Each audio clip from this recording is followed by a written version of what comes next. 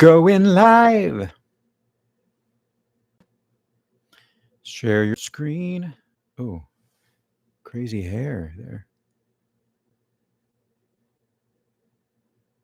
What's this guy doing? This guy, get up there. All right. Welcome to Bored and Confused Live. This is my first time doing this. And are people watching? Is that what that means? All right. So we're going to do the Tony Awards here. I'm going to use my laptop to watch it and then use my main computer to chat with you guys on YouTube. So let's open up. This is playing on Pluto, not the planet, but the streaming, live TV streaming service. So I got my earphones. Hopefully we don't get feedback. People are commenting. I love that. You like the suit? It's a tuxedo. Tailor-made in Korea. I got it when I lived in Korea. I got like years ago. Luckily, I haven't changed size. So, all right. I'm going to wear these. So, turn them on so that I hopefully won't get like an echo from if you're watching the show, which you should be watching the show at home. Let's try this. Boom.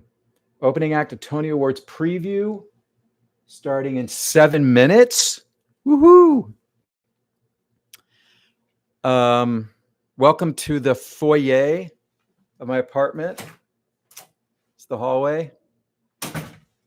It's the coat rack. It's the bathroom. So if I need to use it, hopefully I'll remember to turn off the camera. All right, let's read these comments. Oh, and let me know, can you guys hear me? Is this microphone working? Does it sound good? Just the thought of you. We can hear you. Thank you, Eliza. The facial hair is so perfect. Makes no sense. Well, I took a comb and I tried to like comb it down, but we still got some strays, some wiry guys poking out on the sides. All right. Let me read the same. I'm ready for Hamilton. So you just out. I'm so excited. I know I dressed up. Got my tuxedo out. My bow tie.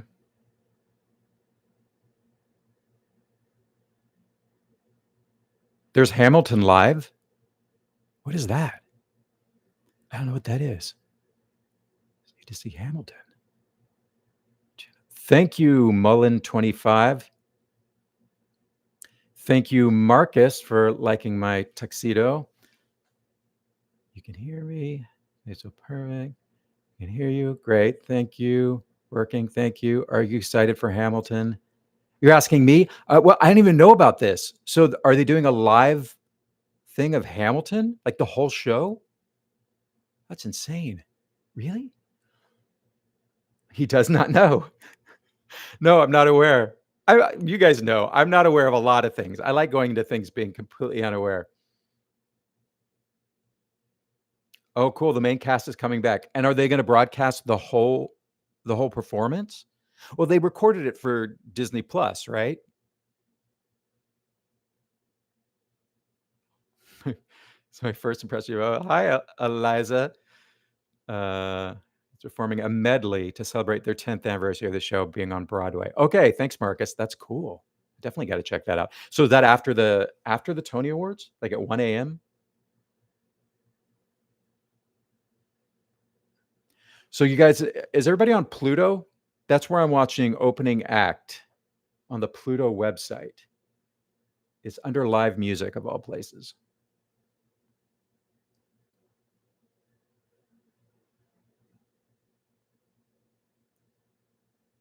I guess it doesn't start till, how do I start this?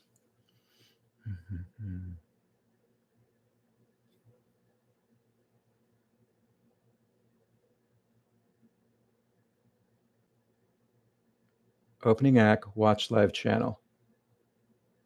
I guess it'll come on. Well, I'll know in 4 minutes. All right. Oh, during the show, Hamilton's performing. Okay, cool. Yeah, so I'm gonna live stream for the next 5 hours. I got a sandwich and some water, so we'll see. And I got a bathroom, so we'll see how we do. I'm not streaming the actual show. I'm watching the show on Pluto. So if you want to watch Pluto, I don't think on YouTube I can stream something that I don't own. So if you go to pluto.tv, it's free. You can watch the opening act of Tony Awards preview where they're going to give out, I believe, the awards for like best book and lighting and all those technical awards. And you can watch that with me if you log on to pluto.tv.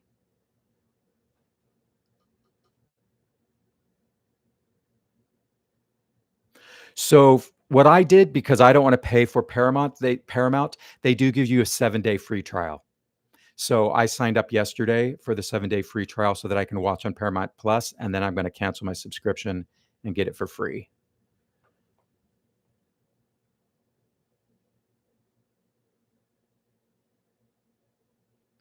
No, sorry, not streaming. I'm just streaming my commentary, not the actual show. Sorry about that confusion. Yeah, not allowed. Yeah, Darren Criss and Renee Goldsberry. What's her whole name? From Hamilton. Those two are going to be doing the pre-show on Pluto. I believe it's on Entertainment TV. Should be starting in 2 minutes.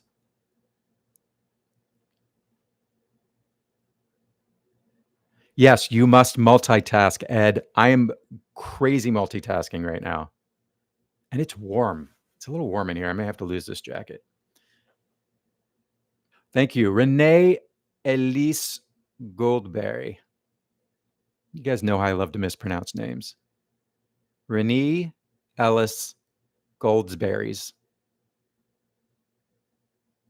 Love Audra. Lose the jacket. It's warm in here. Maybe if I open the door.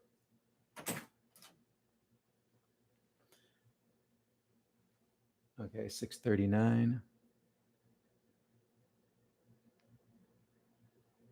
I hope I'm on the right place. Is it going to start? So this is my laptop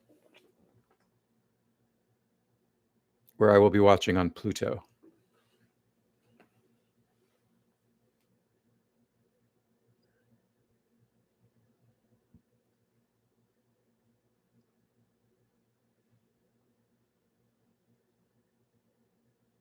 It says opening act of Tony's preview 6:30 till 7. Well, it's already past 6:30. Hold on, let me see if I can get this started. Search Tony Awards. The Tony Awards Act 1. I'm going to click there. Watch live channel. There we go. Okay.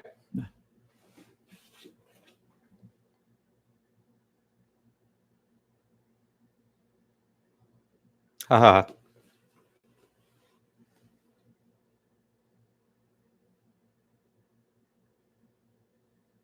Oh, hold on. My mom's calling. Hello?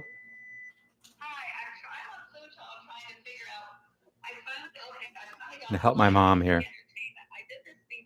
Mm-hmm. Okay. We're going to help mom with this now. I'm on Pluto and I finally got on Live Music Entertainment because I looked at it before and then I couldn't seem to get it to go on again. But I don't see the Tony. Just click search and search Tony Award and you'll see it, and then you can click on it and then hit play. Okay, just click Tony. Okay, so go to search. Oh, there it is. There it is. You got it? Okay, now watch live channel. Is that what I do? Where it says watch live? Yes, watch live. It's now playing on Live Music. This is my mom. Hey, Mom, say hi to everybody. Hi, everybody. I hate technology. No, she does well, though. Okay, She I does think well I with will. technology. You got it? Well, I don't know. It says live the Tony Awards Act 1. Yeah, Oh, click on it that. doesn't. Wait, it should be on, but nothing's happening. Oh, there it is. You see it? Sound off. We got it. Goodbye. All right. All right. Am I a good son or what? Okay, let's make this large. Good night and good luck. All right.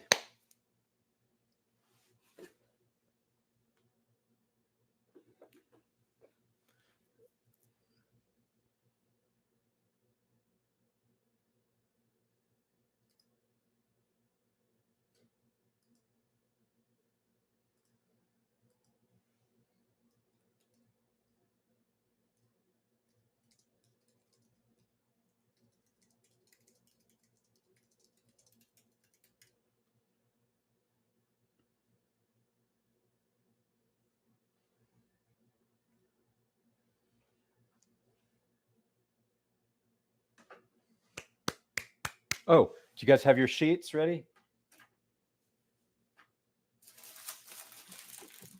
Sandwich.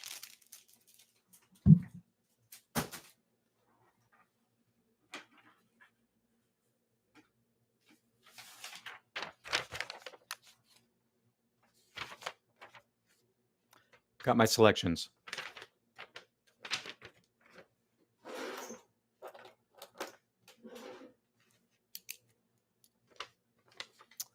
New album.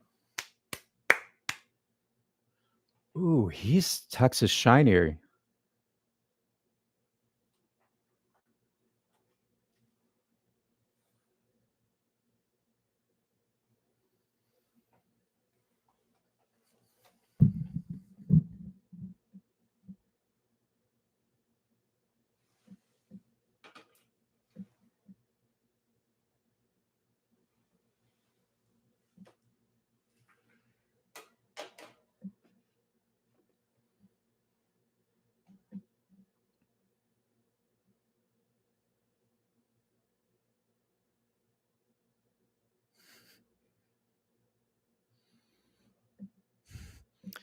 Your eyes are hurting from the tux.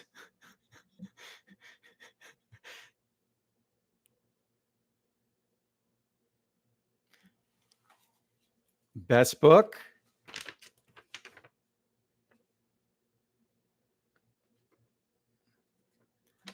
Okay. I think it's gonna be Dead Outlaw, but I want maybe Happy Ending. That's what I picked, but we'll see. That's good too. Oh, audience likes that. Ooh, they really like that. Ooh, it may actually win. Ooh. Oh, I love that too. That should win just to give all four of them an award. Kill four birds.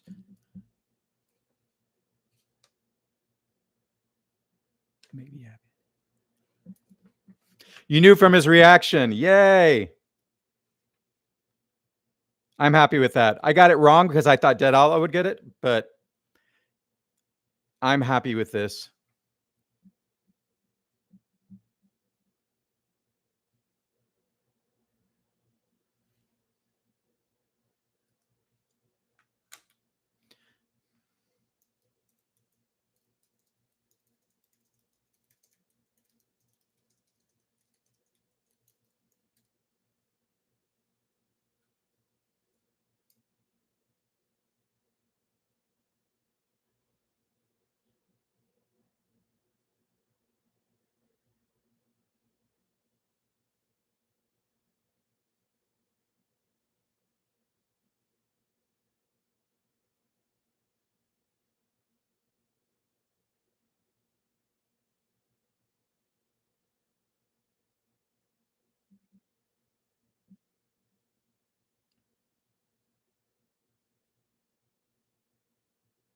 Why is Keanu there?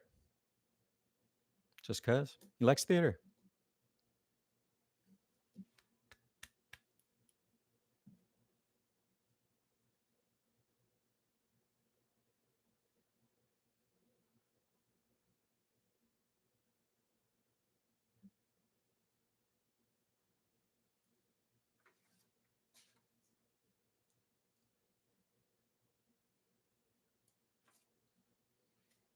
Yay. Where's my phone? Mom's calling again.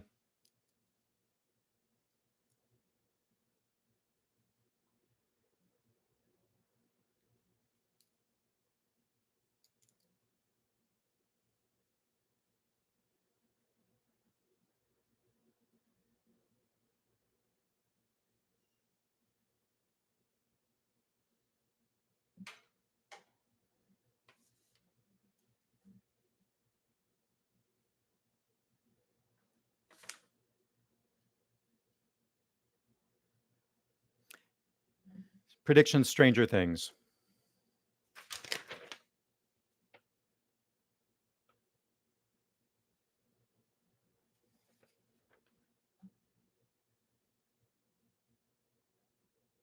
I love that I got the first one wrong. Doesn't bode well.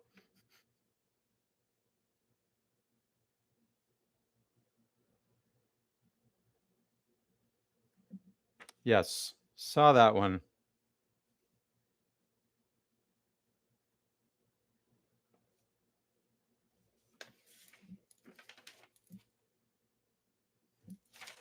There we go. I'm glad maybe Happy Ending won for best book. It really is a smart book. Now that I've seen it again, I've really dove into it, and it's really sharp.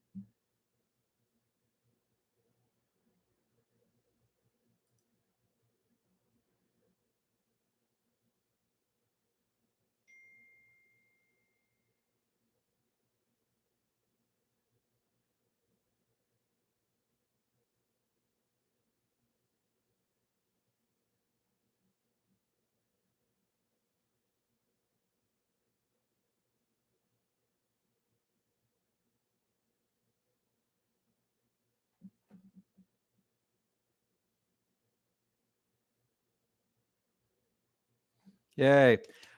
I wish I could stream this on my channel. Are we doing a commercial break? Anyhow, answering questions. I did not ask for press tickets for the Tonys. I guess I could have. Oh, here we go.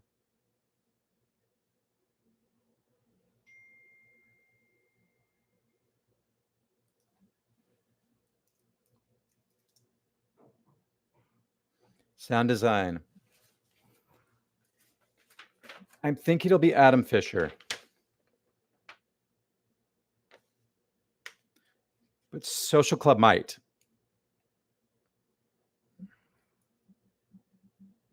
Who's it going to be?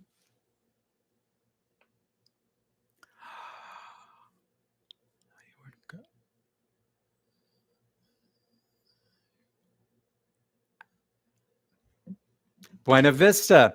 See, I said this was going to happen. It's because the Tony Award voters don't understand how technical it was to get Joe Gillis to sing out in the street and be with the orchestra. But they liked the way the music sounds in Buena Vista Social Club. That's why it won. That makes sense. Because they're dumb.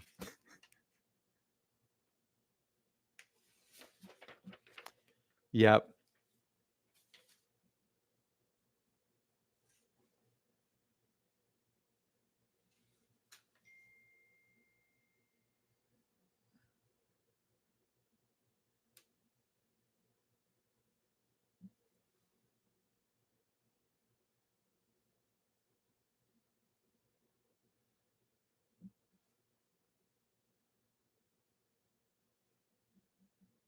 Text from my mom.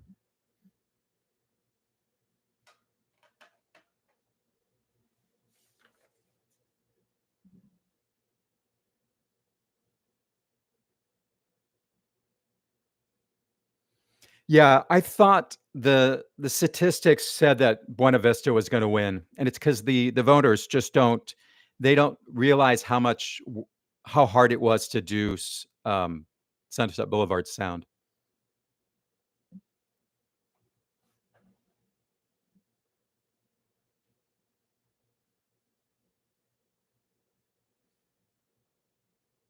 This will be Buena Vista. This has to be Buena Vista. That's good. They all sound great. Come on. That one sounds great. Yeah, it's gonna be the winner. Meh.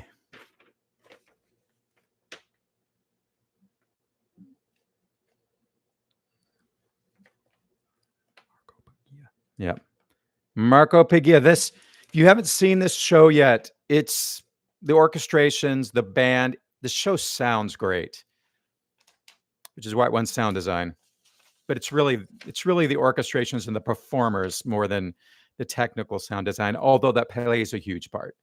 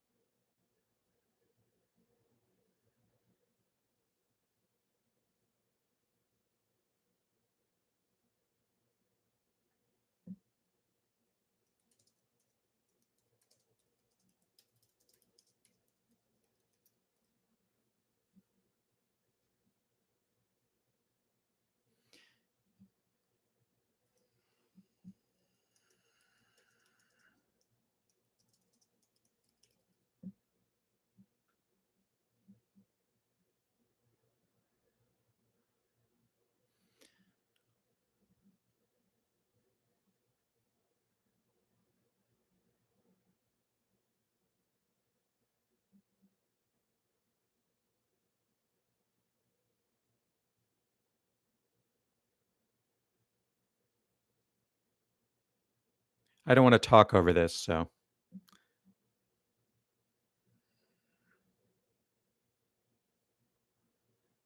love Helen is love. Yes, she's great.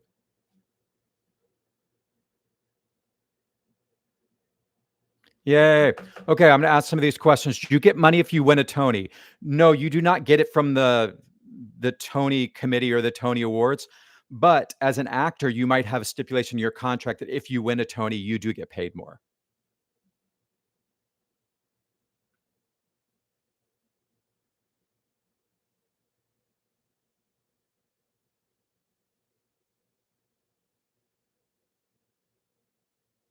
Yeah, I think the singing in the street is a gimmick, but the sound design it took to make that happen was very technical. Thanks, Crystal Rose.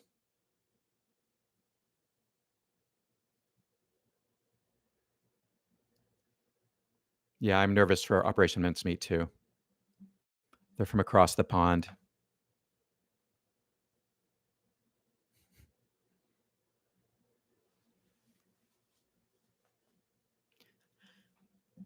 I think it is an advertisement. City National Bank, everybody. Go open your accounts and support Broadway. Oh, it's a regional award. Oh, the Muni. Haven't they won before? So my grandma's from St. Louis, and my parents are. So my mom's loving this.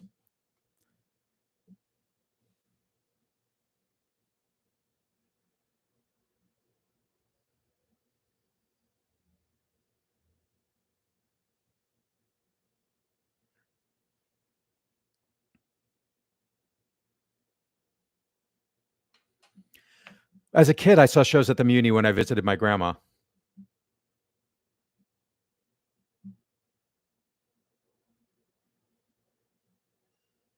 It's a huge theater, huge. The audience. It's like a football field.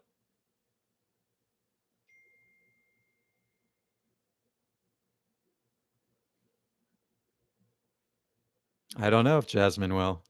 That's the. Oh, they got money.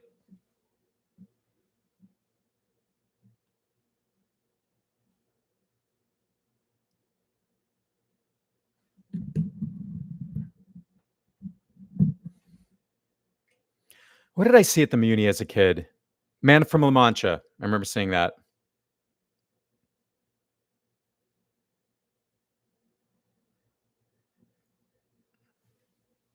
Oh, really?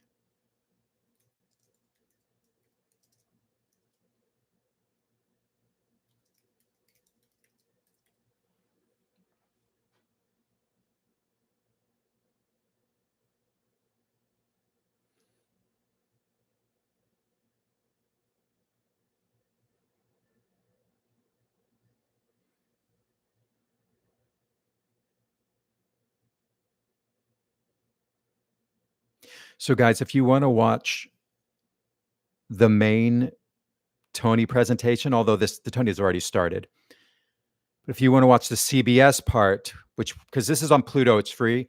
Go to Paramount Plus and do a free 7-day trial, and you can watch it and then cancel your trial and see it for free. Love Tony Toon, Houston.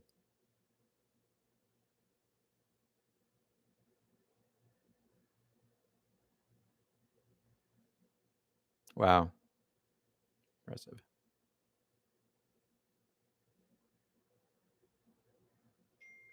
I never worked at the Muni. I wanted to.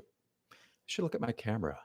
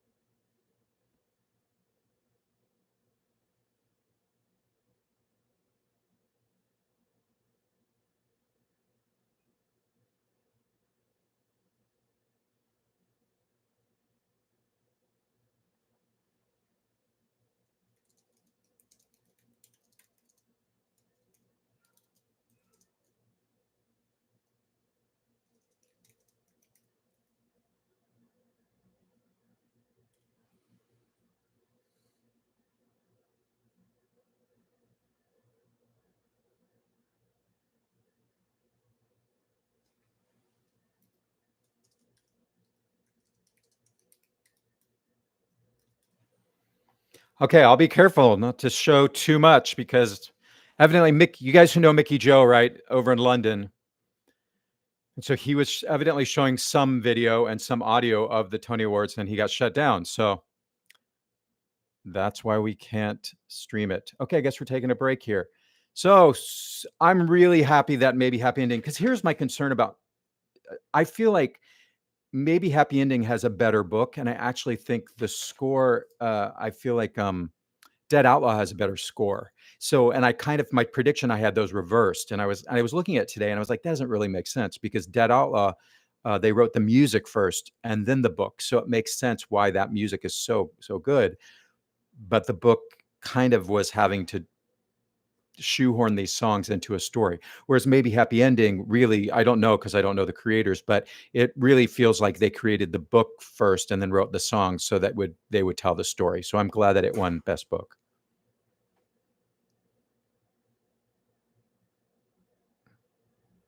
So all the performances are not on CBS. All the technical awards are on Pluto, and you can watch that for free. And then you can do Paramount Plus 7-day free trial if you want to just watch the Tonys and then cancel your trial. That's what I've done. So I'll be switching over to Paramount Plus after this Act 1 ends, and then we'll watch Act 2. And my mom is calling again because it's a commercial. But she doesn't understand that I'm talking to her right now. Hi, Mom. Text me, don't call me, because I'm talking to the peoples. There she goes. She texted. She says she's getting it before I am. So I don't know how to fix that. Pluto is showing me when they shows me. I don't know if I can go any faster. Is everybody else synced up? Is everybody else on a commercial break?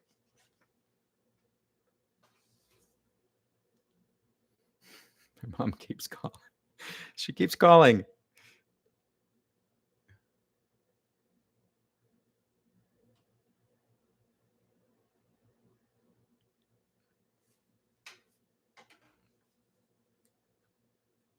Okay, now we got commercials for Broadway.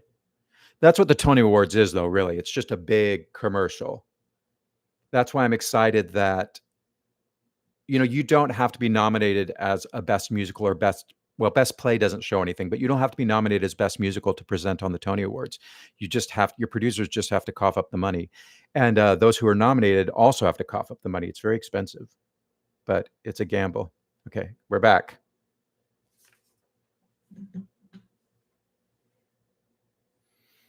Do you think that tuxedo's dry clean only? I think so. Best choreography. Buena Vista, baby. Nope.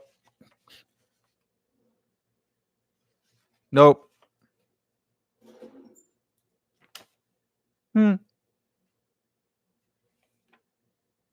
He's done better. Yes. Yes. Yes. Woo. Yes. Buena Vista.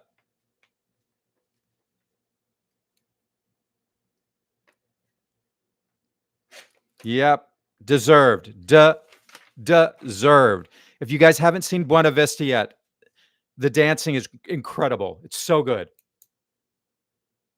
Oh, they're a couple. Makes partnering dancing a lot easier. Well deserved. Well deserved. And I'm a choreography guy. I got a degree from the University of Utah. Okay, let's read comments.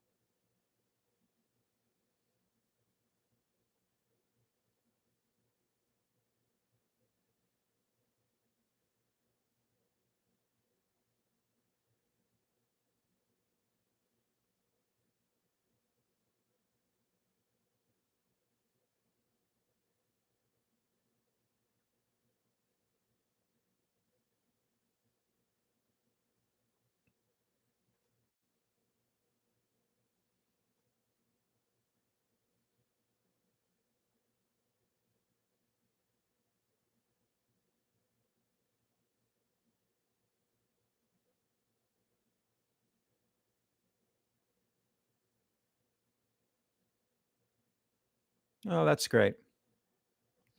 She's sweet. Lucia. Gracias. That's so wonderful. Okay, I'm gonna answer these questions. Yeah, the musical performances will all be on CBS. What is this stream about? So I do criticism of shows. So I'm doing criticism of the Tonys as it happens. But not really criticism, more celebration.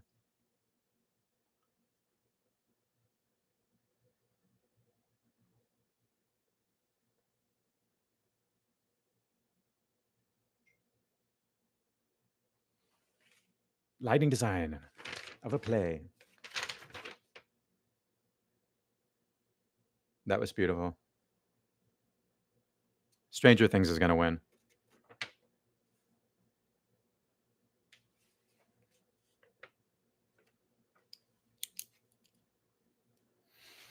Love that.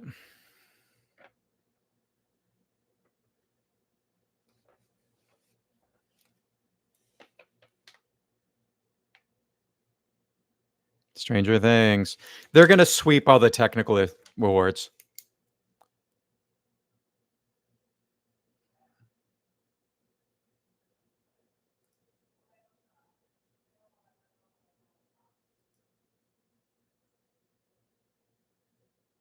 Red tie next year. Send me one. I don't have a red bow tie. My mom is great. She is very supportive, but not a stage mom at all. She's very critical.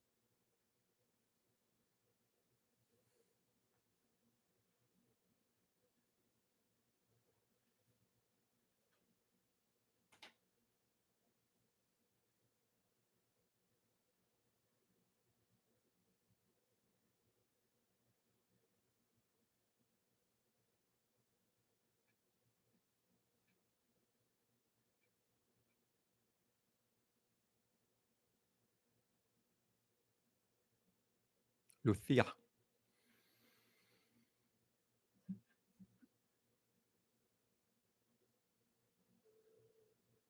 Oh, she's cute. So to answer some questions, GJG NYC, how did I end up in Utah? That's actually a long story, but I grew up Mormon and I went to Brigham Young University for undergrad. So when I decided to do a master's, I applied at University of Utah as well as other places, but Utah gave me the biggest scholarship. So I went there. Design of a musical. Lighting?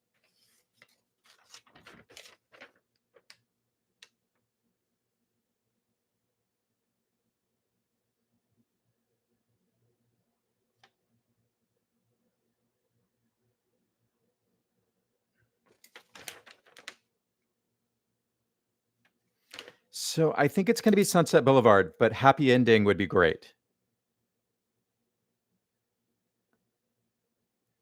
Sunset Boulevard, but maybe happy ending. The lighting is incredible. Oh, I love this jacket. It looks like it was drawn on him like a cartoon. It looks like something from Peanuts or some comic strip. How many wins so far for Buena Vista Social Club? I think 3.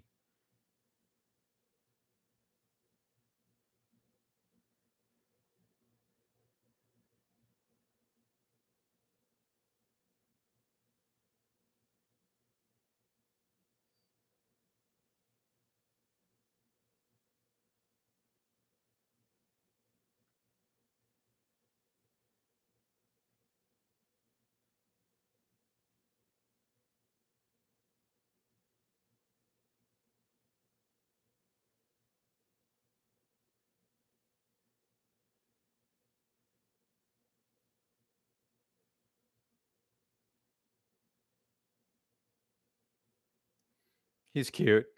I love that.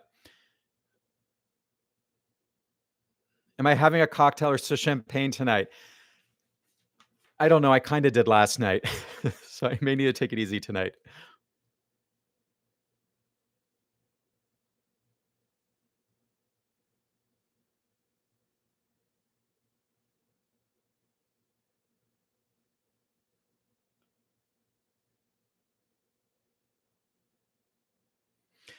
Carnegie Mellon. It's nothing. It's not as good as University of Utah, right? Crystal Rose. Nice to see a fellow Ute on here.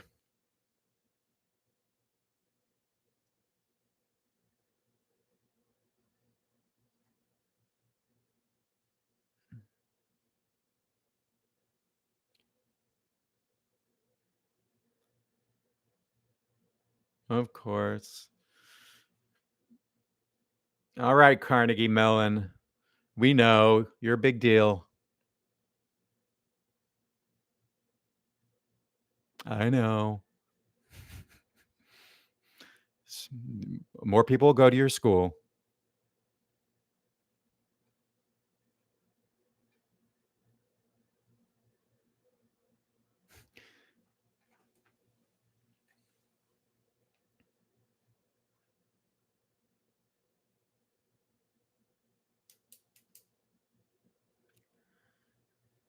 Oh, I like this text. It's like corduroy? Felt? It looks warm.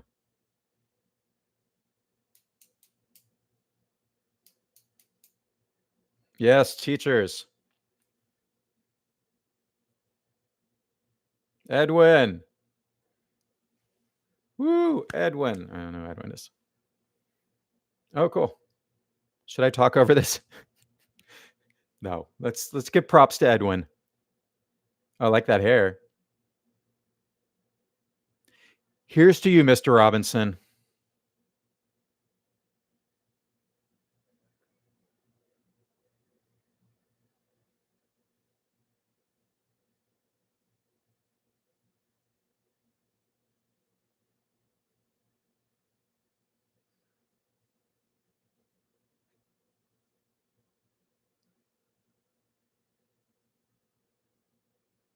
I love this voice. Theater for me and my students. He's given me a bit of Maya Angelou. You hear Maya Angelou? Anybody? Okay, someone asked if the Book of Mormon is accurate. No, but I enjoyed it, and the things they did change that are inaccurate, they changed them for the sake of the story to make the storytelling better in Book of Mormon. It's a great musical.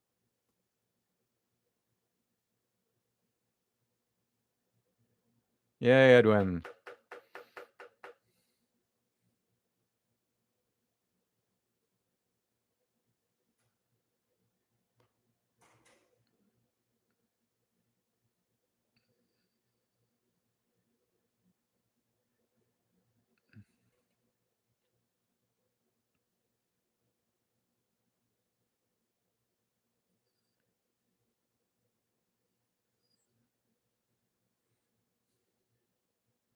Leading actress won't be till the 8 o'clock.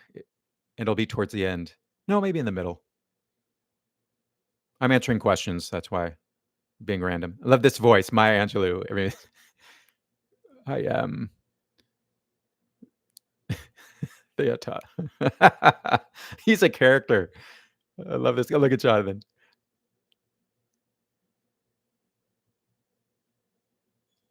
This voice.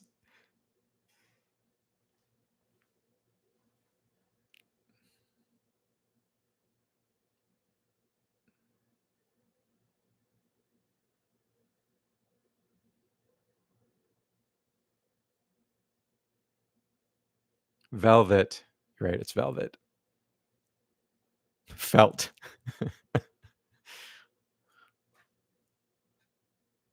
I was born. Oh my god, his voice is amazing.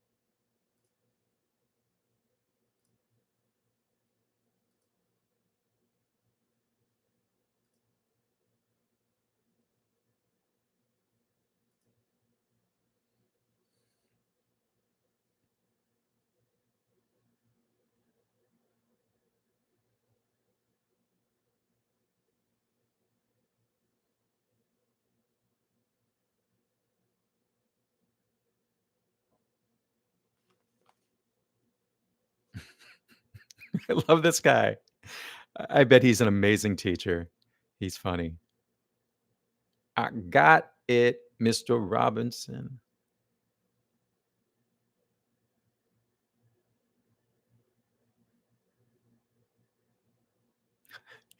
I love this guy. Stage award.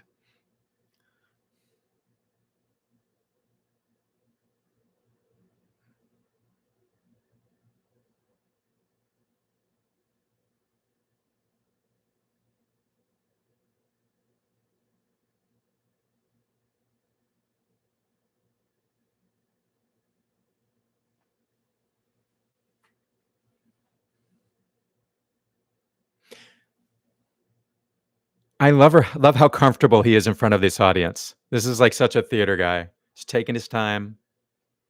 He's great.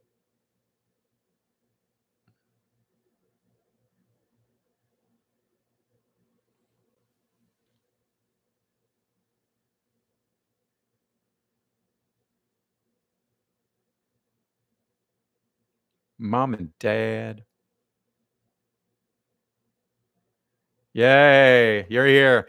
So yeah, I actually was a theater kid before I was Mormon, but I have a lot of great stories of some of the difficulties I had when I was at BYU.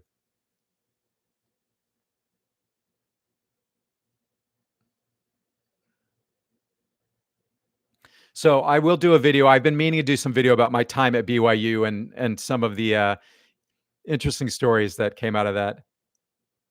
I'm not going to stream CBS because I'll get shut down if I do.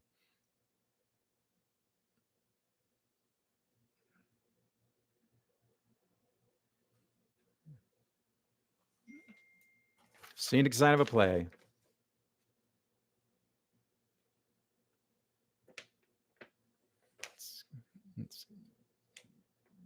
I love the set design was great for that.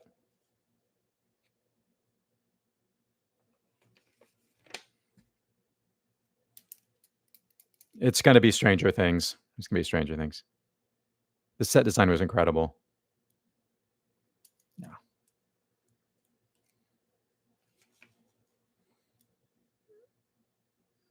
Miriam. Yep. That's what we thought. Okay, answering questions.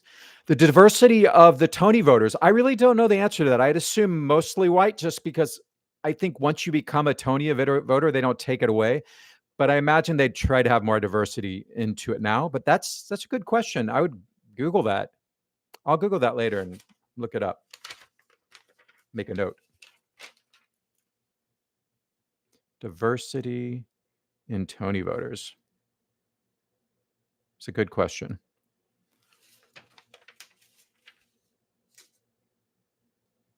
Anna Louise, I'm not showing the event.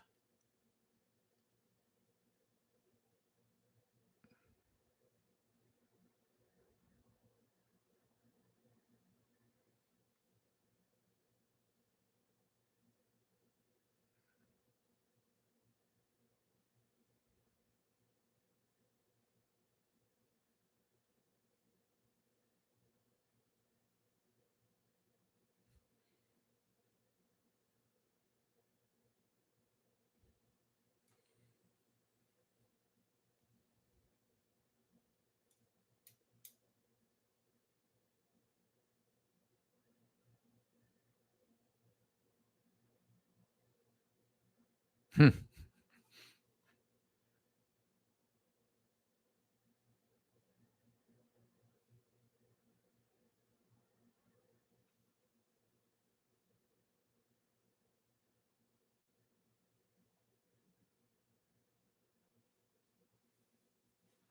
Sad.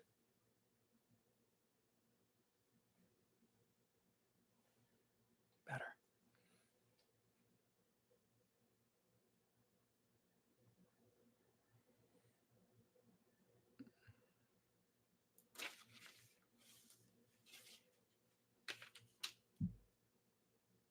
So my favorite musical this season, probably Operation Mincemeat, although I enjoyed a lot of them for different reason. Can he be a guest host on BAC? I would love to get him, Edwin. I can't stream. I get shut down. Sorry. Thank you, Joseph.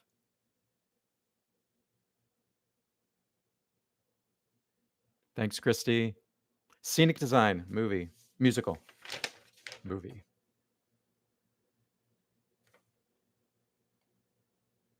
Oh, yeah, that one. Maybe happy ending for this. No, maybe happy ending. Maybe happy ending. Good, but maybe happy ending. Beautiful, but maybe happy ending.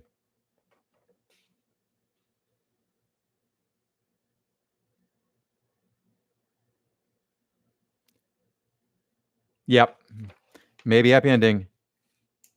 There's no denying the set design for maybe happy ending is incredible. It is so inventive. It is brilliant. Look at that. It's so cool. It's cinematic. It's so good. It's more cinematic than Sunset Boulevard. Yeah, I said it.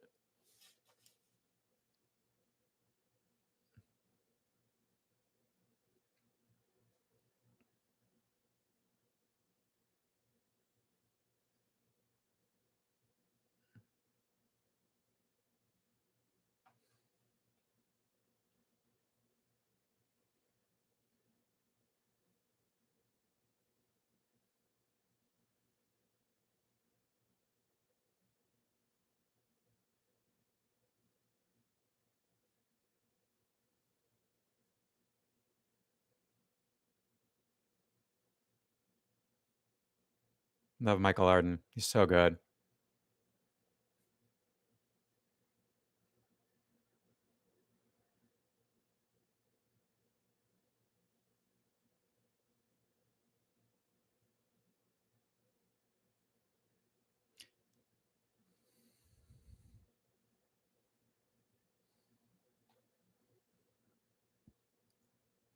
Congrats. Debut. Good for you.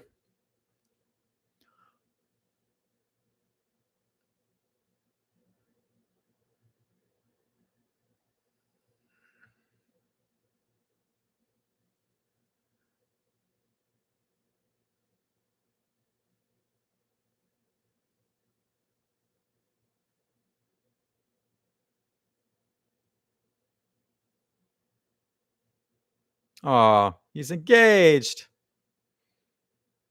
So, answer questions. So yes, these awards are being done right now at Radio City. It's like a 5-hour award ceremony, the Tonys, but they only broadcast the second half of it, which is going to start at 8, but they started around 6:30. So I'm gonna turn the volume down. Yeah. So yeah, everybody's at the Radio City right now. I watched a documentary years ago. Yes, yes. Mormon documentaries are interesting. There's a lot on YouTube. Bring on the BYU stories. I have a lot of fun ones. Like it's a TV show. You know, I've never seen Stranger Things, the TV show, but the show on Broadway was I loved it. Wasn't bored, wasn't confused. I had a great time. I don't know the difference between Tony and drama desk voters. I'm really curious if there's any overlap there. That's a good question. We're going to look this up. Drama desk versus Tony voters. I'm going to look that up and find out. I'm going to get some answers for you.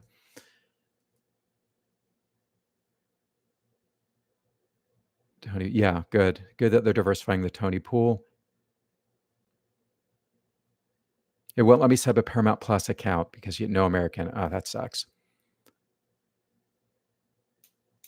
There's got to be there's got to be a way in the UK to see it. I won't be showing the performances, Jess. I can't because I don't have permission.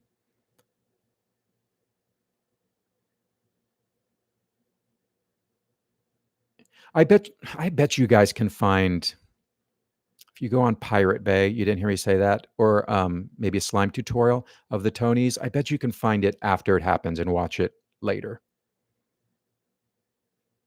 That's my suggestion to those of you in the UK. If you're in the US, just do a 7-day trial for well, everyone in the UK, you should be able to watch it on Pluto TV because that's free, right?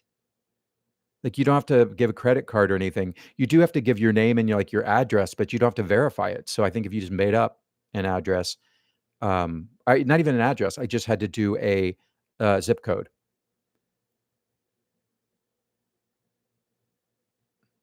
Thanks, Real 555. Glad to have you here.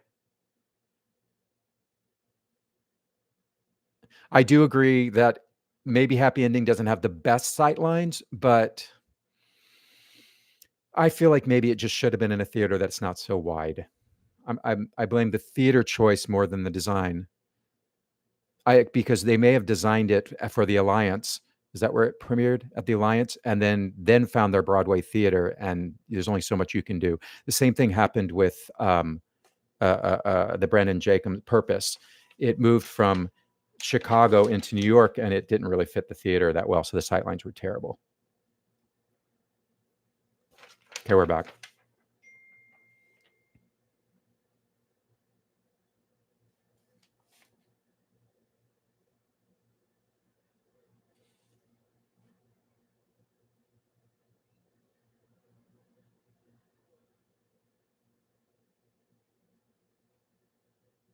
Yay, Sarah. She's amazing.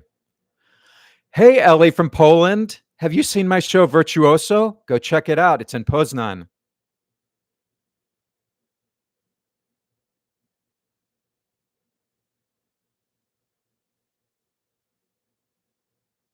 Celia.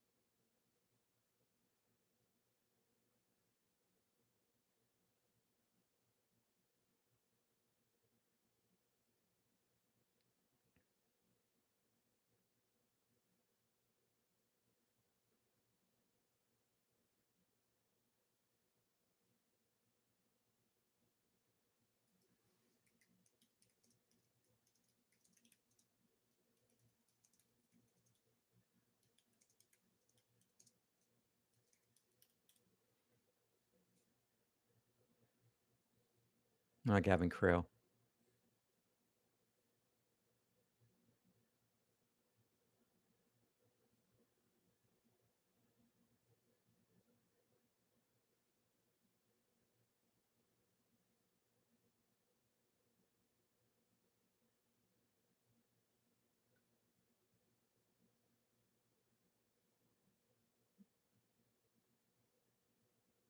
Mhm.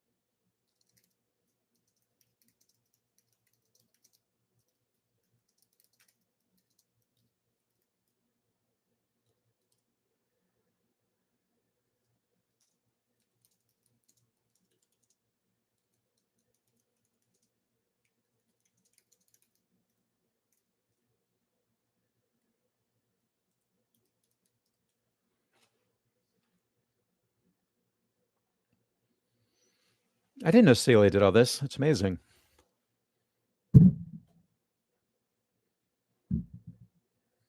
It's amazing.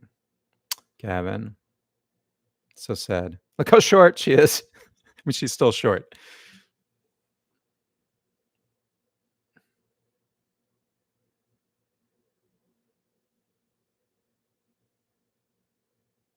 That's so cool.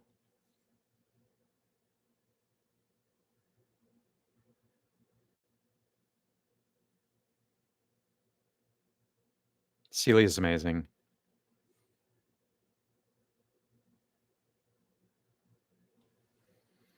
Yay, Celia. What's my favorite Celia performance? She was so good in Spelling Bee. And did you know she was actually originally in Light in the Piazza? She did the original readings of the show before it went to Broadway.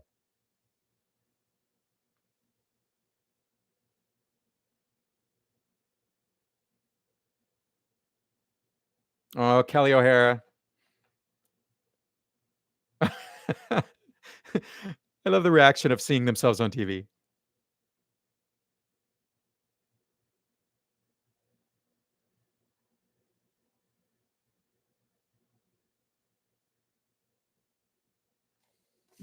I must be behind on watching this because someone asked about the lady in the chartreuse gown like 10 minutes ago. Mhm.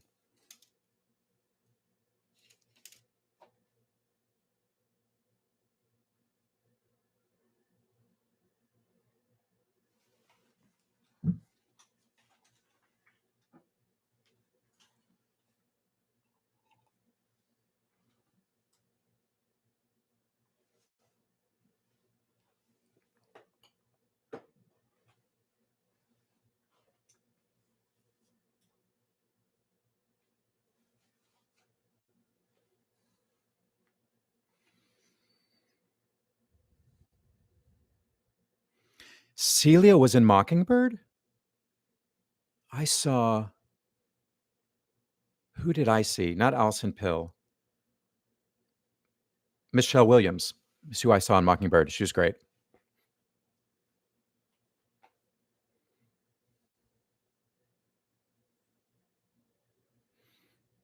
It's a bold choice, and I support Celia in her color choice.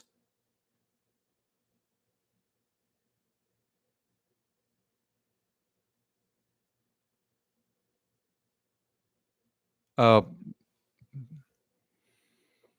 I am thinking of Blackbird. You're right. Ooh. They're blocking everybody but me. I'm the only game in town. But you can't watch it here.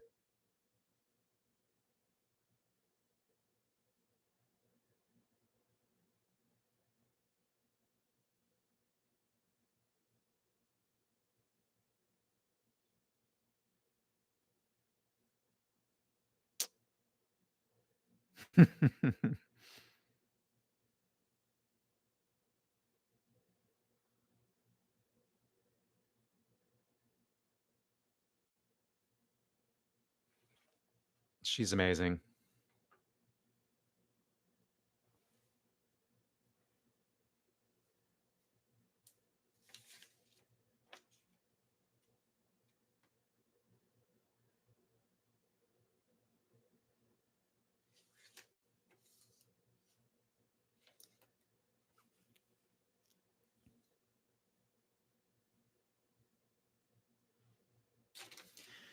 Yeah, I actually didn't see Kill a Mockingbird. I missed that. I was so sad. Thanks for joining, Michael Coluccio.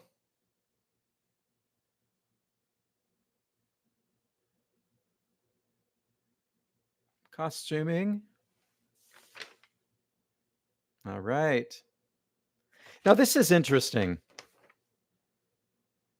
Nah, they're just suits.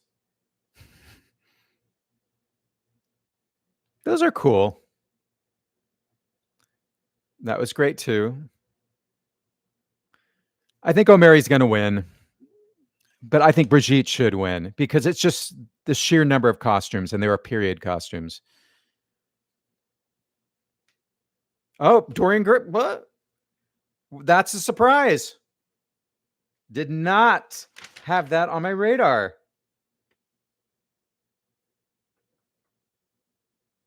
That's a surprise. I thought it was going to be O'Mary. Wow. Picture Dorian Gray. Okay. So that's the biggest surprise tonight.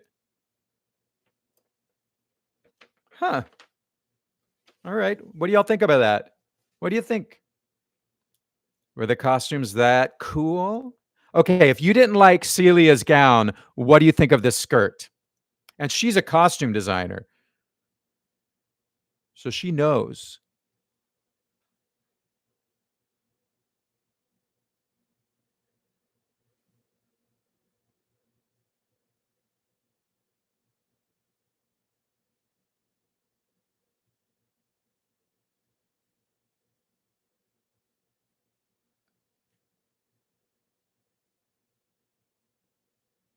You got it right, Tiddlers.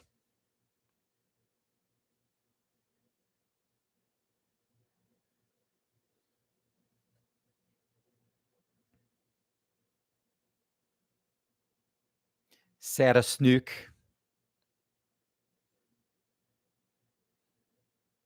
Actually, her outfit really explains a lot. It feels like it could live in the world of Dorian Gray.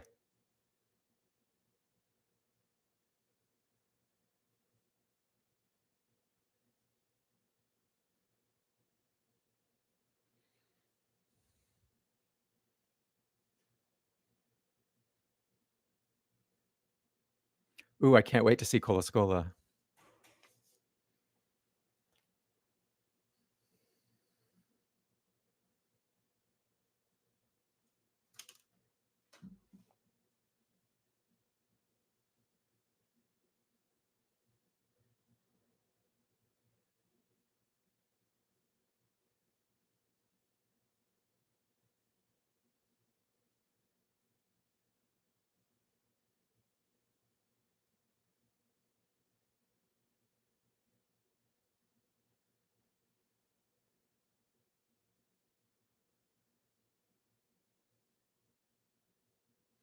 Okay, who do we think?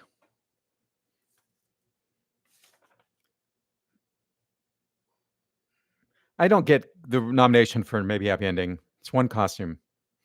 That's the one. It's his year. Paul Tazwell. Paul Tazwell. Paul Tazwell, or I'll eat my tie.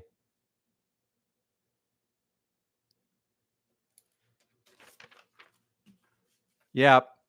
I mean, if that show doesn't win for costumes, it's like, come on, what's it going to win for? Yeah. Is he going to be EGOT, maybe? Costume EGOT? That would be amazing. He could be a costume EGOT. I think he'd be the first.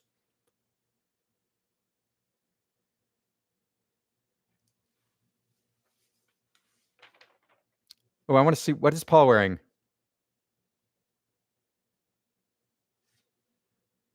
Let's see this outfit. Oh, it's kind of Asian.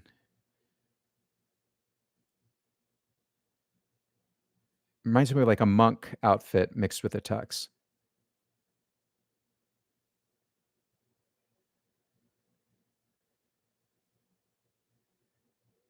Nice glasses. Miss Seamard. This is an interesting jacket. I like it. It's almost like he's a professor at Shiz University.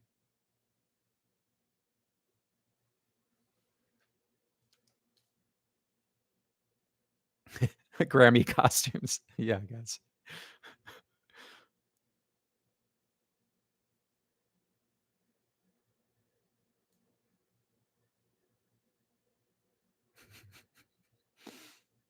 Hey,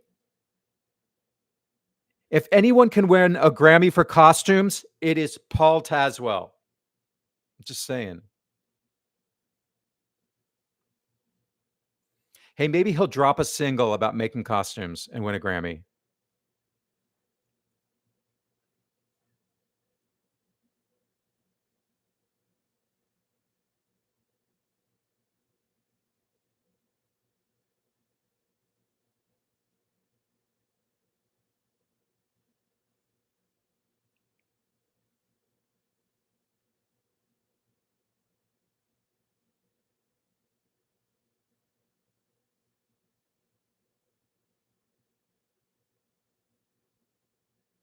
Yay, he's great. Love him. Yeah, you're right. He can't win a Grammy for costumes unless he writes a song about creating costumes, and I would be happy to write it for him.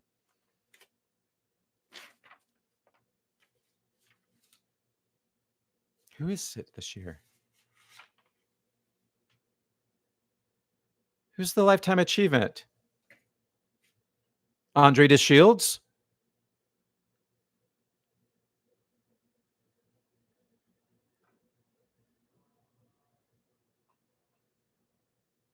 Oh, Harvey. Harvey.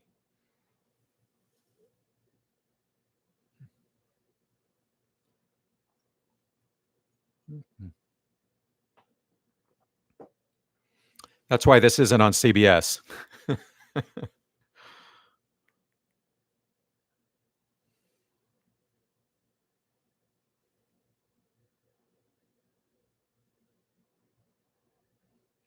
Angels in America is one of the greatest American plays. It's so good.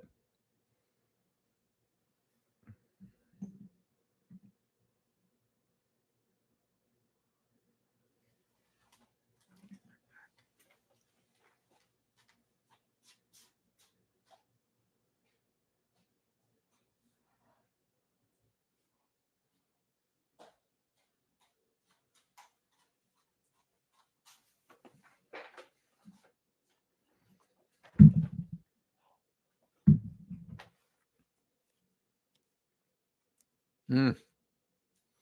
Revive democracy. Make America democratic again.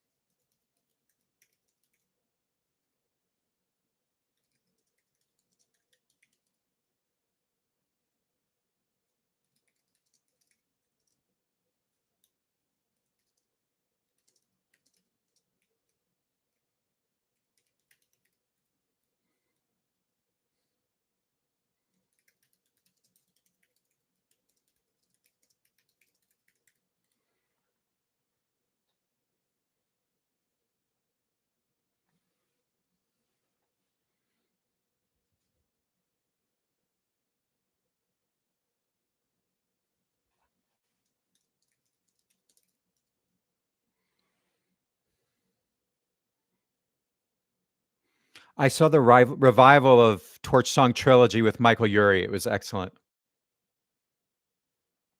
Oh, he's so skinny.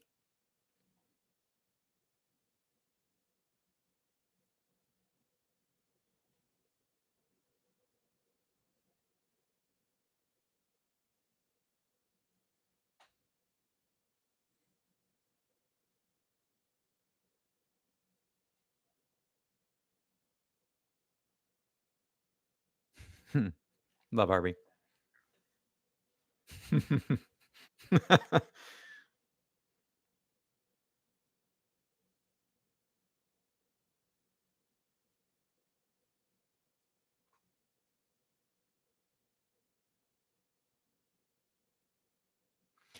I still think Torch Song is his greatest work.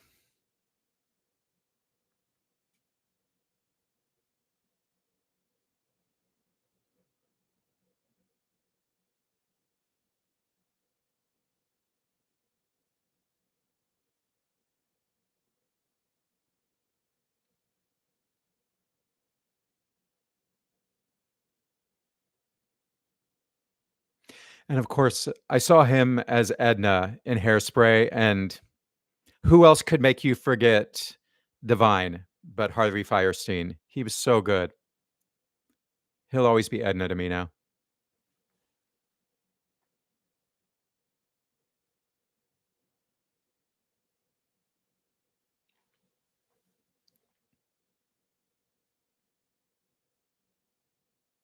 I can't remember if I saw him as Fiddler.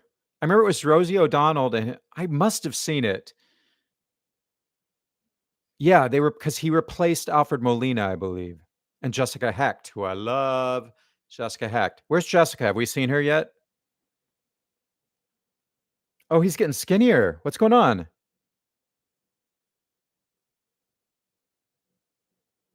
Is he on Ozempic?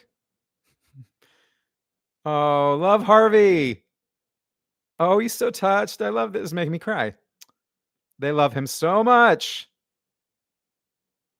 Oh. Mm.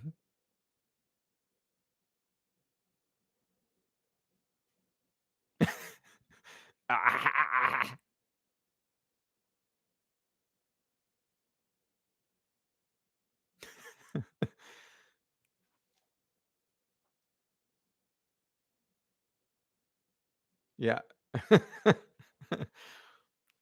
What happened was,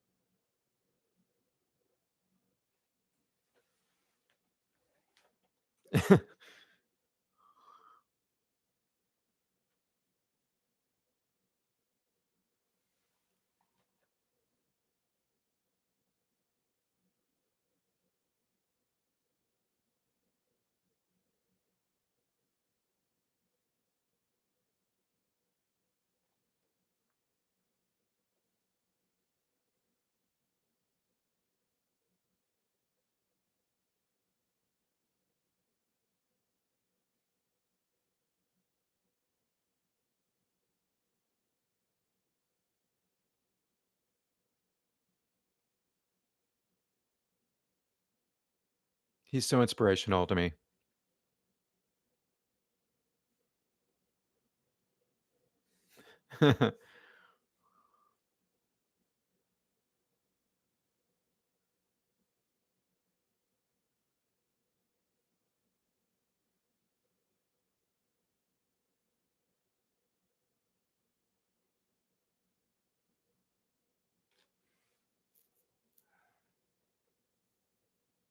Hmm. Yeah, right? Keep your personal life to yourself.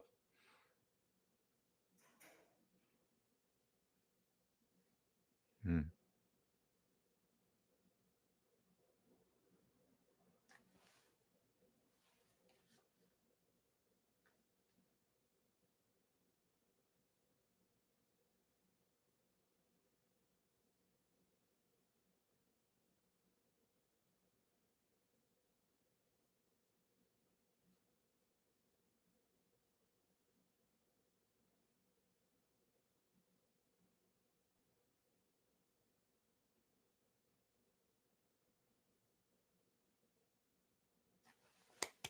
Such a good speech.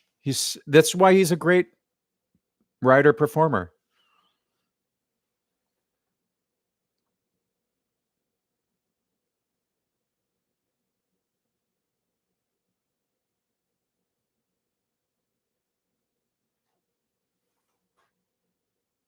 Sitting over there.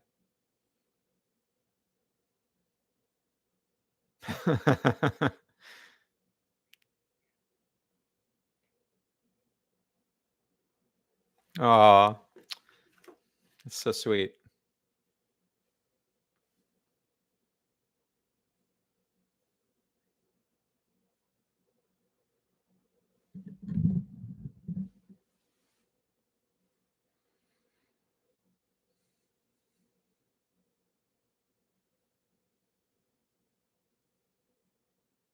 So you know what you're missing.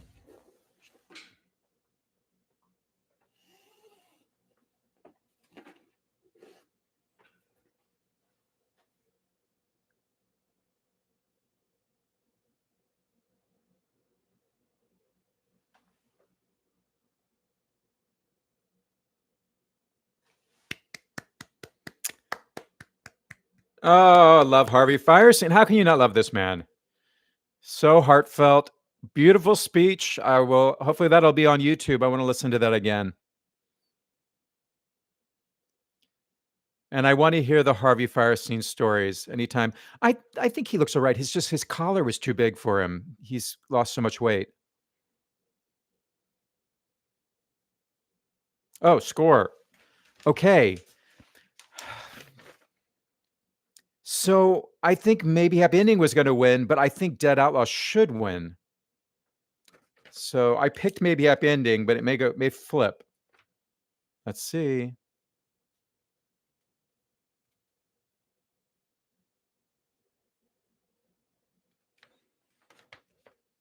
I would also love uh, I love Operation Mincemeat, but it's so derivative. I mean, if they won, if Real Women won, give them some love, please. But I think it'll be maybe Happy.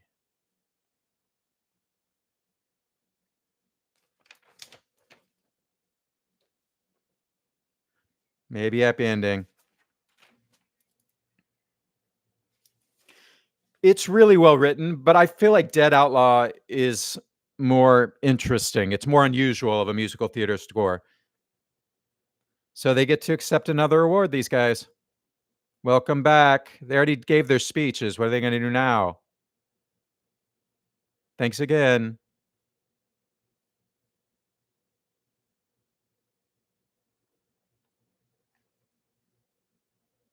He's funny.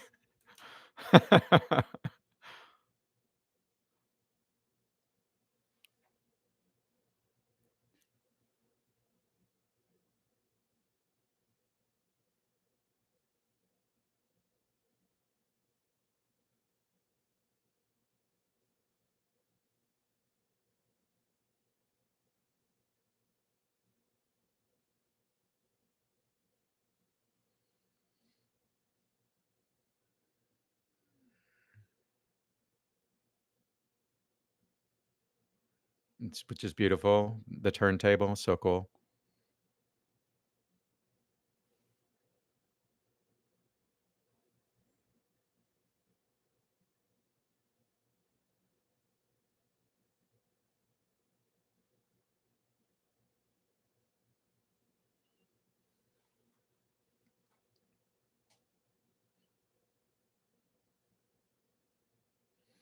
They're adorable.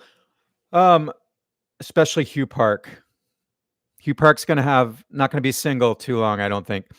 Um, so the reason I didn't think Death Becomes would work for score is because it's not unusual really in any way. It's kind of a typical. Oh, that's the end. Cynthia Erivo.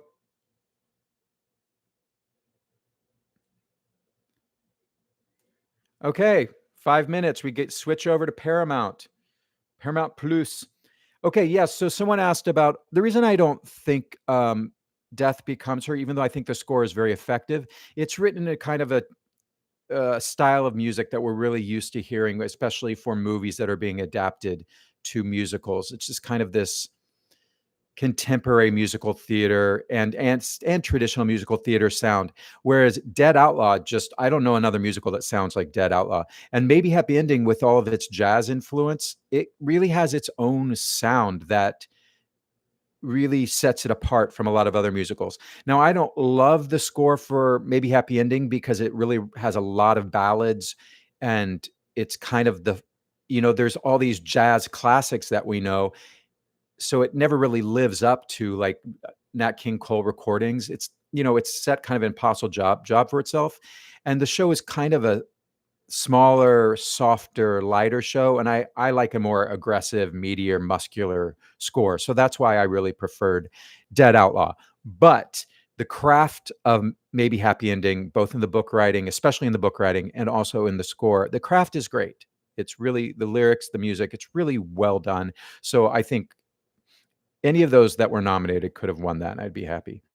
All right, let's switch over. Goodbye, Pluto. Thank you. Let's go over to CBS.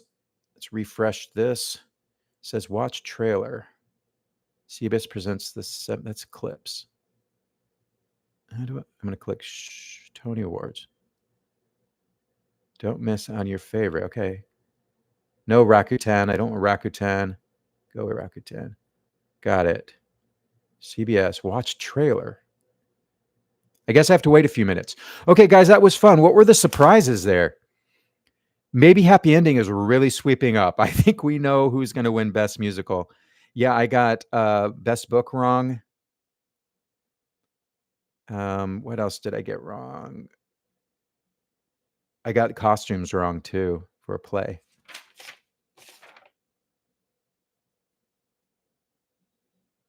And I got Best Sound Design because everyone was saying it would go to um, Sunset Boulevard. So that's an upset, but I'm actually fine with it because I want to give it's closing anyhow. So give the love to Buena Vista Social Club. People need to go see that show. So Sunset's fine. They made their money. All right. How's everybody doing? Thanks, Tiddlers. Thanks, DJGMIC. Where are we? Great speech. I'm driving and unable. Oh.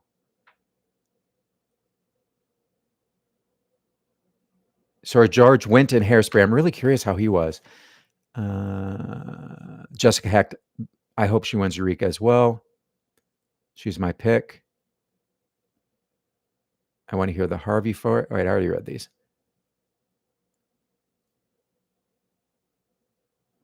Can I let you, Michael Coluccio? So they just finished all of the kind of technical awards: costume, lighting, sound, book. It also really irks me. Best book score should be part of the main broadcast, in my opinion, because come on, without a book and a score, what are the actors going to do? They really should be get their award. At least best play, the playwright actually gets to go up for best play. So Cola Scola will get to go up, even though he's already going to be going up for actor. Okay, prime time. Yeah, it should be on prime time. I agree. Would love to see the just in time curtain call. Ken Lasky make a video and share it.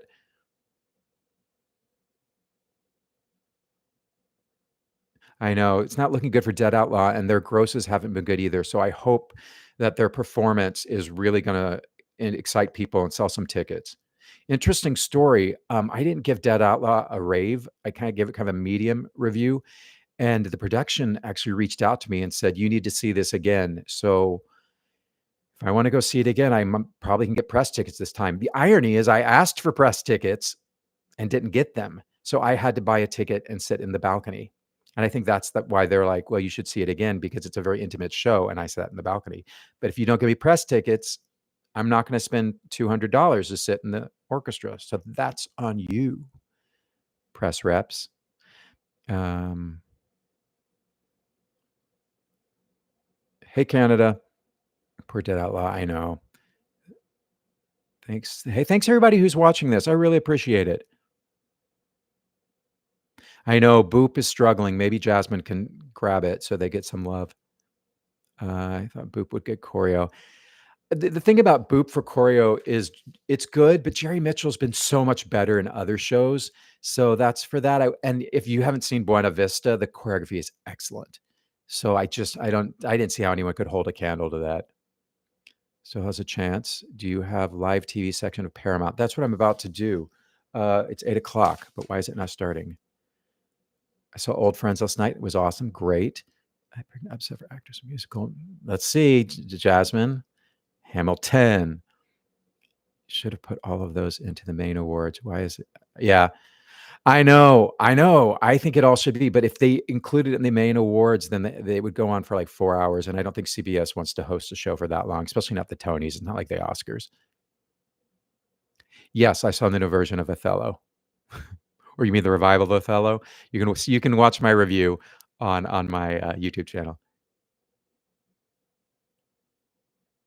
I know it's crazy. It's not the UK. Do we get the? I've actually never watched the Olivier's live.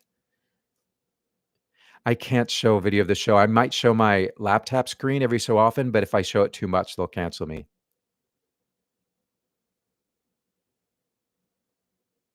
No, none of the performances have happened yet. All the performances will be happening in the main thing. Okay, it's 8:02. What's going on? No, I don't want to watch trailer.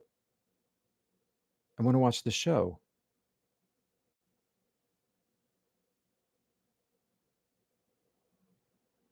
Oh, you're showing me a commercial now. See, you pay for Paramount Plus, and then you have to watch commercials. What's that about? Come on. Is anybody else? Has it started? It's starting. Okay.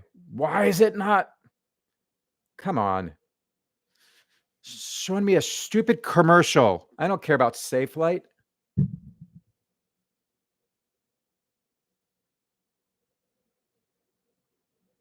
It's a commercial. No, I want to see it. Menu. Shows. I'm so annoyed. Okay, search. Tony Awards. Sorry, it's already started. And Tony Awards. Play. Why does it say watch trailer?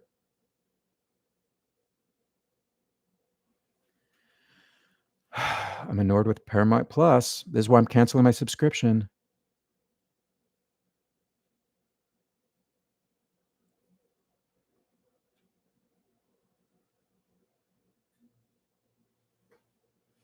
Why can't I find it?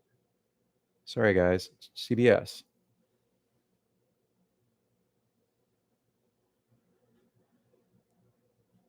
Tony Awards. Why does it say watch trailer? Watch trailer. Why can't I watch this?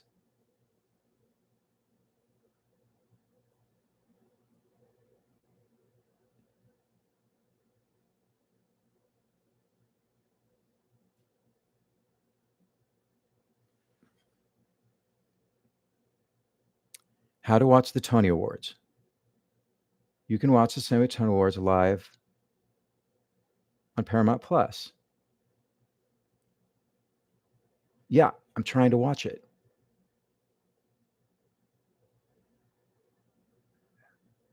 Okay, I'm getting pissed off now.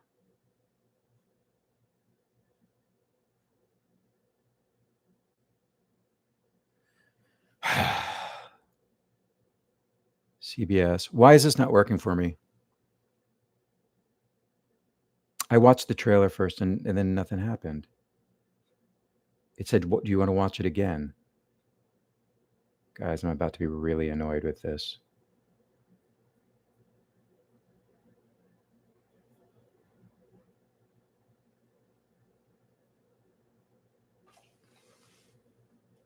I'll catch up with you guys.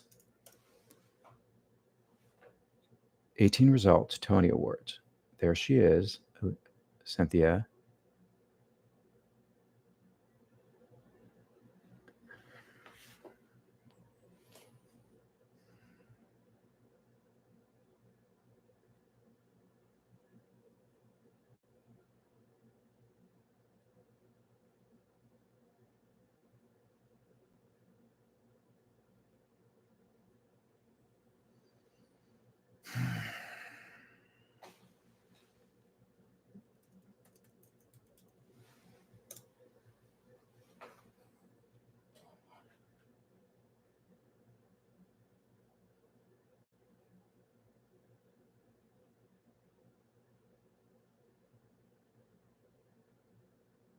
With SHO plan.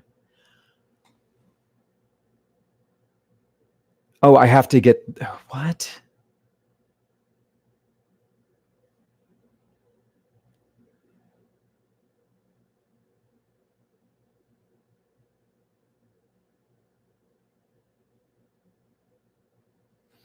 You have to be on Paramount with Showtime. That's why.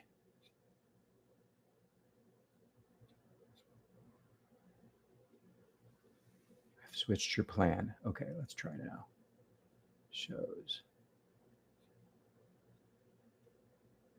This is annoying. I'm so annoyed with Paramount Plus. This is why I'm canceling my subscription tomorrow.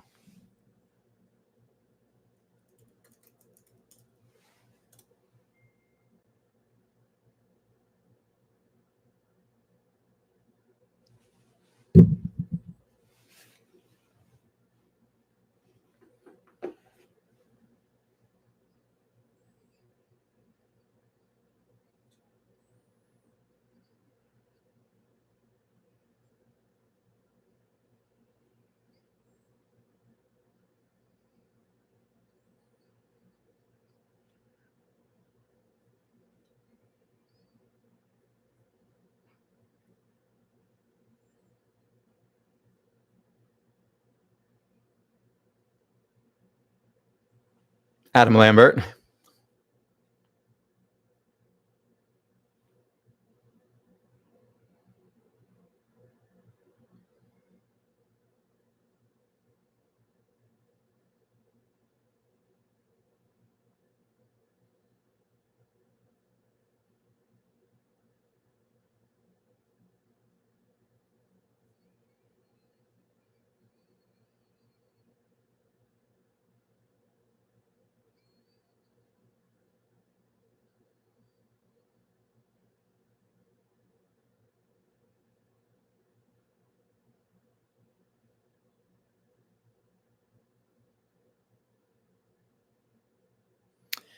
All right, I missed the beginning of that, but we figured it out. She took us to church. So if you're on Paramount Plus and you're having a problem, if you signed up for the basic plan, you can't watch the Tonys. You have to do the Plus Showtime, which makes no sense since this is on CBS and not Showtime. But whatever, we're canceling the subscription tomorrow.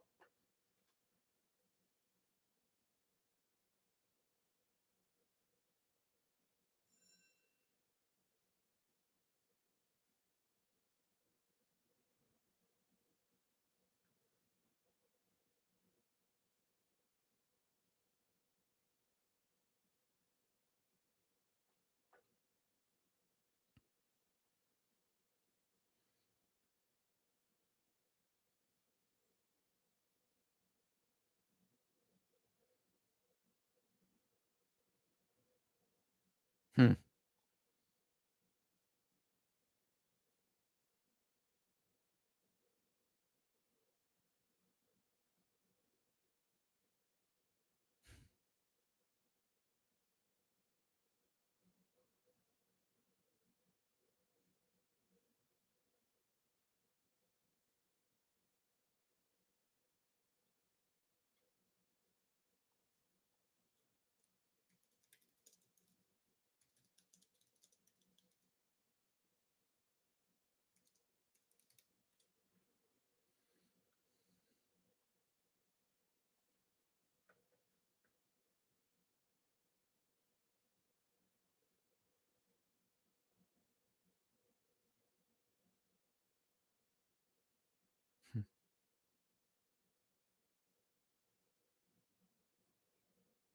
Amazing. Money. Oh, Mom, I can't talk to you now. Mom's calling again.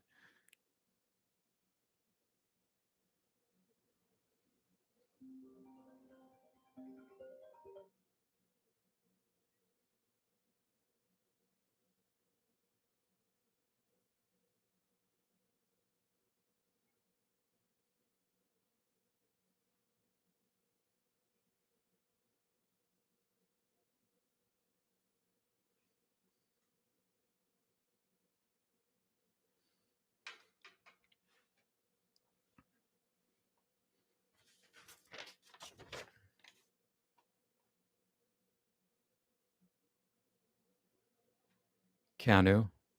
Keanu Reeves. Yep. Bill and Ted? Bill and Ted. Love it.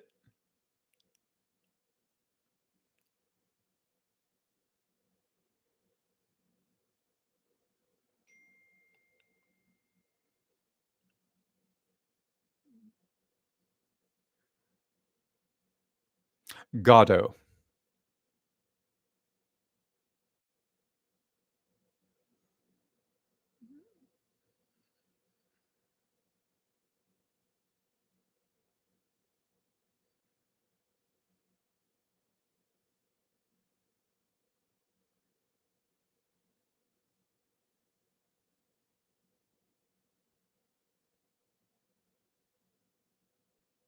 She was great. She was so good. I like Mia. Loved her.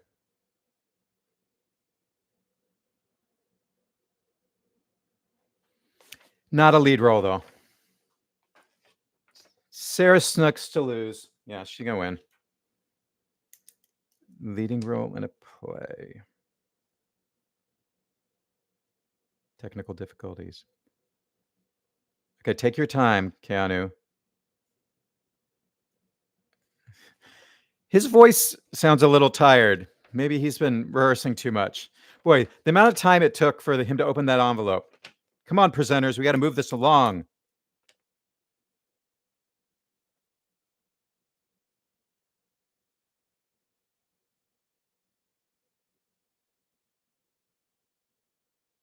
Leading role in a play. There we are. Sarah Snook, got it right. Oh, I love her dress. Looks expensive.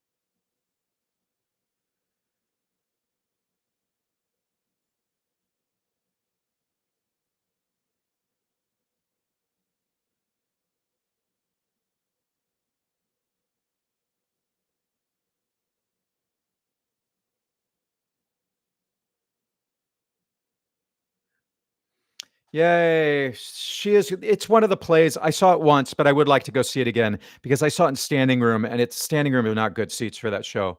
So I'm going to try to see that one again if I can score a ticket. It's Michelle Williams. Excellent.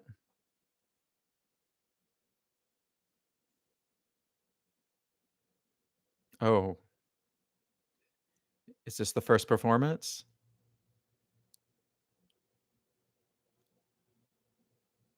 Ah,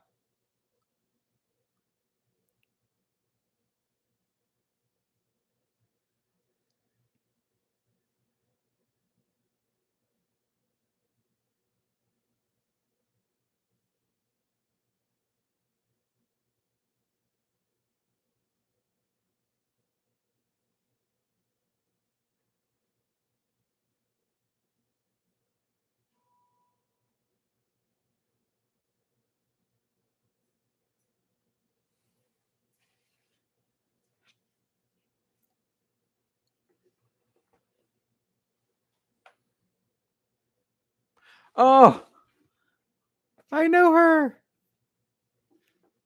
It's Natalie.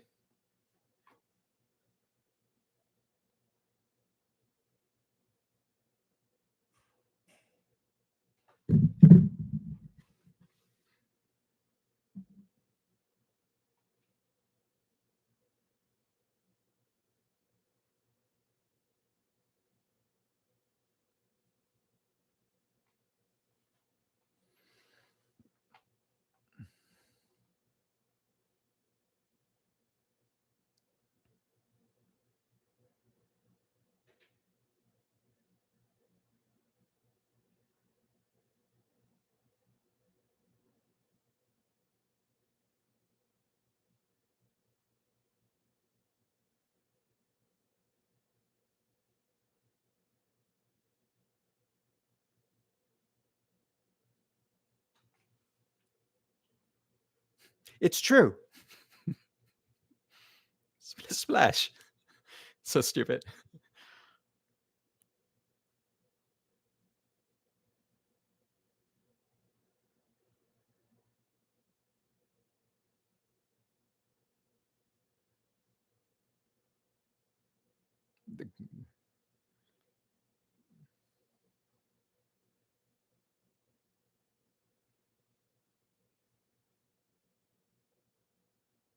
Such a subtle performance.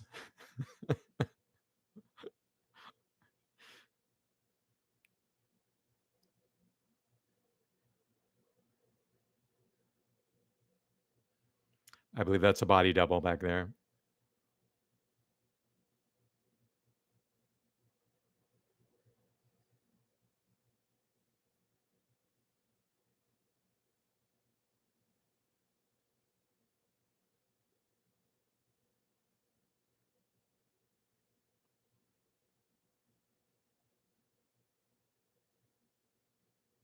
I didn't remember that long body double segment from when I saw it.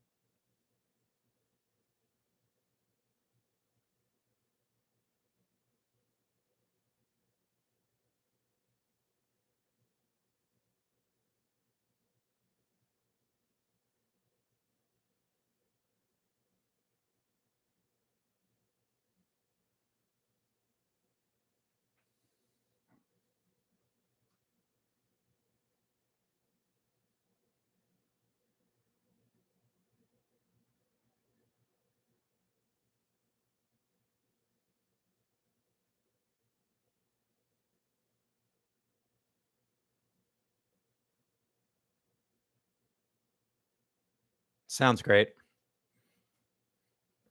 Yay, anything for the gays. The song that when I saw the show, I thought was GAYS. I wonder why. But no, it's about she's doing it for the gays, GAZE. It has nothing to do with gay people. I think that was a good choice of song to do because it really tells you who the show is for. If you like drag shows, go see Death Becomes Her. You'll love it. Oh, Stokes. Love Stokes. All right, I'm caught up. Let me read up. Sorry, I'm gonna have to go back and watch the full opening number on YouTube, but I'm sure that it was Cynthia singing her face off. No, Alice, I won't be showing the Tonys on here. I cannot. I will get shut down. Oh, someone already answered that. Thank you.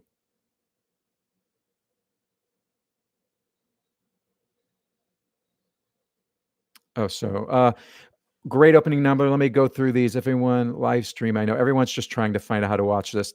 It's too late. You have to do it before. So streaming on Paramount Plus, you have to have. I realized I signed up for Paramount Plus, the basic plan. You have to have Paramount Plus plus Showtime to watch the Tonys, which makes no sense since it's not on Showtime. It's just to get more money out of you. They're not streaming Europe. It is frustrating. This whole thing is so frustrating. It seems like in this day of age, you should be able to watch anything anywhere and just charge a couple dollars. Okay, where can I watch? It's about, yeah. This isn't even commentary. Thanks, Perry St. James. Yeah, well, because I don't want to talk over the numbers. But now that I will be making comments. I thought that was a great opening number for them to show. I think it sells the show. It shows the kind of show you're getting. Although I will comment on that number, and I don't know if that's exactly how it's performed in the show. Sometimes they change them a little bit for the Tonys. It's interesting that it's a big number for Madeline Ashton, but she disappears for a long section of that when she's doing her costume change into the trans flag. So there, that's your commentary. Where can I find Hamilton? I'm going to cry. Please, Hamilton. It'll all be on YouTube tomorrow, right? It'll all be on CBS YouTube. All of the performances. If you're willing to wait.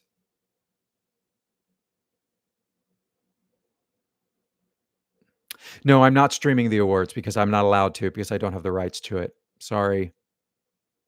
But if you want to watch my face while I watch the show as I cry and laugh. I'm sorry, guys. You're going to have to watch it on YouTube tomorrow if you can't get it on Paramount Plus and if you don't have a VPN. Sorry, Brits. Guys, it'll be okay. You'll be able to see Hamilton tomorrow. You watch it tomorrow on YouTube. You did the 7-day trial, Kendall's Jr. Hopefully it worked better for you than it did for me. Guys, when is Hamilton happening? I don't know when the Hamilton Happen thing is. Probably happening mid-show, I would guess. Okay, we're back.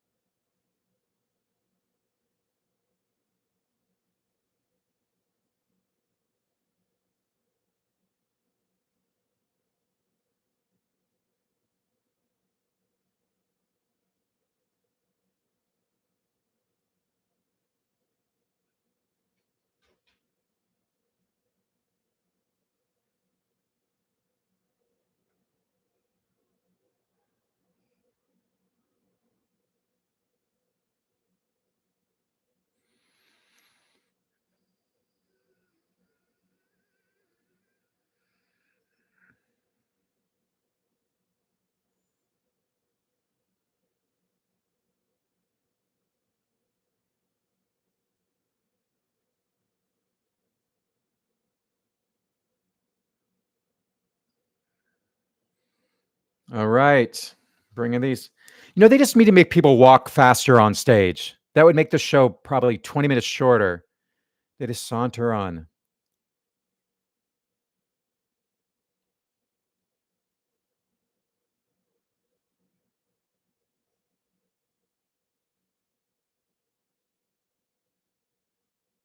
The sound is awful.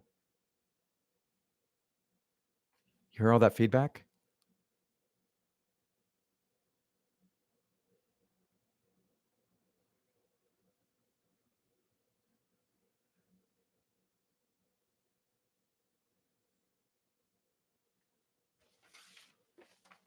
Actor in a featured role. This one's up for grabs between He's great, but no.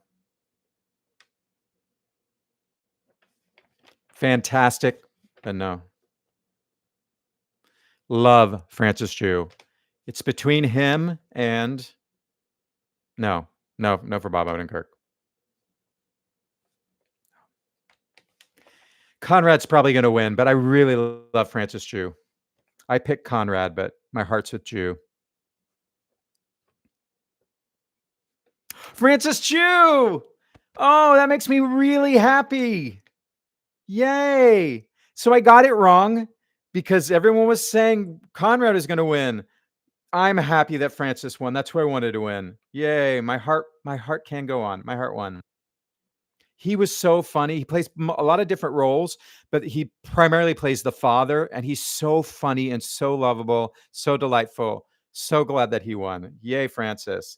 The show is closed, so that's unusual that would happen.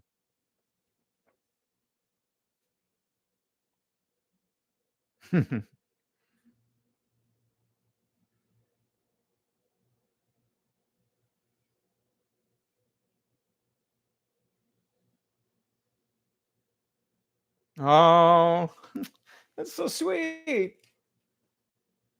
I'm so happy he won. I think it helped that this is streaming right now, a yellow face.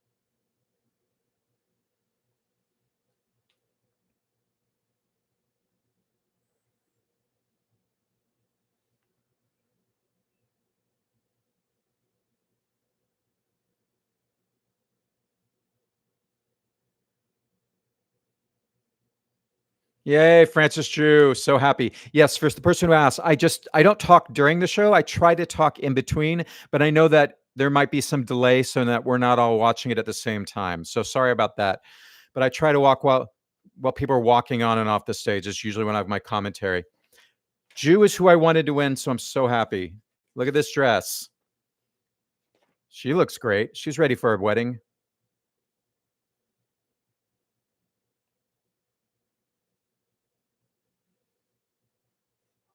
Yes, well deserved.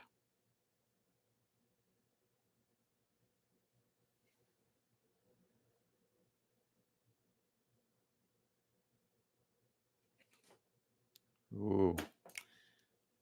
Buena vista.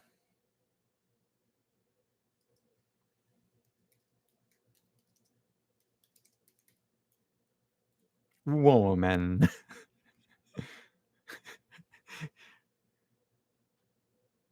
One woman. I shouldn't tease.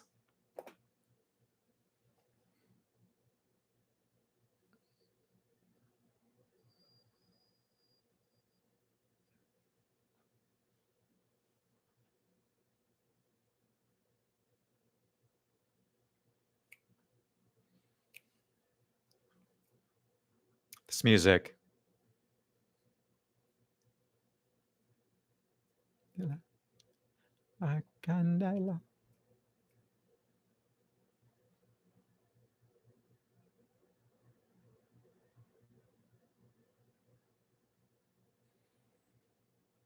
She had to learn Spanish for this role.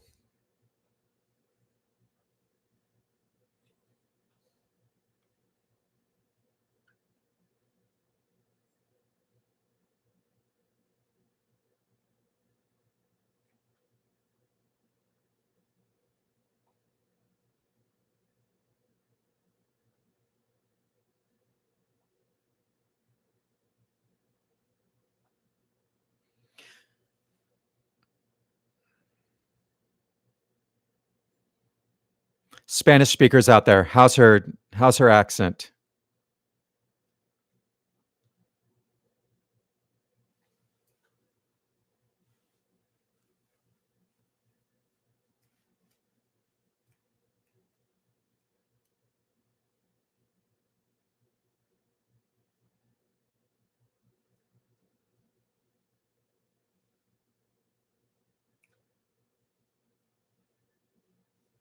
I need a skirt.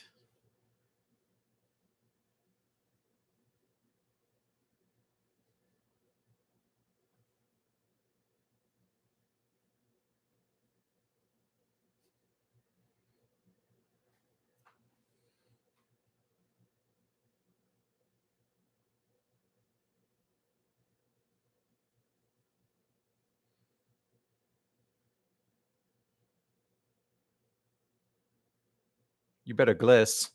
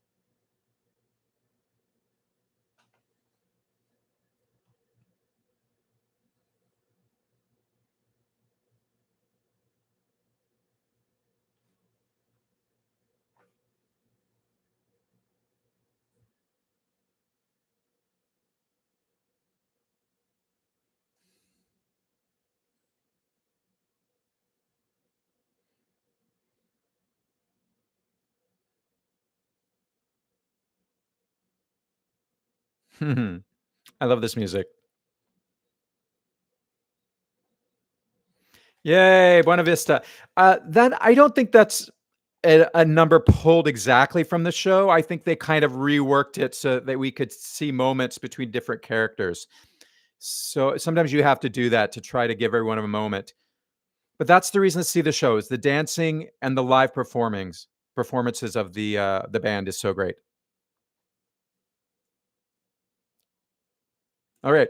Yeah. So I Buena Vista is kind of a difficult show to pick one number because that main character is reluctant to sing. So a lot of the shows are going, no, no, I don't want to sing. And then she sings. And then we have scenes back in the past, but they don't always mesh. So I think they kind of combine some things there. I only saw the show one time, so I'm not completely sure.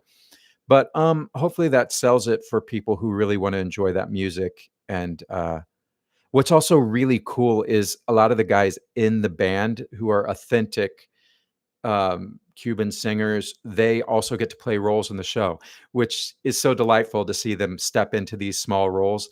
But it does mean that the dialects are across the board in the show. Some people have no dialect, some people have a very thick Cuban dialect. So the consistency is a little interesting, but I love the authenticity of having those musicians on the stage. It's really, that show Buena Vista. Like, if maybe after Broadway, if it wants to go someplace else, it would be great in a supper club.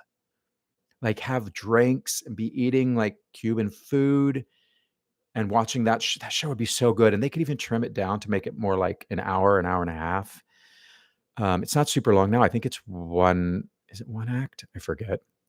Anyhow, okay, let me look at some notes here. Yep, just recording my reaction. I can't show it because I'll get shut down. Thanks for people for letting everybody know what the beef is. She is Icky. Who's Icky? Which was your first Tony? Which is my first Tony Awards? Oh, I have no idea. I've never attended it live. They did it really last year. They did a cool thing about because it was at Lincoln Center. They did by the bowl. They actually had people come out from the awards and perform like understudies and then go back in, and that was a really cool experience. But I've never done the Tony Awards. Maybe I will. I kind of like being at home in my tux. uh, it's on YouTube. What's on YouTube? Okay, got your stream to work at Paramount. Yeah, I got the stream to work. If anybody else is having trouble with Paramount Plus, you can't have the basic. You have to have Paramount Plus plus Showtime. They just want more money from you. Hamilton performance has not happened yet.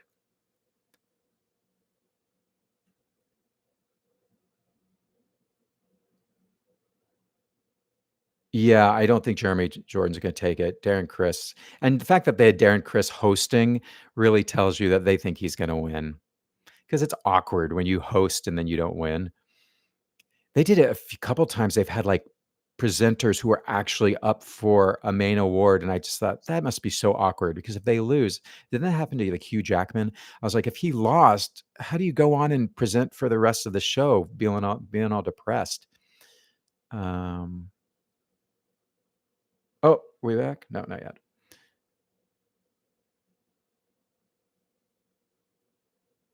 Yeah, why can't they just make it easy for people to watch? Anyhow, so people asked me. I actually during the commercial, I lined up all my playbills in the order of which show was my favorite to my least favorite. So should we start from the most favorite or the least favorite? And this isn't the shows that I think are the best. These are the ones that I personally in the theater enjoyed the most. Now, I made a full video of these, but I never posted it. So I'm going to just do it right now. Thank you, DJGNYC. You're the best. Start with the least to the most. All right. I got the stack right here. So this is the show I least enjoyed. And this doesn't mean it's not a great show, just I had the least enjoyment from it. It was Good Night and Good Luck. Part of this had to do with that I paid $75 for a standing room ticket in a large theater, and this is an intimate play, and it was in a theater that was too big for it. So I found that annoying, annoyed that they jacked up a price that should have been $35, $40 for a standing room ticket. Come on. I don't like the catch grab, so I was already in a bad mood. But then I just didn't think the playwriting was good, and I liked Clooney. He has a nice voice, and he looked handsome, and I thought he was fine. But I didn't. Someone else said that they didn't think he really captured Murrow, but I'm not really familiar with Murrow, so I thought he sounded and looked good. But the play to me just was I wasn't really that involved with it. Yeah. All right. So next we have. Oh, you have to wait to the next commercial. Let's go. Turn the sound back on.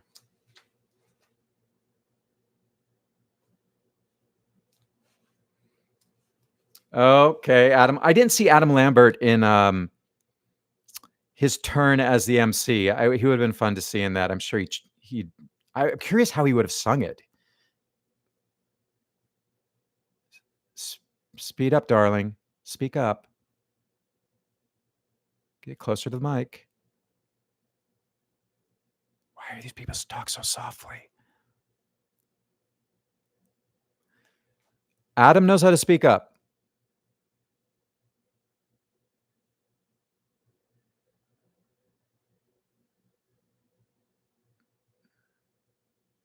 Ashmishkish. He's amazing. Danny is so good. We love Danny. Jack Malone, of course, excellent. Jack's going to win it. Taylor is good. So was Jason Gote. Speak up, darling. Jack Malone. Yay, Jack. That was my prediction. That's what everyone knew. He won the Olivier. Oh, look, he's got a little lipstick and a little. He did a light beat. He's the heart of the show. This song is so great. Yay, Jack Malone. I love this show, and he's really the heart of it. He gets this killer song right in the middle of it that just stops the show. Oh, he's so happy. Congratulations, Jack.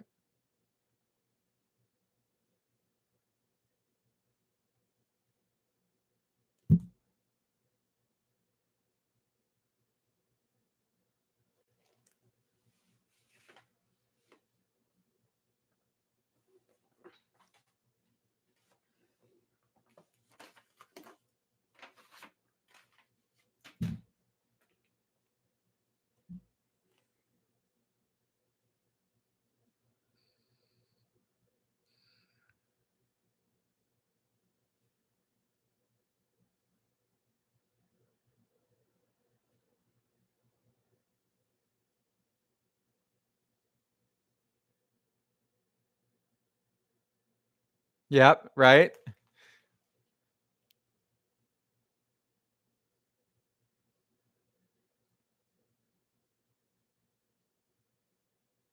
Is he straight?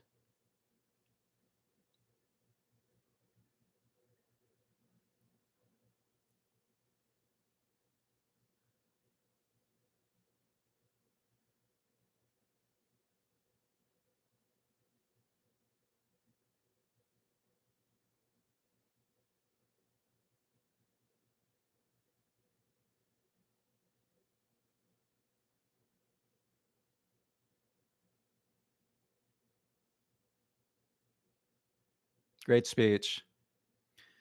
So Jack Malone just gave a speech where he talked about non-binary. He called out his seems their partner Jasmine. So, but so I love that he's supporting LGBT. I don't know how he identifies, but great speech. Watch that on YouTube tomorrow. Jack deserved that, and I believe in Hester.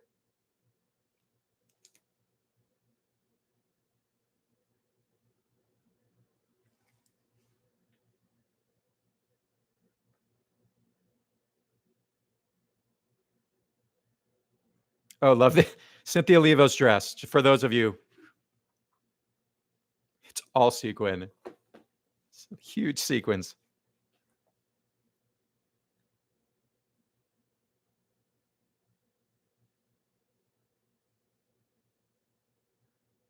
Hmm.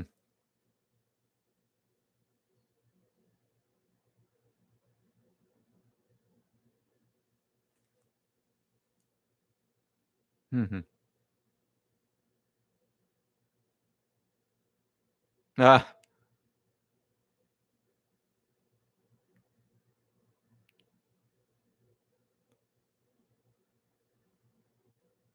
Mm-hmm.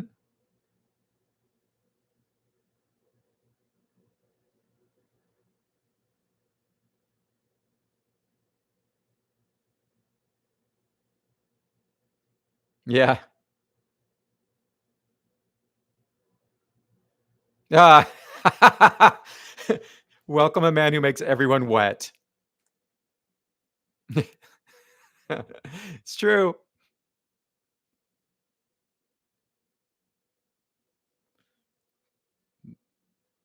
Jonathan Groff, just in time performance.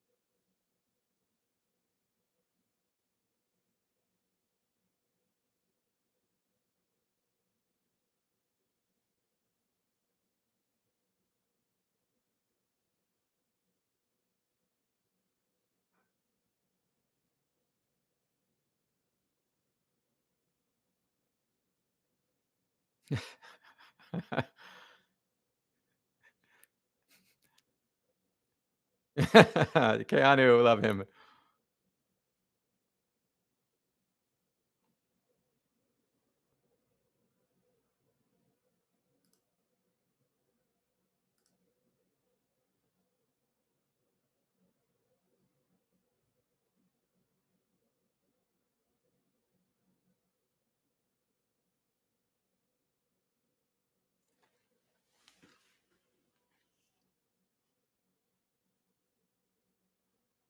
Go Groff.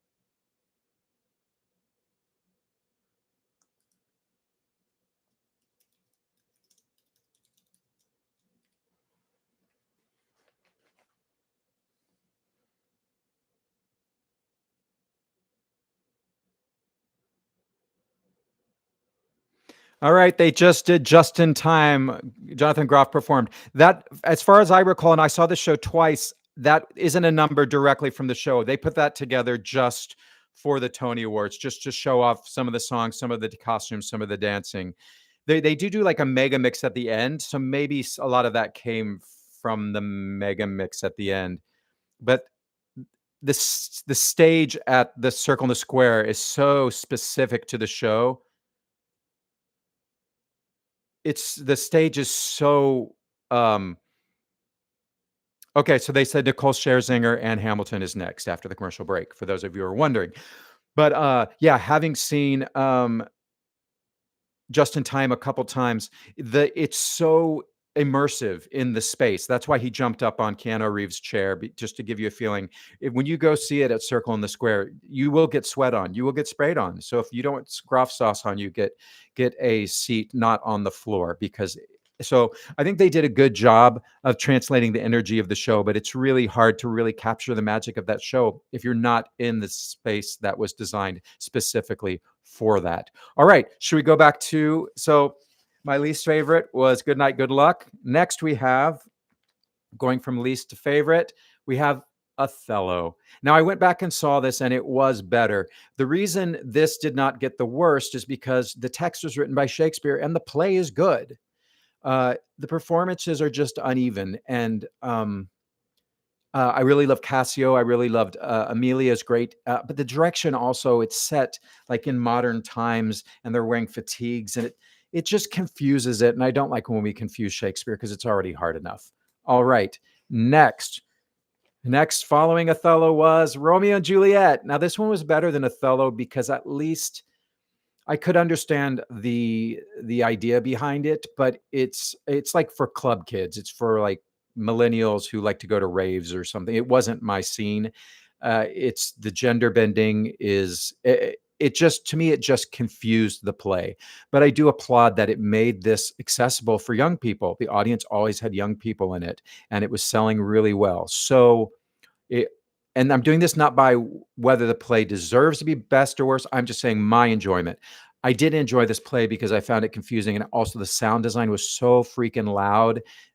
I'm an old man when it comes to really loud theaters, and I just wished I had earplugs because it was so loud.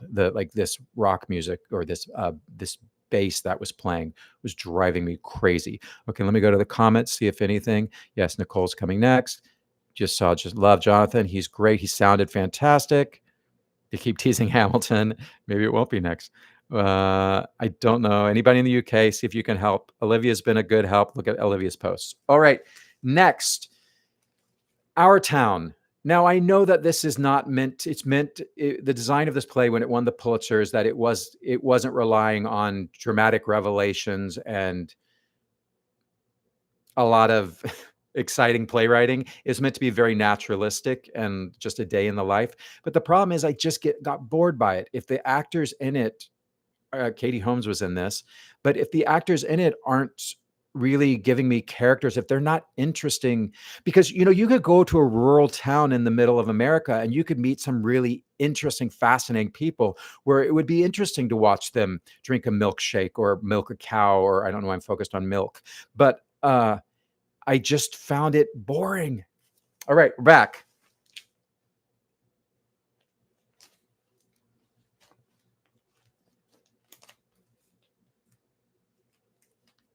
Oh, Harry Potter people.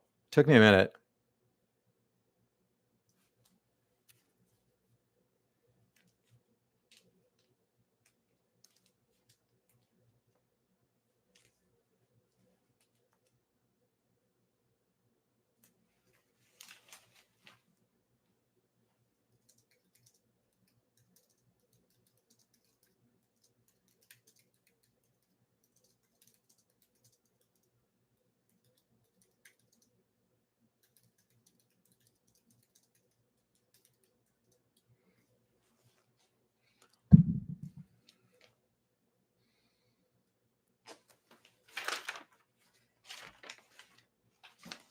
No. Okay, this is everyone deserves. Jessica, please. Jessica. I want Jessica to win.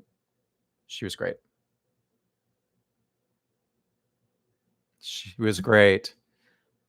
Oh, she was great. She was great too. They're all so great. This is such a hard category. And the winner is Best Performance by an Actress in a Featured Role in a Play. I mean, she's great, but she won last year. Jessica Hecht should have won for View from the Bridge. She's shocked. She's been nominated 4 times, but she won last time. Second consecutive win. Jessica Hecht, it was her turn. But I like Carrie Young. She's great. I'm sad. I love Jessica. Jessica, we love you.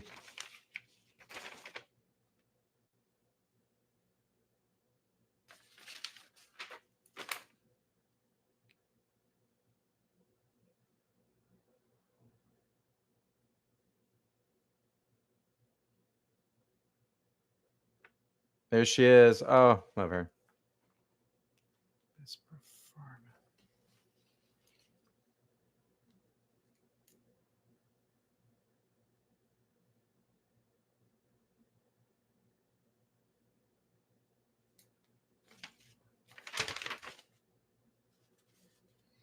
Yeah, Pulitzer Prize, baby.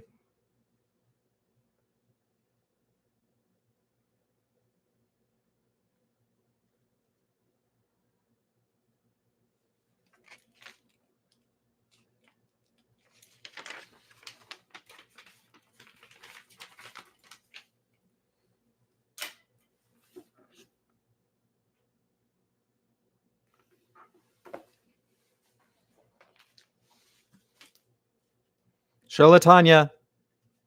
Nope. Not showing them.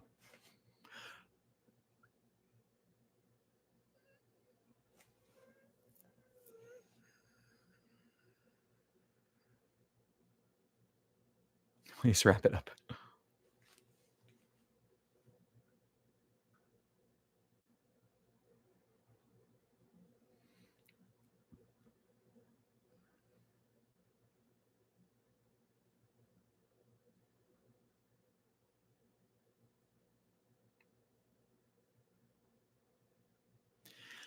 All right, I feel bad. I wanted Jessica Hecht to win, but Carrie Young definitely deserving. She just won last year, and Jessica should have won for View from the Bridge, but Scarlett Johansson won it that year. And Scarlett was great in that play, but only because everyone around her, including Jessica, was even greater. Carrie Young's outfit, amazing. Great speech. Glenn Close. Glenn Close, but no cigar. Everybody knows that joke. Oh, she looks good. Love the hair.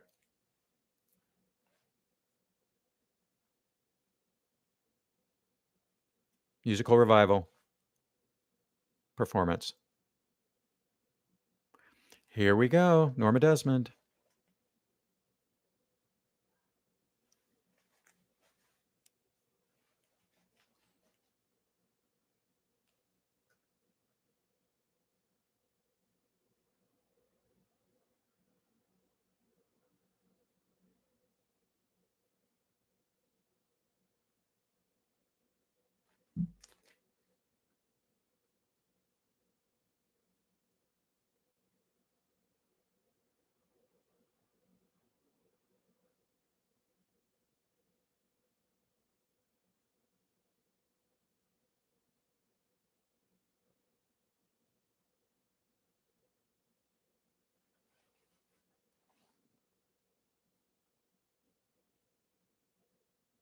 Quad.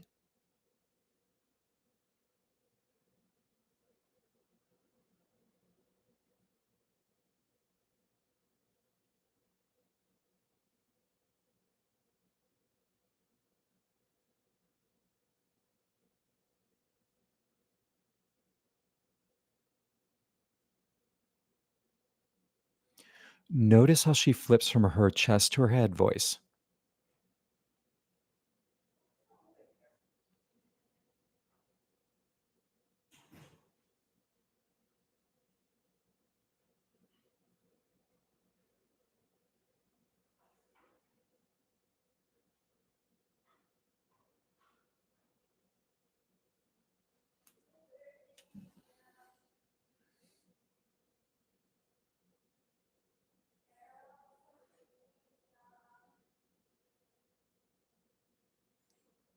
Magic in the making.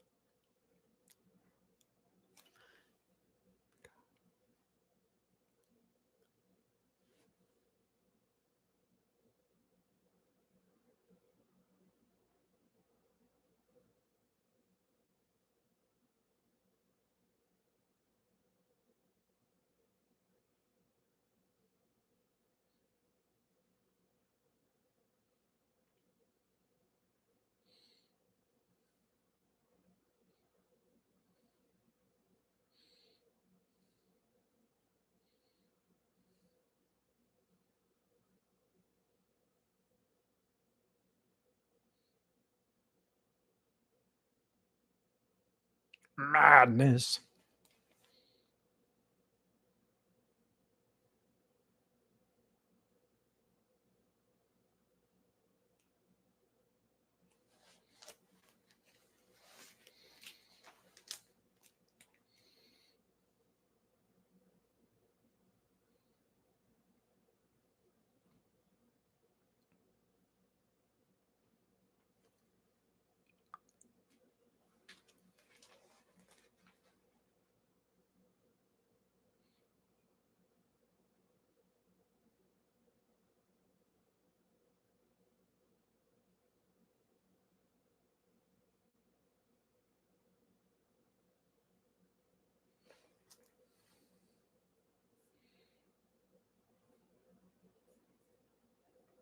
Yay. So Nicole Scherzinger just performed, what's the name of that song? As If We Never Said Goodbye.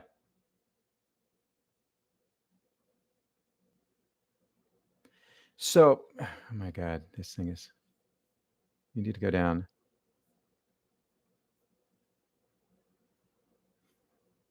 There we go. God.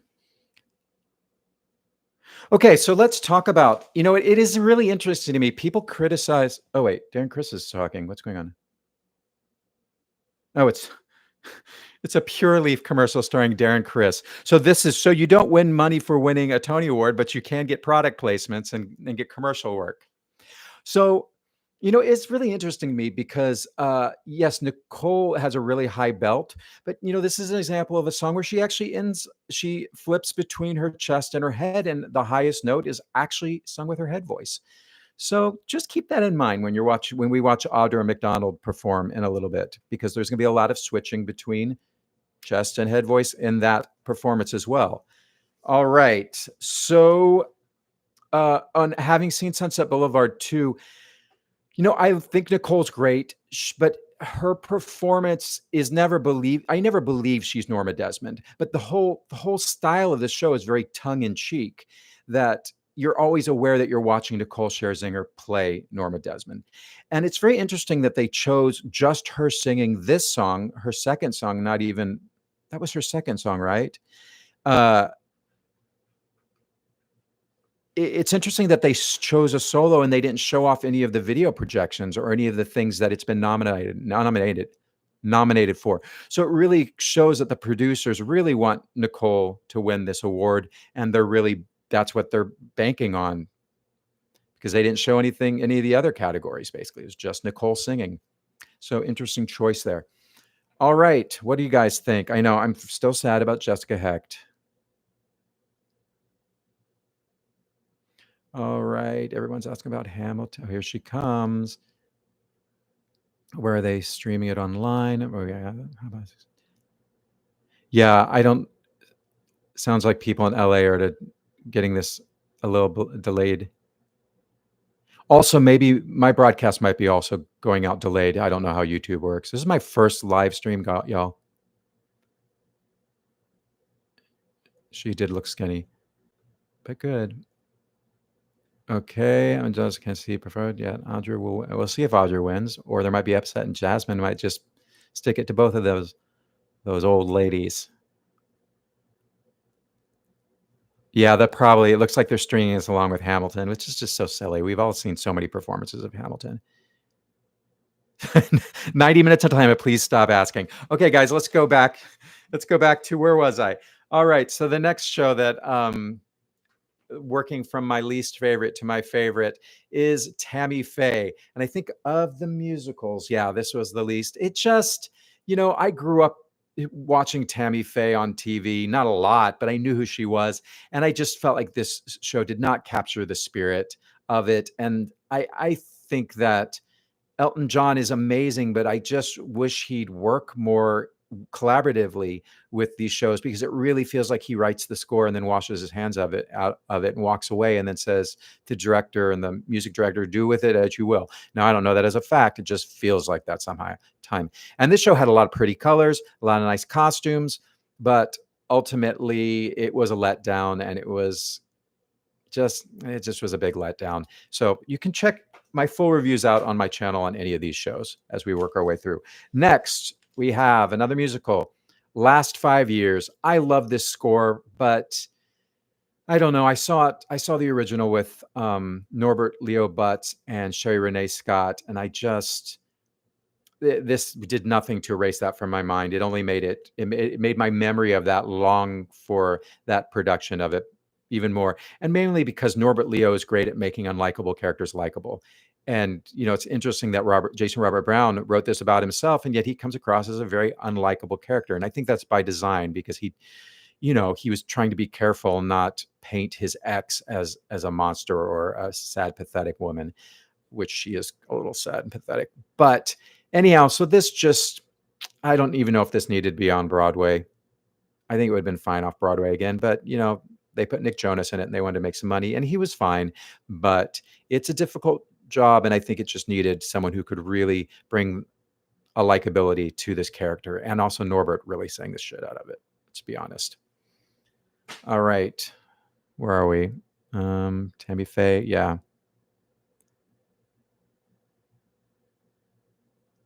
There was a song in Tammy Faye that really reminded me of There's a Light at the End of the Tunnel from Sunset Boulevard. No, from Starlight Express. And there was a song, I can't remember, but there's a lot of like faux gospel. And the thing is, Elton has his own style, but I don't know. I think if you would have gotten an American, maybe someone from the South to compose Tammy Faye, it just would have had some more authenticity to it. Love Elton John, but he doesn't have to work hard. But he's great. But yeah, you can tell when he's really invested and when he's not so much. Okay. Devil Wears Prada. I'm curious to see that. Well, he's actually working with a very talented. He's working with Shauna. What's her name? Who wrote Suffs? Shayna Taub. So Shayna's quite. So I don't know, but I mean, can you imagine collaborating with Sir Elton John? I'd be like, whatever you want, Sir Elton. It'd be hard to win an argument. Okay. Oh, we're back. Every time someone asks when Hamilton's up, an angel loses their wings.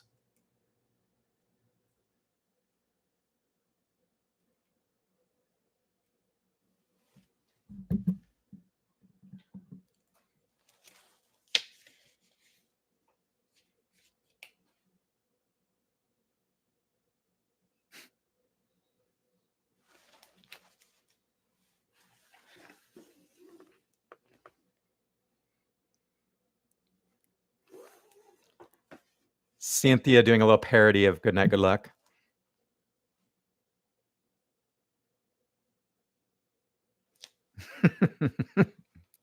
Just kind of ripping on the play.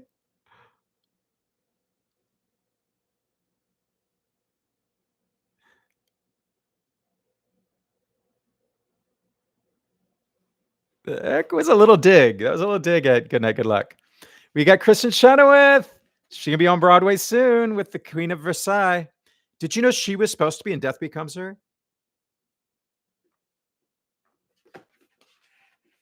The Jimmies.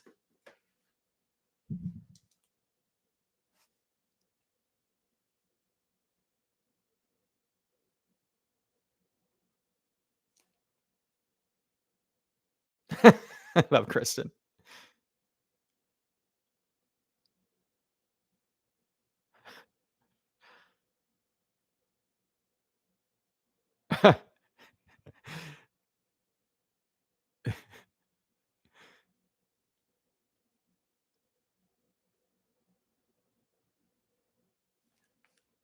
Best actress in a featured role in a musical. Natalie's gonna win, even though it's not a featured role. She was great.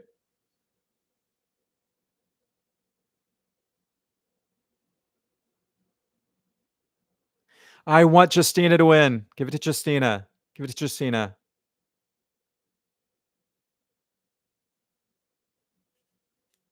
Give it to Justina. It could be Natalie.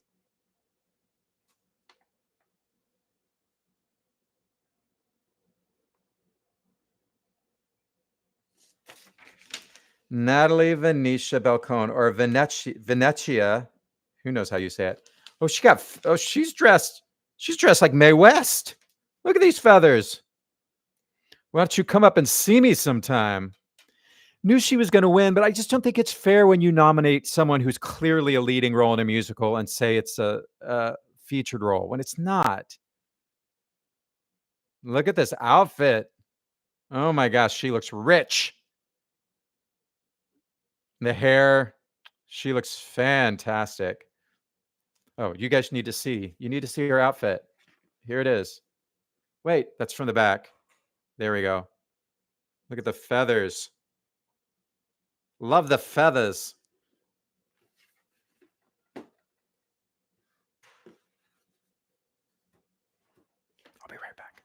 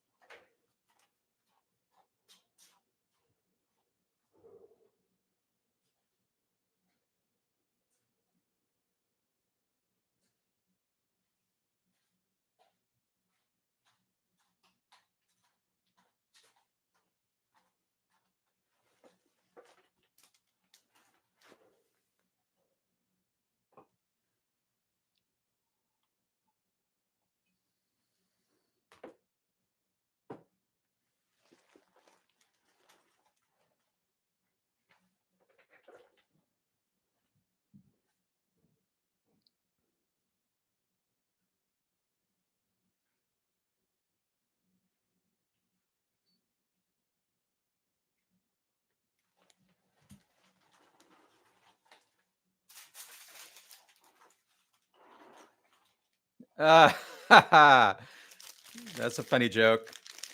You have to see that one on YouTube. Shout out to Jason Momoa.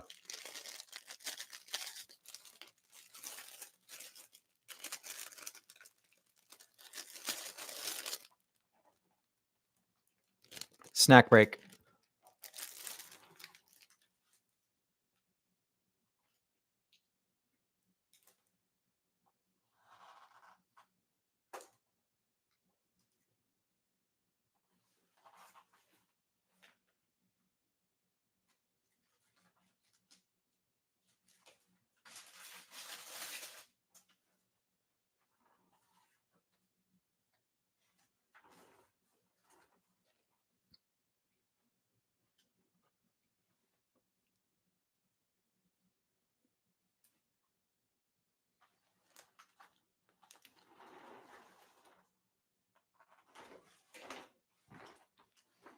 Sorry if you had to watch me try to chew that sandwich. That prosciutto was not coming loose. That was a lovely speech, a little humor, a lot of heart. Great outfit. Oh, Kelly, come on, the goddess. If you want to talk God, Kelly O'Hara, who does not age. Look at her. She should be in Death Becomes Her because she clearly took a potion.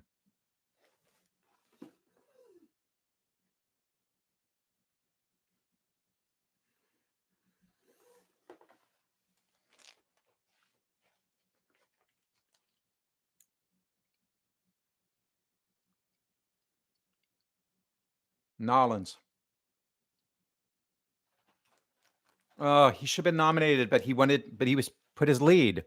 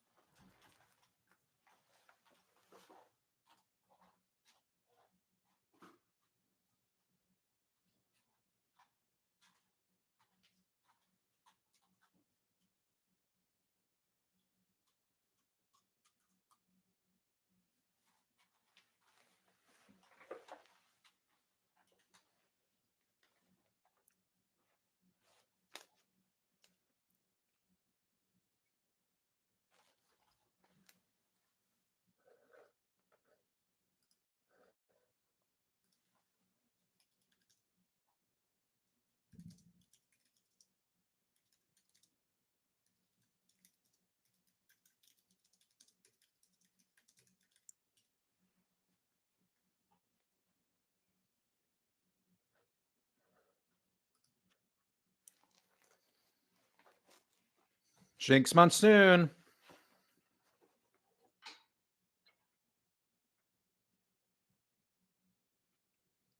Looking good.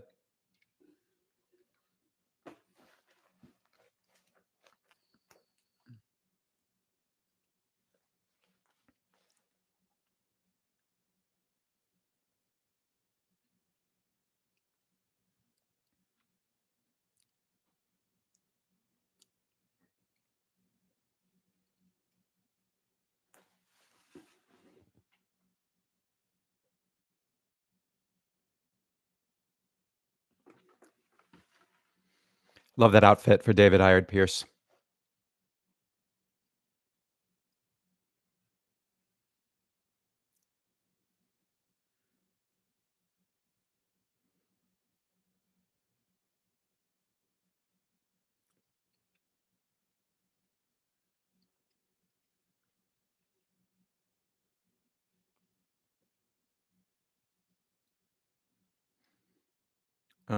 David's on the wrong foot.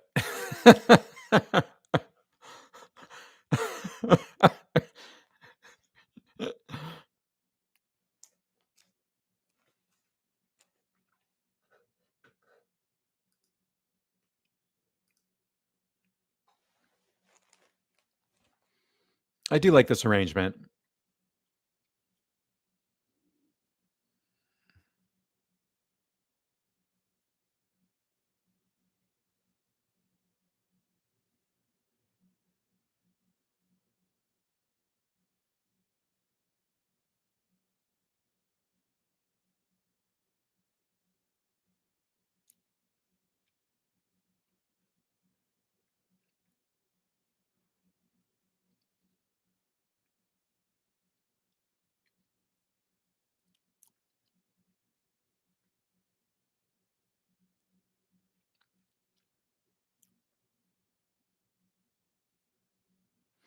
So that was an interesting choice of a number, and they've also reworked it to include David Hired Pierce because I don't remember him. I don't remember him being in the middle of that line and doing that. Interesting, he was on the wrong foot. I think he may have just learned that. I also think they included the understudies in that performance because it looked like more people. Okay, they said Hamilton's next, but we'll see. Yeah, that was an interesting choice. Did you guys find that exciting? First of all, it's weird because that song's not even from Pirates. It's a song they added from HMS Pinafore, and they've added a few songs to the musical. Like, not like Pirates needed more music in it, but I don't know. That's an interesting choice. My biggest criticism of the show is just they're going for this New Orleans authenticity, but it just it doesn't feel it to me. But it's fun. I mean, I don't know if they were going for authenticity. I just wish it had more authenticity. Oh, I lost a light. Okay. Oh, I think I need a new battery. Yeah. So let's go back to. I'll replace the battery. Oh, I don't know where I have another battery. Okay, so let's go back. Sandwich commentary. Yeah, it's actually really good. It's mozzarella and prosciutto, but the prosciutto is really hard to chew, like break off from the sandwich. That's why I was like leaning over there, and it got stuck in my teeth, so then I had to go get a toothpick. All right, show the transmission. I can only show you little bits of it on my laptop. Sorry, I'll get demonetized. I'll get canceled. I'll get shut down. Turn up the vocals again. My vocals? Turn up the vocals again. Oh, we're talking about the presenters. Yeah. Come on, stage people, speak up. Ramin Karimloo is great as the Pirate King. Actually, I loved him. He's really funny in it, and he's very sexy, well cast, well sung, well acted. It's actually a really great cast for Pirates, to be honest. And David Hyde Pierce, if he'd been nominated, if he hadn't been listed as a lead, he should be supporting. I don't understand how Natalie Venetia Belcon can be a lead and it can be a supporting, and then David Hyde Pierce is a lead when he has like 2 songs in the show. No, and she has like all of them. Okay. My favorite kind of sandwich. Yes, it's really good. It is a biatch on the teeth. Okay, going back to my working through this season's Broadway shows from my least favorite to my most favorite. Next, I threw away a lot of the playbills early on the season because it's just a habit of mine, and then I realized, oh, I should need to save them for videos like this. But I wrote it on a card, home. So Home was a limited run at Roundabout Theater, and it's very similar to Our Town in kind of the nostalgia of it. But I found it more enjoyable than Our Town because it's only three people, and the two women whose names I don't remember, who play all the characters. They had to make really broad choices, and I actually really appreciated those broad choices because it made the characters more interesting. So I actually, as plays go, I enjoyed Home more than I did Our Town, and Our Town won the Pulitzer. But Our Town walked so that Home could run. And Home, although a very delightful three-person play, it it doesn't have a lot of plot, so it I did get a little bit slow for me in time, so that's why it's not further up in my list. Okay, next we have, sorry, and I'm going to get some pushback on this. Floyd Collins. Love the score. Score is amazing. Love Jerry Jordan. Oh, we're going to come back to Floyd because we're going back to the Tonys.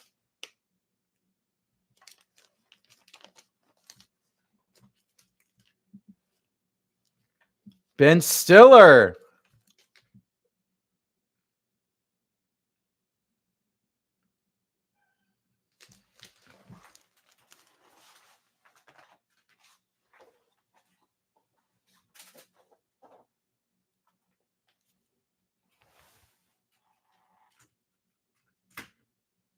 Yeah.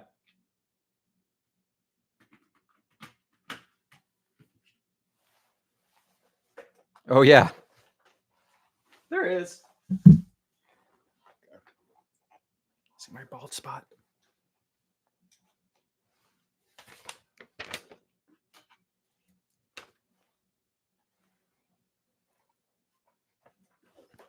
Best play? Best play? Or best revival? No.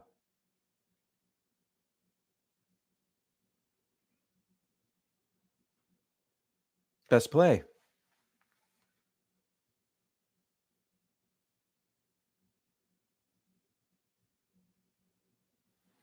The hairy chest. Oh my God.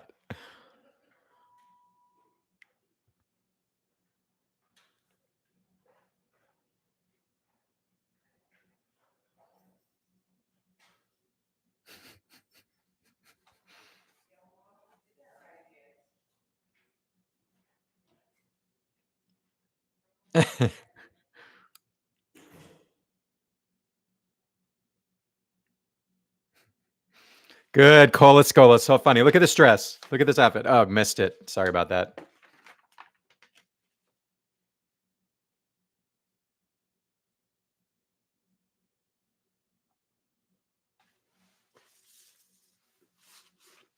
Purpose.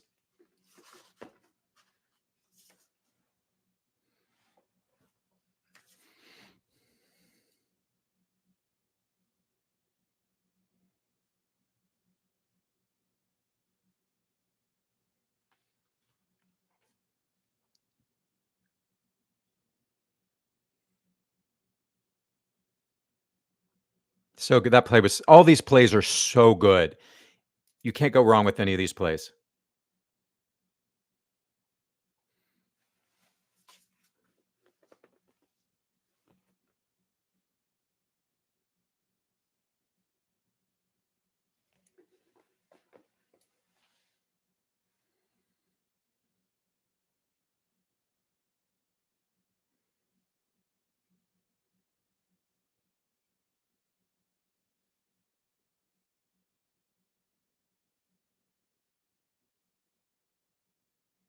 That's a good synopsis of the play.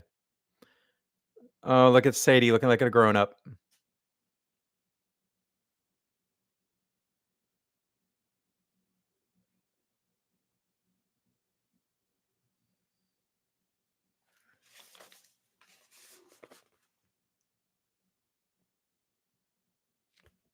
It is funny.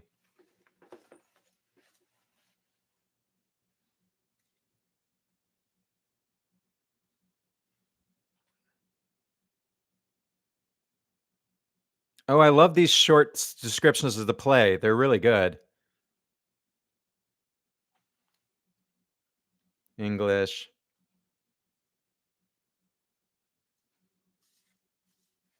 Marjan.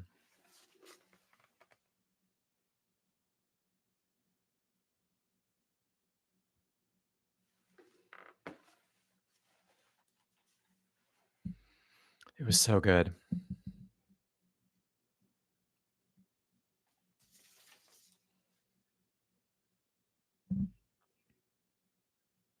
Mm-hmm.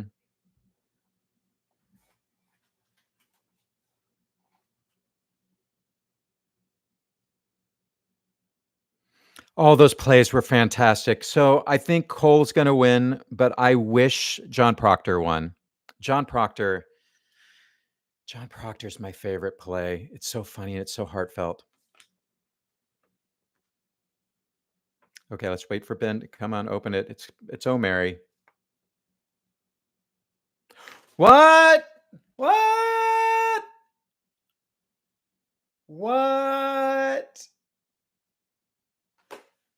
He and Kara Young, both of them getting 2 in a row because it won the Pulitzer. Oh, I don't know though. But see, John Proctor didn't even get nominated for a Pulitzer, I don't think. Interesting. Well, Cole has to win Best Actor now. Wow, that's a surprise. Is everybody shocked? I'm shocked. That was like my number 3 choice. Everybody shocked? I'm shocked. I'm shocked. Surprise.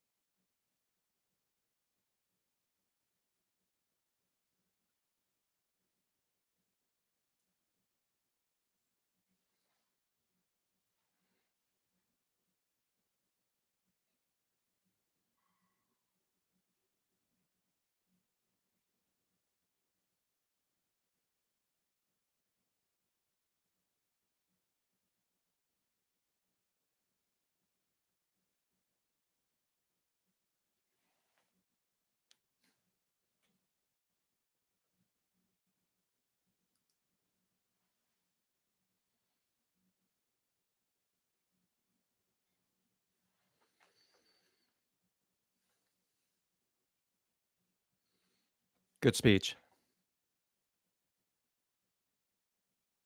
Love that speech by Brandon Jacob Jenkins. Look, of course, he's a great playwright. He's a great thinker. So I love he's supporting local theater. This got developed at Steppenwolf, which is really high-end local theater. But yeah, definitely support your local theaters. So yeah, I'm surprised. Now, guys, put this on mute. I'm really shocked that Purpose won, but it was my number 3 choice. Well, no, probably my number 2 choice by what I wanted. I love Oh Mary, but Oh Mary it's mainly comedy, and this makes me wonder who will win Best Director now, though, because Felicia wasn't nominated for play. That'll be interesting, huh? So, um, my choice was John Proctor as the villain because John Proctor, like Purpose, has the comedy, it has the heart, but I found that John Proctor is even more subversive, more shocking, more edgy than Purpose. But I've been to see John Proctor more than once, and so that helped me really dive into it. Purpose, I've only seen once. I would love to go back because it is a very good play. And also, I was seated too far to the side, and it messed up the dinner scene for me. Oh, are we back already? Leia Salonga? Oh, I like this dress. Got flowers. She looks great. Love this. Maybe happy ending.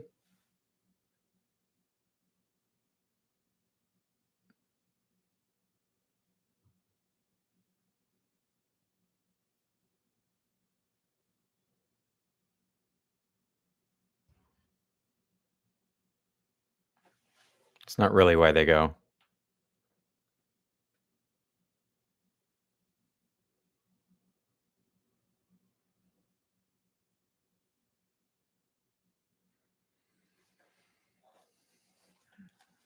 All right, maybe happy ending.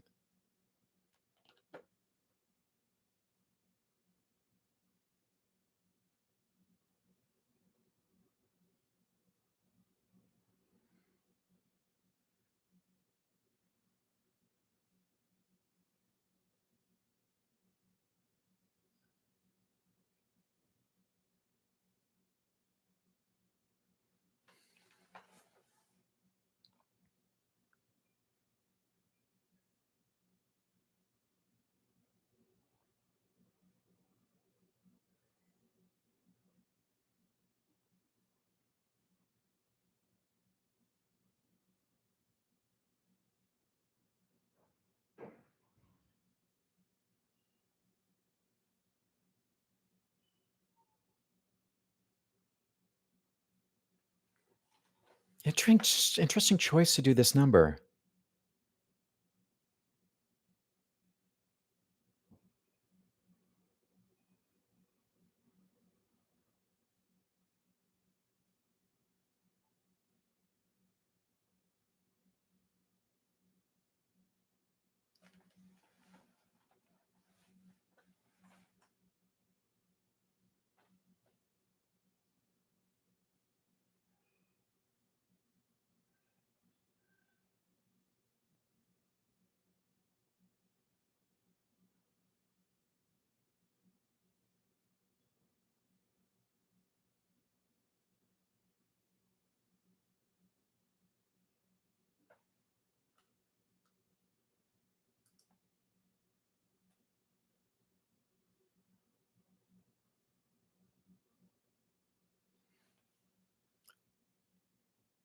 Totally seeing him look for the switch.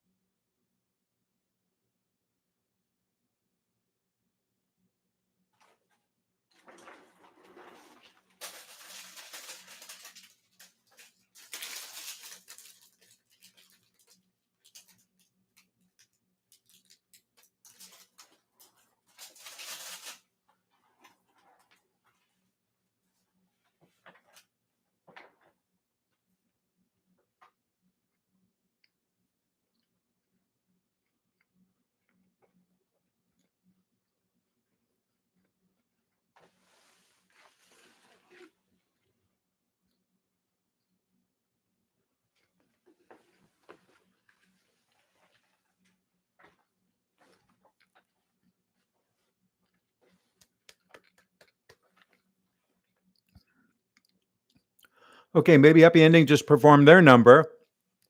It was a really strange choice, I thought, because that number is magical in the show because all of the orchestra is on a turntable and they're spinning around them as these lights light up, and also the conductor who has the little light on the end of his baton, he's not lit behind him, so you really focus on the light on of the firefly. You're not looking at this guy waving a baton so much. You're looking at the firefly, and then he turns around, and then everything spins around. So it just seems like a weird choice. It's a good thing it's going to win Best Musical because based on that performance, as far as a commercial goes for a show, I don't think that would make me want to go see it. And also, I thought the description of the show saying it's about them going to find little firefly robots, that's not why they go to Jeju. They're going to change you to reunite Oliver with his owner. The Firefly thing is just a side thing. That's her excuse. It's something that's what she wants to do, I guess. I never really understood why she wanted to see Firefly so badly. Guess she just wanted to get out of the house. So what do you guys think? What number should they have done? I think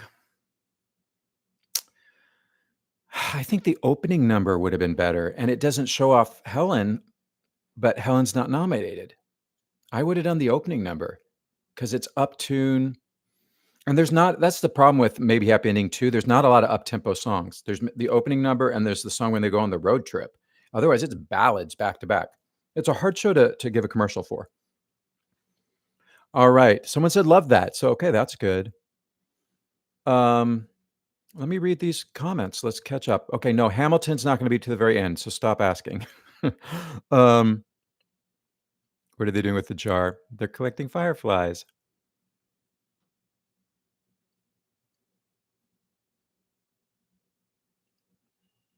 Okay, I'm reading through.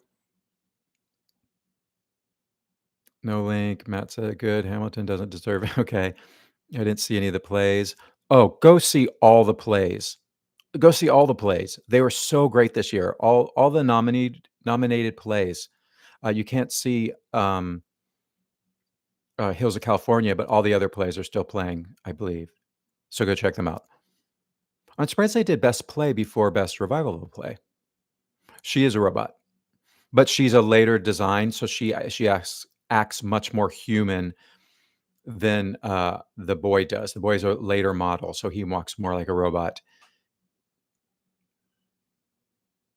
It's funny going to see Maybe Happy Ending a second time. I understood a lot more that really confused me the second time.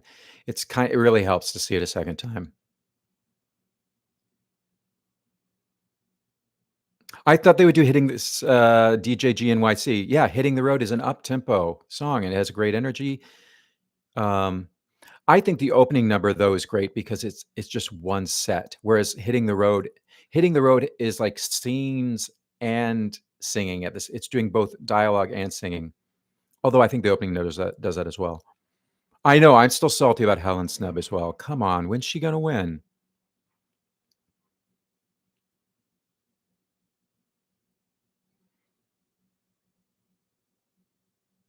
Oh, are we back? Oh, Lin-Manuel. Nope, they're just teasing. They're teasing Hamilton, those bastards.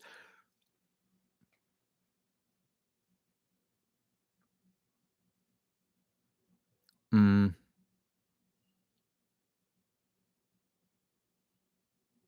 Congrats to your brother. Okay, cool. Wait, Hamilton's going to be I just turned on my TV. No, Hamilton's going to be on at the very end. Okay. Yeah, I wonder what they'll do for Floyd Collins. I hope they do the underwear song for where the women are the title song for Real Women Have Curves. Everyone wants the Rainy Day song. That one's a cute song. It's got humor in it, so that would have been nice. Yeah, funny because there's a lot of humor in Maybe Happy Ending. They really should have shown that. There was no humor in that song. Go for the humor, stay for the heart. Right? That should be their tagline. Exactly. Opening number would have been better. I agree with you, Jeffrey. Yeah, the order of some of these, I wonder if they always do the same award order or not. I don't think so because the Tony Award, the official sheet that you print up is not in the order that they're announced, which makes it very difficult to follow along. Yeah, I agree. The Firefly scene loses impact if you don't get the set design. I mean, that's what makes Maybe Happy Ending so great is the set design. DJ GNYC, thank you. Thanks for the tip. Anyone wants to give me a tip, it's much appreciated. I can buy more prosciutto and mozzarella sandwiches from that place right nearby. Okay, so back to going through my playbills. What was the last one that I said? Working from my least favorite to my favorite. Oh, it was Floyd Collins.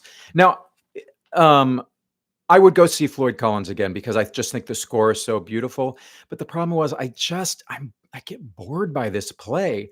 That's why I can't move it up higher, despite how amazing the score is, and despite how amazing Jeremy Jordan sounds, and how much I love that one dance they do in the second act where the the news guys come in. Okay, we're back with Brian Stokes.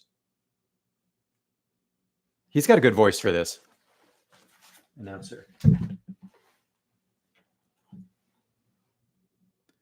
Jesse Eisenberg.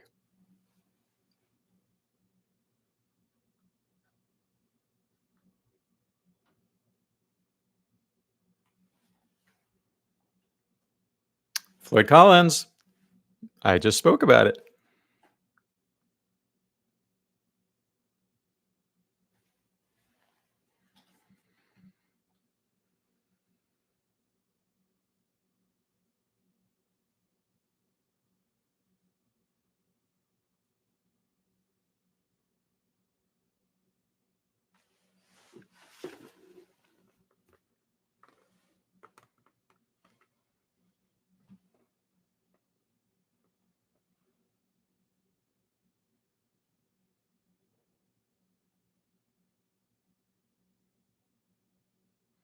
Opening number.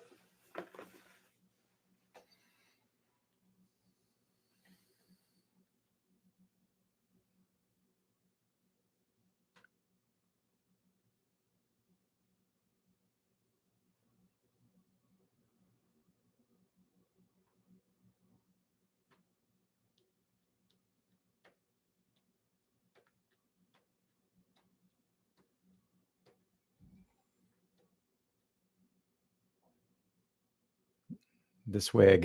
It's better from far away. Yeah.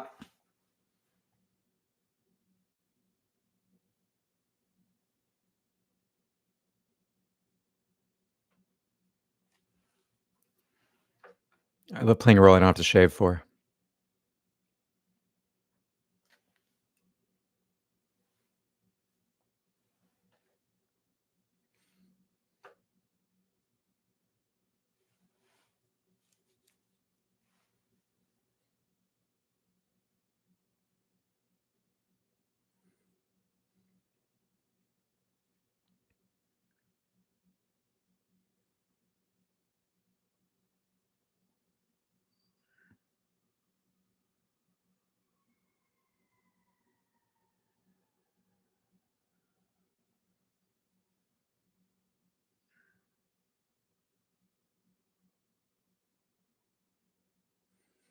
Interesting that the camera's so close.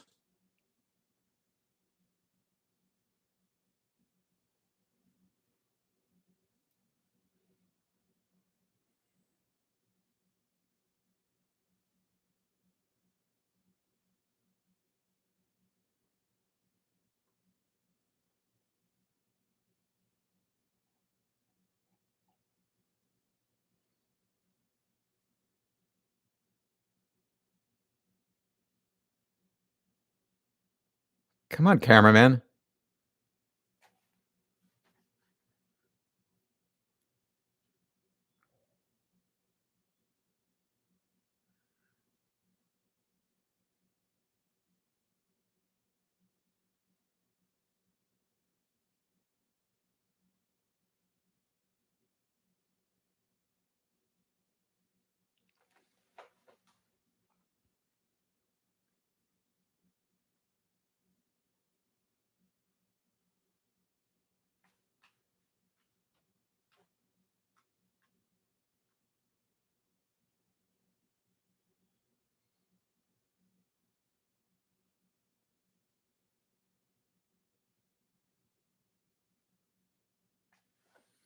All right, let's talk about that.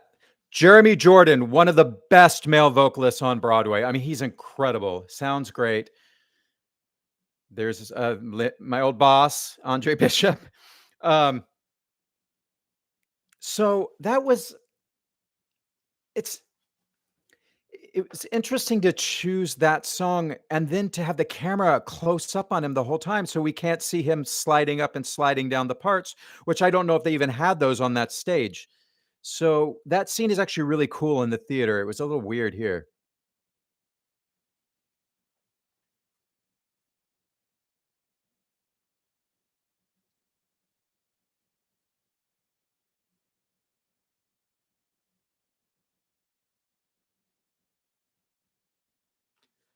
Gorus.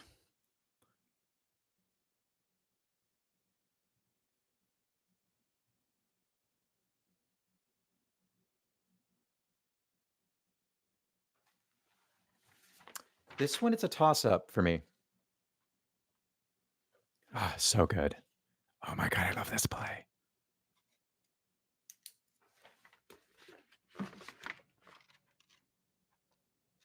Jessica. Jessica. Oh.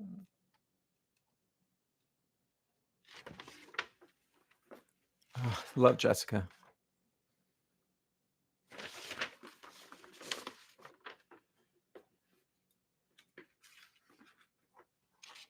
Where did they get these clips?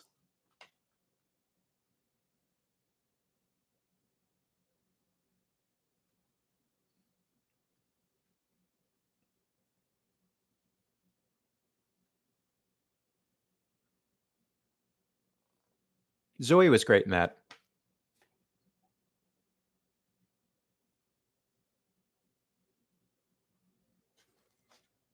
Yellowface. Loved it.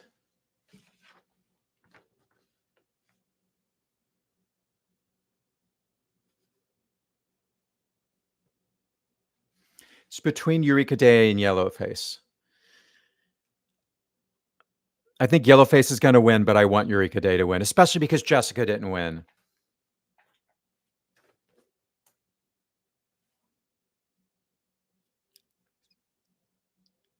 Eureka Day! Yay! That's my fave. Okay. Good job. But Jessica should have won. And then, oh, Jessica. Jessica's going to accept it. Give that woman some screen time. Come on, guys. This play was amazing, and Jessica was amazing in it, and it's just not playing now. So they gave it to a play that's current running. I mean, Carrie Young deserves it, but her play's currently running, and this is already closed. But this was supposed to be at the Kennedy Center, and the new head of the Kennedy Center, Donald Trump, canceled this play. And it's a great play. Let's look at Jessica again. Show me Jessica. No, I want to see Jessica. Where's Jessica?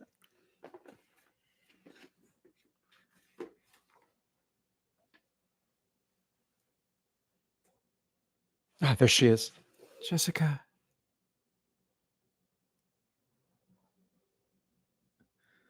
Look at that short woman. She's adorable.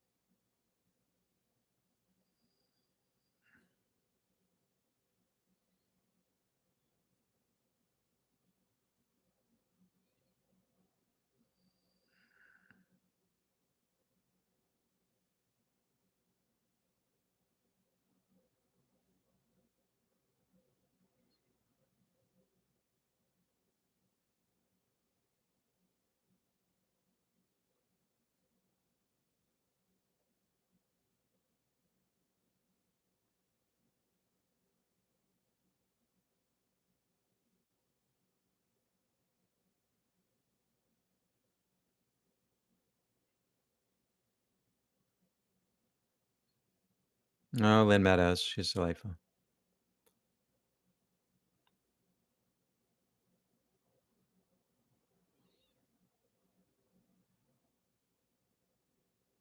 Shh, let her finish.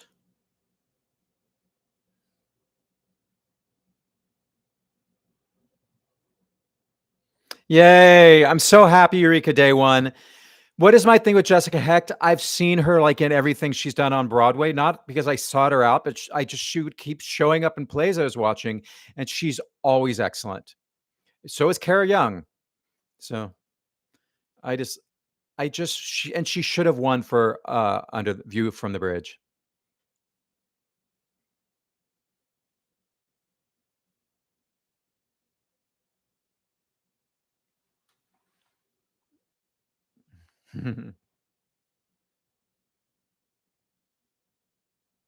Yeah, go check out Yellowface on PBS. Great performances.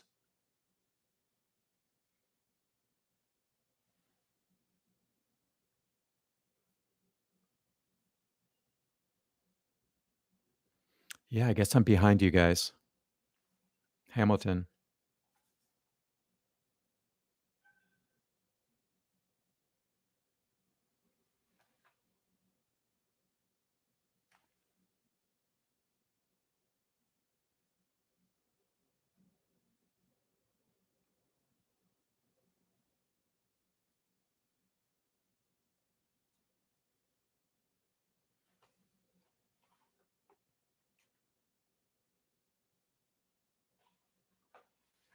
They're doing Hamilton now.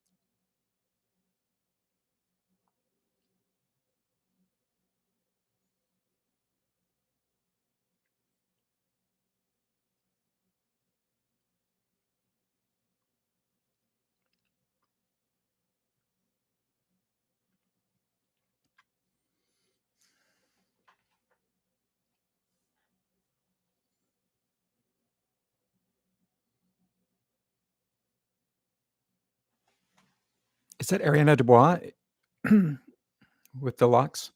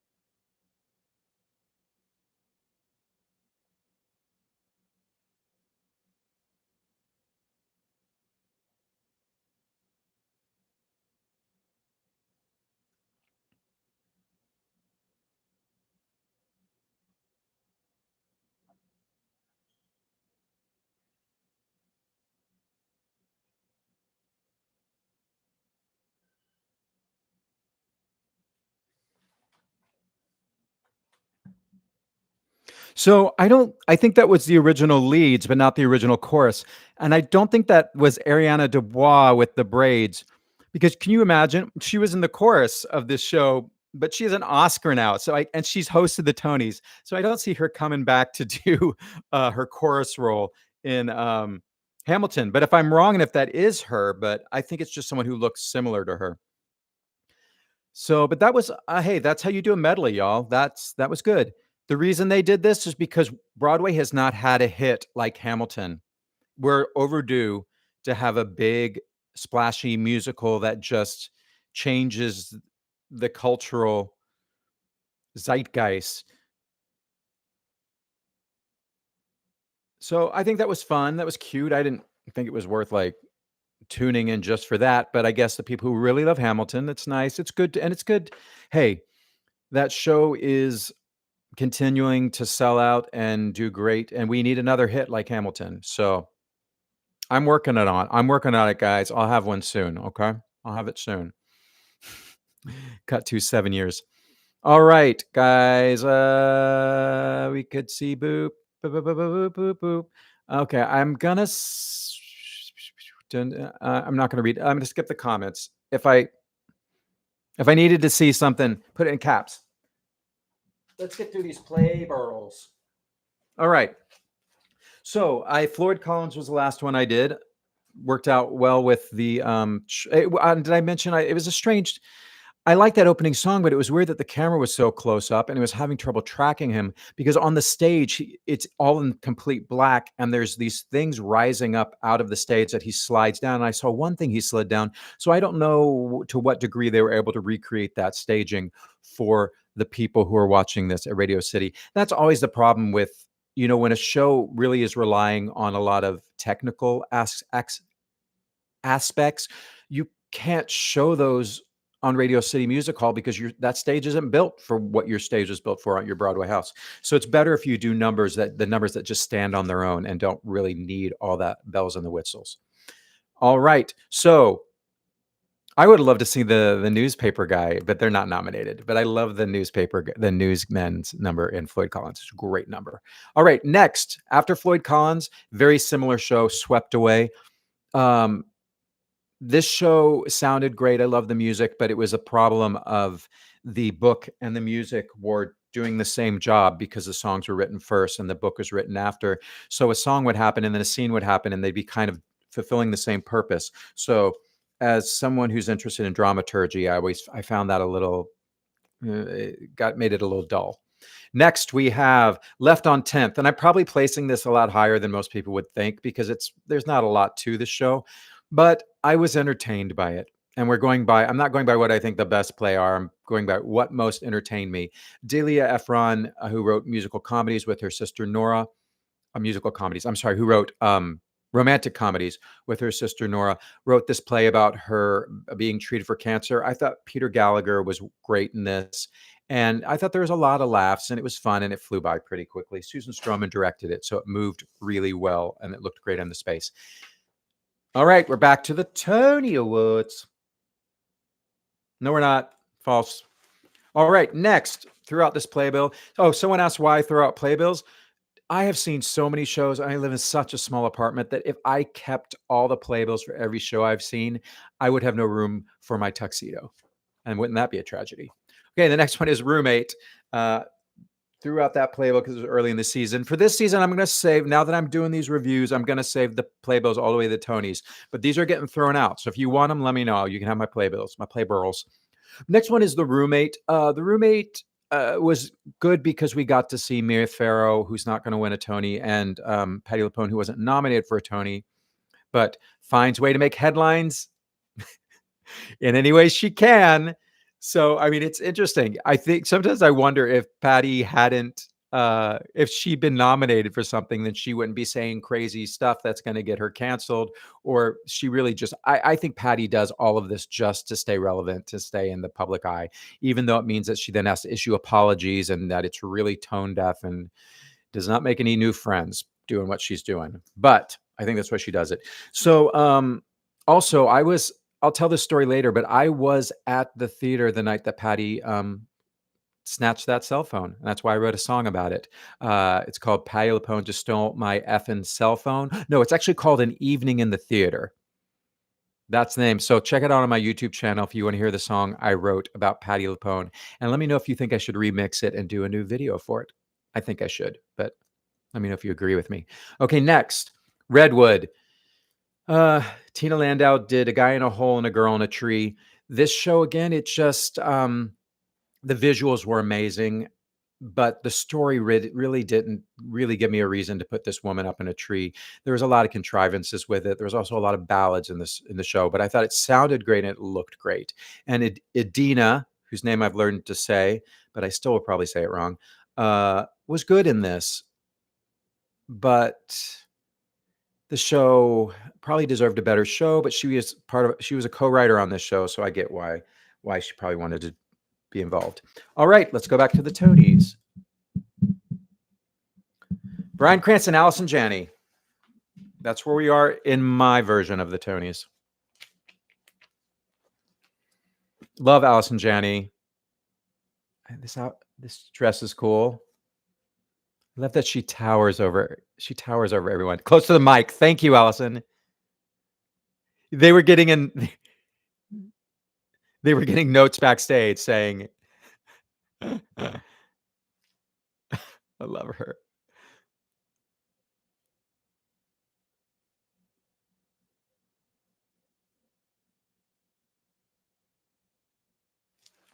Best director. Talk faster.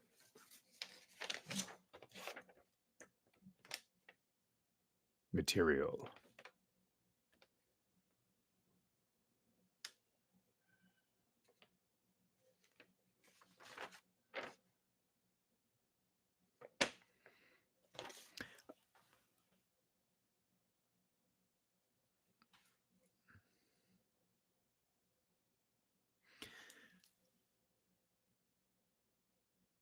Drop Dead Gorgeous. She was in that. So I thought Sam Pinkleton would win. The direction was great in this play. I thought Sam was going to win, but now I'm not so sure because it didn't win Best Play. Could Danya win? I mean, we're giving people 2 awards in a year. Gosh, maybe it'll be Danya. I would love it to be Danya. Sam Pinkleton. Okay, but Sam's great too. Hey, Sam, you're not watching this, but I actually know Sam, so I should have been voting for him all along. But I was worried because it didn't win Best Play. Yay, Sam. Love him. Got it right. Yay, Sam. Good for you.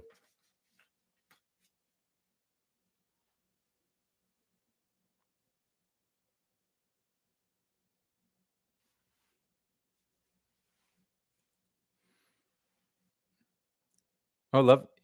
He's giving shiz. Giving full shiz right now.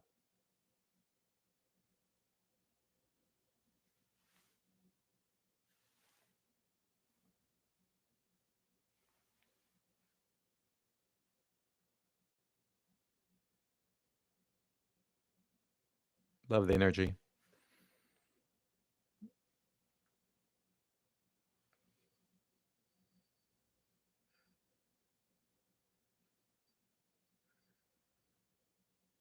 Oh.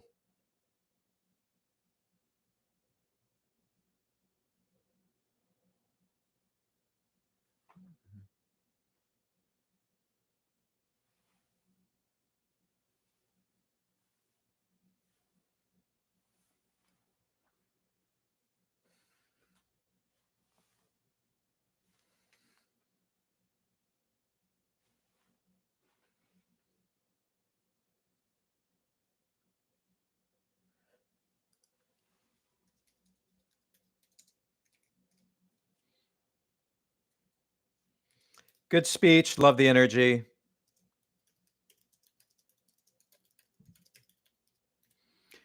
Love that energy. Love that speech.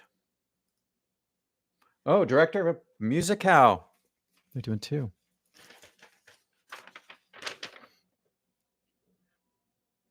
I'm going to say no. I want Michael to win. I want Michael to win. He did a great job. Good job as well. He's really making his name. Jamie Lloyd's going to win. Look at that photo of Jamie Lloyd. He's punk.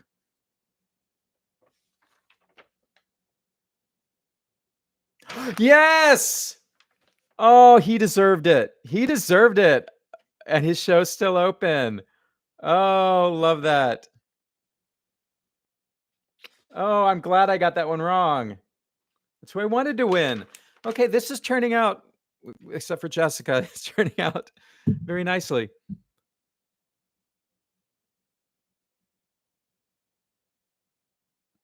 I'm so happy he won.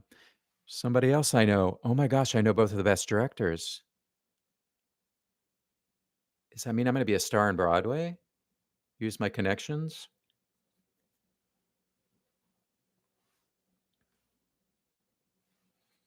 Perfect? Maybe.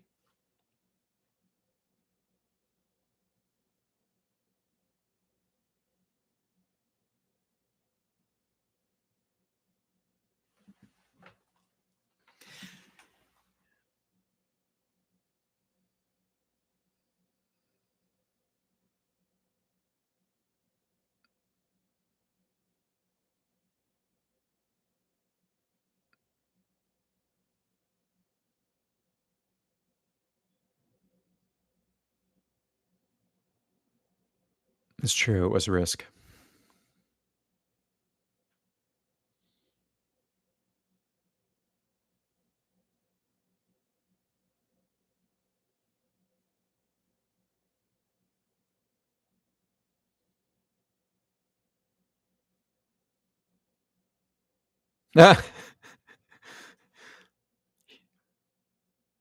Oh, okay. So I met Michael Arden years ago. He was a reader for me and in an audition.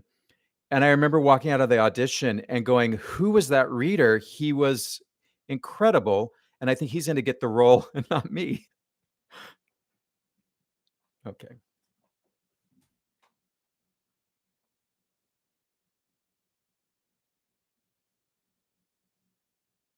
she going to sing?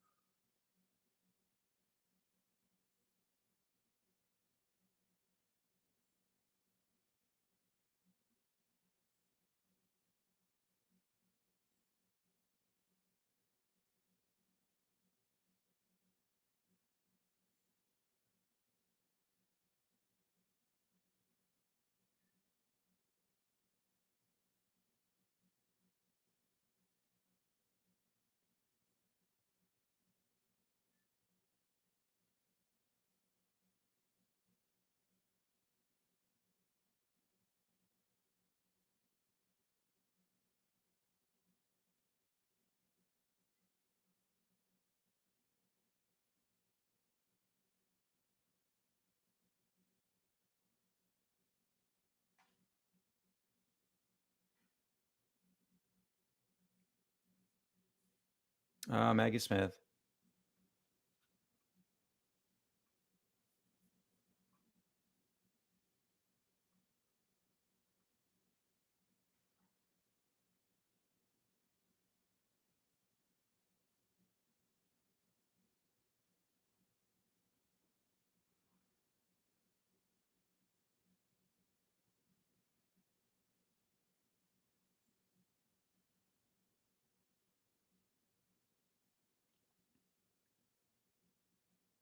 That was beautiful.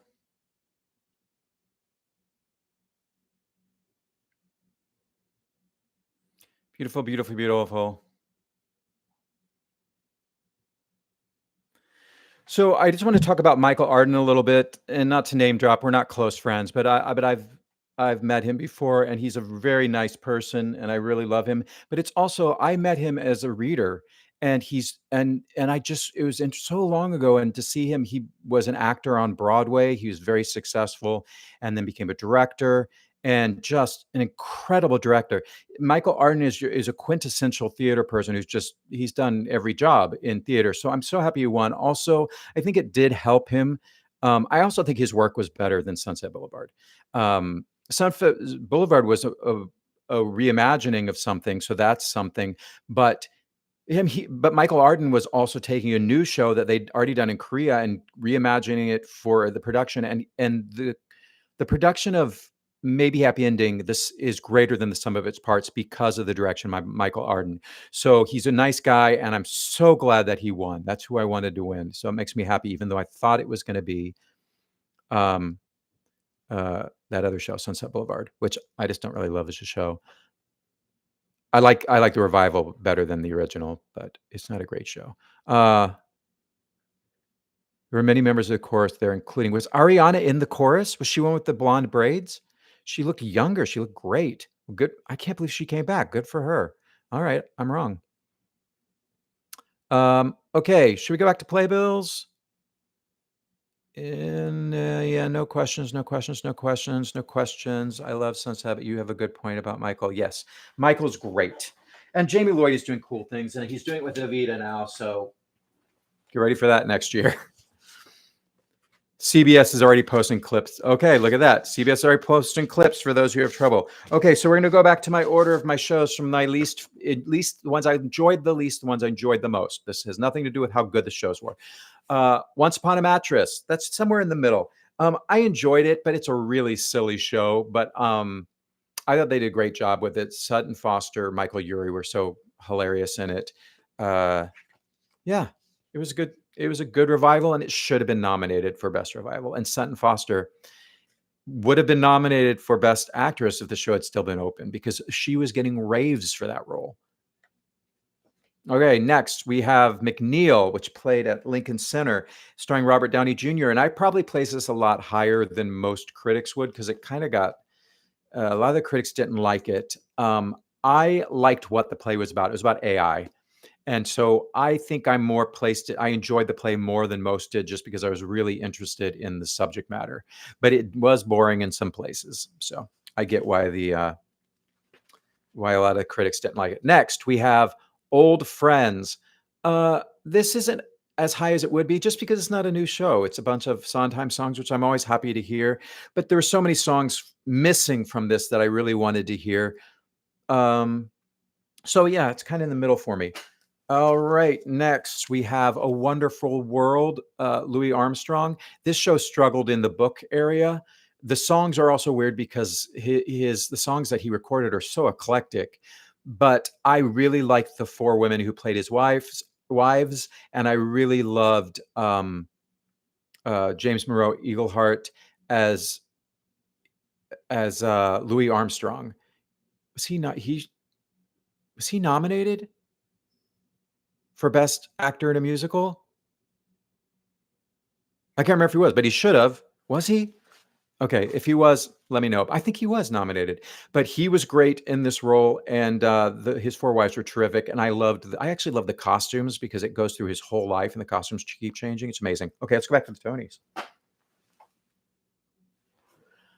Who do we got? Oh, we got Call Me Izzy, star Gene Smart. She's not, I didn't know how tall she was. Sarah Paulson's tall. A man-eating dress.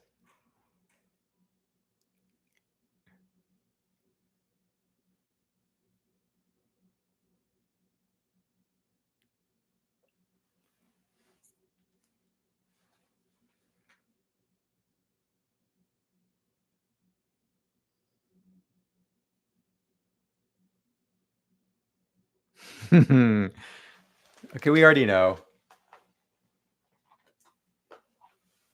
We know.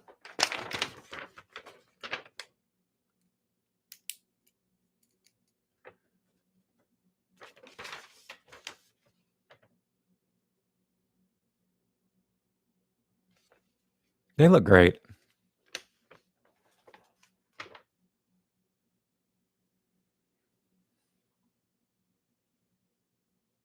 Yeah. Good luck, George Clooney. This is Cole's to lose.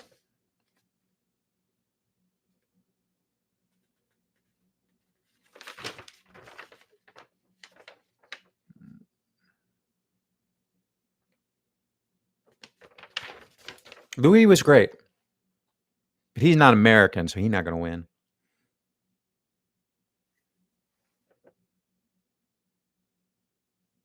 Cola Scola. Cola Scola. Okay, so for those of you who didn't get to see Cole's outfit earlier or haven't seen it online, here's Cole booking it up, running like Mary Todd Lincoln. They should make it the faster you get to the mic, the longer you get to speak, right? That should be the rule. The quicker you get to the mic, the longer you get to talk. It should start from the moment that your name is announced. Of course, now you got to wait for the audience to be quiet.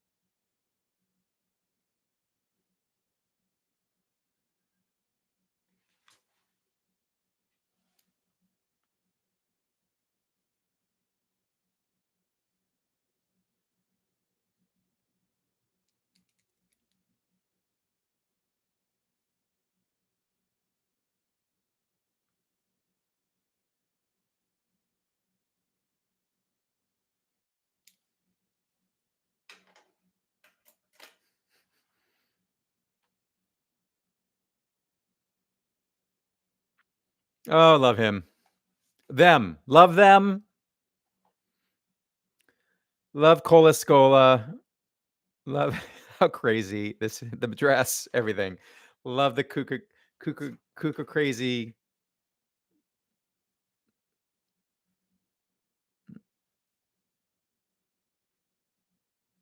work. Oh, it is Goldsberry, not Goldberry.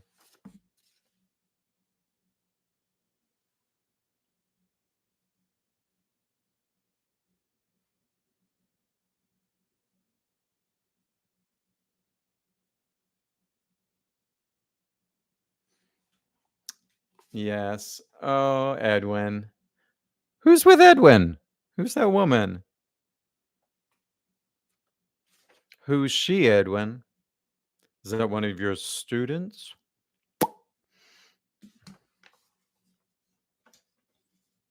There's Harvey. Love Harvey. I'm glad they gave him a shout out in the main thing. Dead outlaw. Bing, ticka, bing, ticka, bing, ticka, bing, ticka, bing.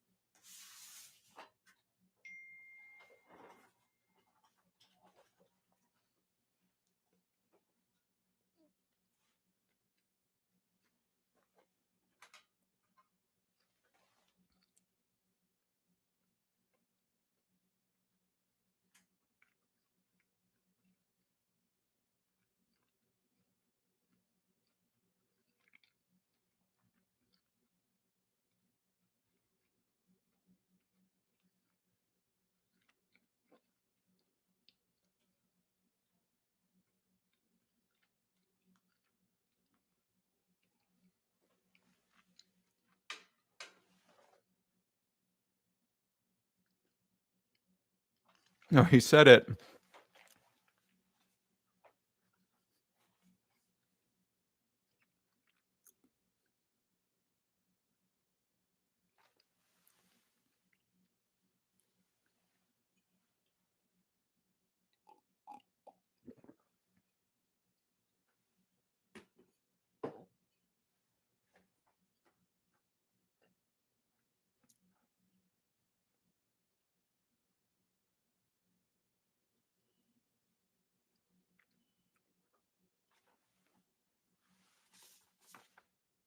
Bow, bow, bow, bow.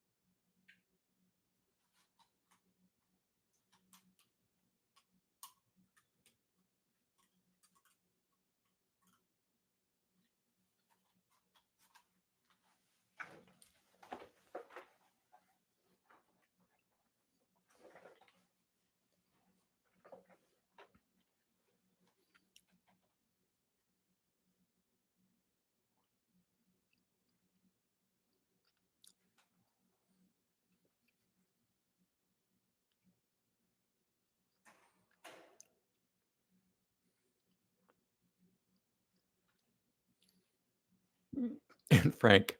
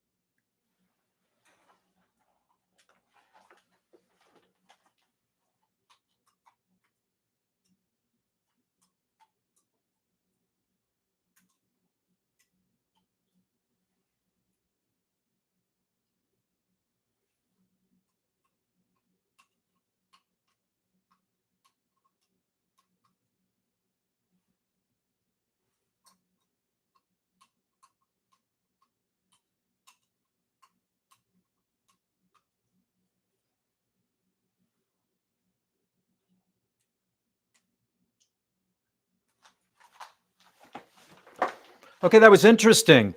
They decided to focus on Jeb Brown instead of Andrew Durand. That was kind of a mashup of a couple songs from the show, but I thought that really worked well. That would make me interested in the show, and that is such a catchy song because of the repetition. All right, best revival.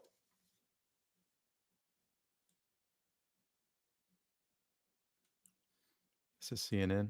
All right. Yeah. So I really enjoyed that, guys. Oh wait, unfiltered. It's a commercial. Okay, yeah, I thought that was a good choice of a number to do. I liked how they included the newscasters, included everybody in the cast. They included Andrew Duran. They really focused on Jeb Brown. I think because they probably knew that he had the best chance of winning, even though I don't think he will. I thought that was a good choice. What do you guys think? All right, I got to mark that one down. Where's my pen? That was that was an award. That was a performance. All right, let's go back to my play burls. See if we can get through these. Ugh, ugh. Oh, they're on the ground. Okay. So next, working from my least enjoyable to my most enjoyable experiences in the theater this season, we have Glengarry Glen Ross. Now, this wasn't the best production of the show, but I think it's such a great play that any production of Glengarry Glen Ross, as long as the actors are passably good, and many of the actors in this were actually excellent. Um, Despite some of them were miscast, but it was worthwhile. I enjoyed it. I like that play. All right, next we have Pirates, the Penzance musical. This one was a lot of fun. It's very light. It's a lot. It's just a fun time. My biggest issue with it was I just had a really hard time understanding the lyrics because when they changed the style of the music to fit more New Orleans, it lost the space of the operetta's original orchestrations, and it just I had a really, especially when you start bringing horns, it's just I can't understand what people are saying, but it's fun. And David Hyde Pierce alone was, and if I really thought David Hyde Pierce should have been listed as a supporting actor, and he could have won for best supporting actor in a musical. Have we announced that one yet? We haven't, but I don't think the competition's that stiff. Speaking of Dead Outlaw. All right. Next is Elf. This is not the best production or the greatest musical, but Hanson, his name is Hanson. What's his first name? His name is Gray. Gray Hanson is great, was so great, so enjoyable in this that I really enjoyed myself during the show. It's light, fun, silly. His performance was so good that I just really enjoyed my time in the theater.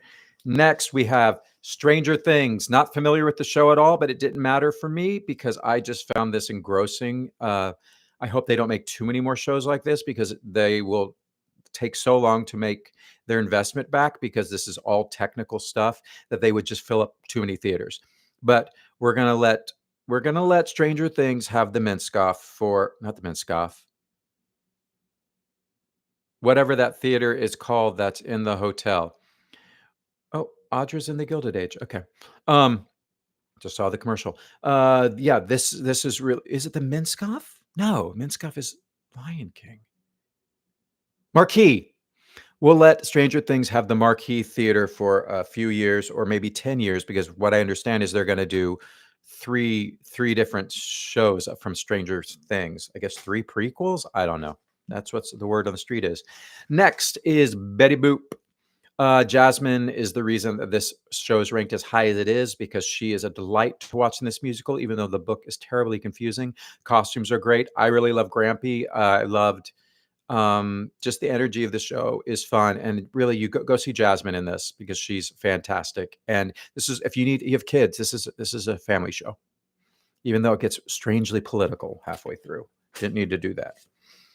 Next, through this, I never had this playbill because I saw it off Broadway, so it was just a piece of paper anyhow. But Job, two-hander which is it's a really nail-biting play. I would have placed it even higher if ultimately it's one of those plays that after you see it, you start thinking about it, it stops making sense. But in the moment, it is. That play is really exciting. Okay, are we going back to Tony? No, I see the cast of Operation Mincemeat. No, that was just a teaser. Okay, next one we just saw Dead Outlaw. I love the score for this show. Yeah, and the music was written first for this show, and that's part of the reason I do have a problem with it. Is although Itmore Moses did a great job of writing a book for the show, I feel like it's really hard to write songs first and then try to write a book around it. You know, the other shows that struggled with that were Swept Away, and basically any show written by Elton John, because it seems like he writes the songs. I'm kind of joking because I'm sure they have meetings and at least tell him what the plot of the show is. But sometimes his songs feel like the book writer is having to write around the Elton John songs. I'm seeing a Mamma Mia commercial, and that makes me feel a certain way. Okay, you already know you're gonna love it. All right, next I have Real Women Have Curves. This is a show where I felt like I thought that the directorial vision could have been stronger for this show because I think the elements of the show, the book, the music, the lyrics, the actors, are all quite good, but I didn't feel like the costumes, the set design, the lighting design, the choreography, even though it's directed by a choreographer, I just didn't feel like it was cohesive and really it wasn't doing something with this material that you wouldn't kind of anticipate any director would do with it. It just lacked that really special oomph that someone like Michael Arden gives to every project that he works on. So yeah. Next is Hills of California, throughout that playbill. I know some people didn't love this play, but I loved Hills of California. It's long. It was like almost 3 hours. Oh, we're going back to the Tonys. We'll talk about Hills when we get back. Okay. Gypsy. Wait, we're doing another commercial. Never mind. Oh, this is introducing the show. Wait, why is there a commercial? Is she going to perform Rosa's turn?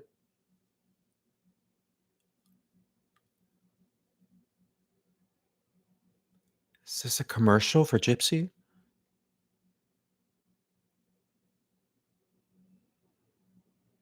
No, okay. I swear that was a commercial. Well, what is the Tonys but a long commercial? Dun dun dun dun dun dun dun dun dun. Yep, here we go, guys. Buckle up.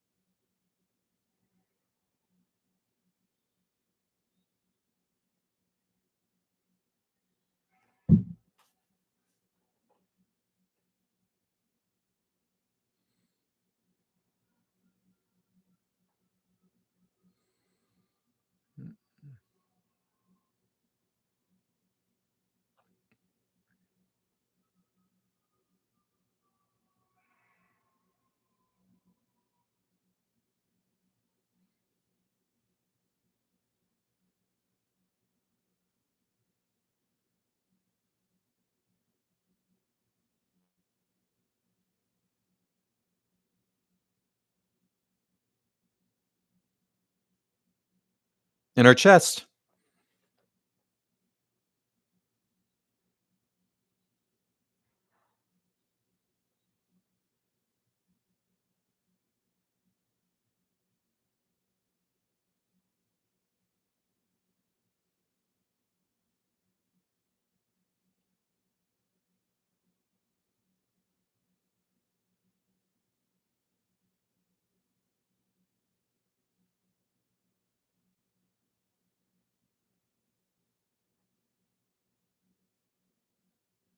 Come on, Audra.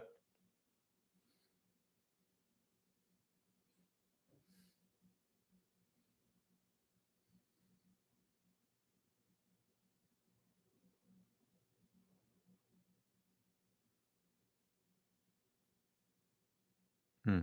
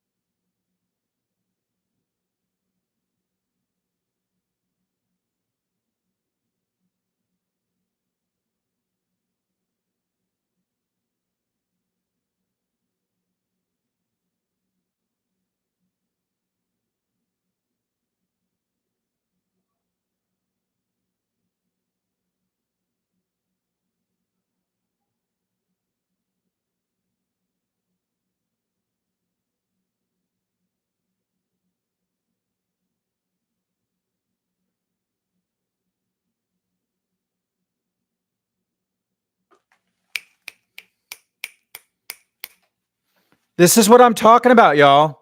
She found a way to do it where she shouts that stuff where it's in between, where she really wants to flip into her head voice, but it's not going to sound quite right. She shouts it or she screams it or she puts some gravel on it. come on. The emotion in that performance. I don't care that she can't belt the last note. It's her head voice, but she's got chest and it's got presence to it. So yeah, argue with me on that. I thought she sounded great.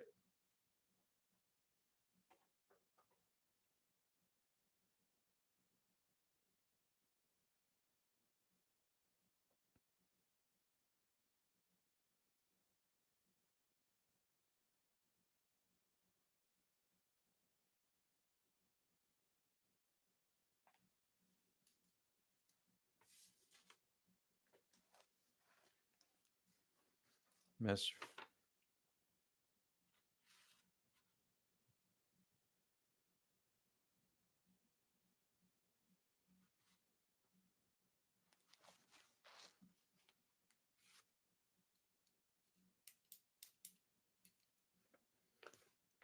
No, not Pirates.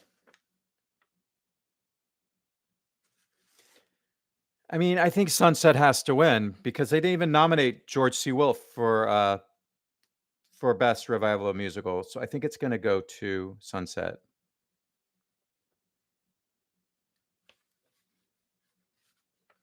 It's like if you don't nominate the director, how can anything else win it? Look at this badass boy. Dude, I don't want to meet him in a dark alley.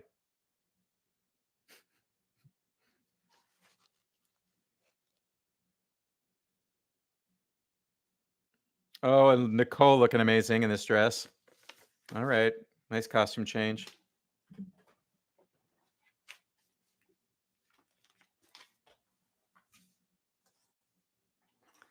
Oh, I should be talking while they're walking up. Yeah. This is such a reimagining of the show. What is with this tattoo?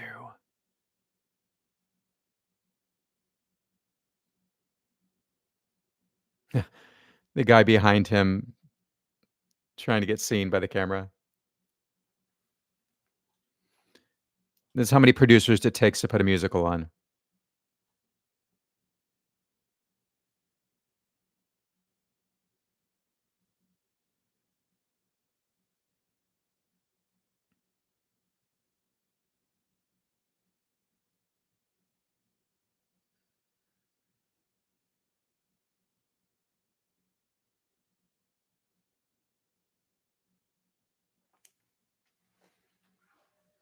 Yeah, your piece wasn't so great.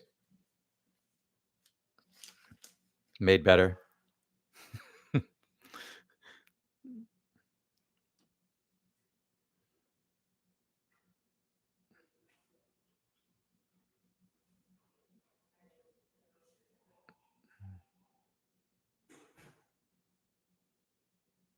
Oh, that's it.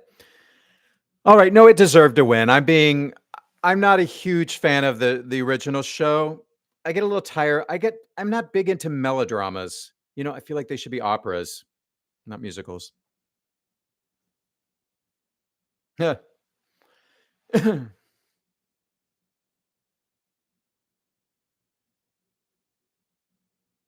Great outfits on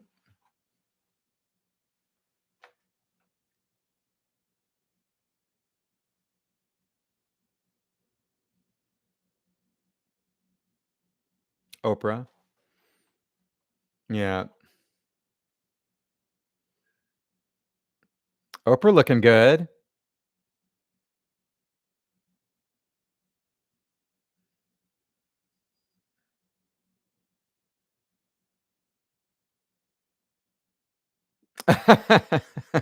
Love it.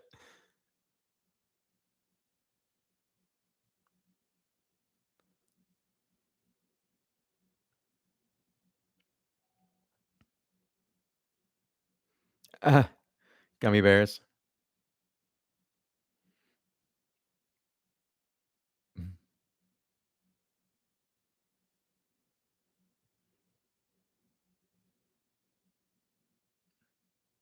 She looks great.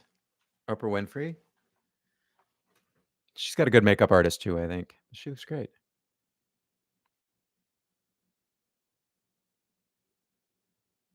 I know.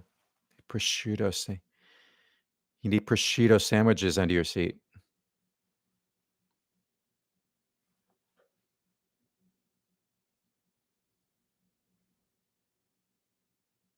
I love this outfit on Cynthia. Oh, wow.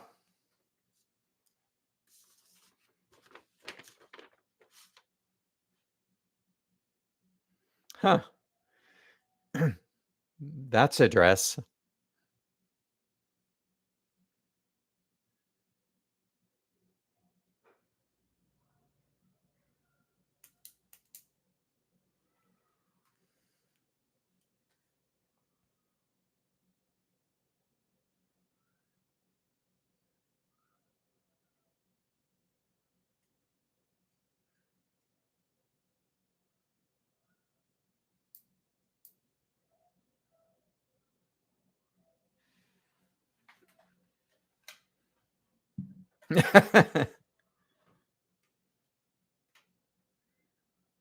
That's why she looks like she just had a baby. Don't you feel bad now for commenting on her body?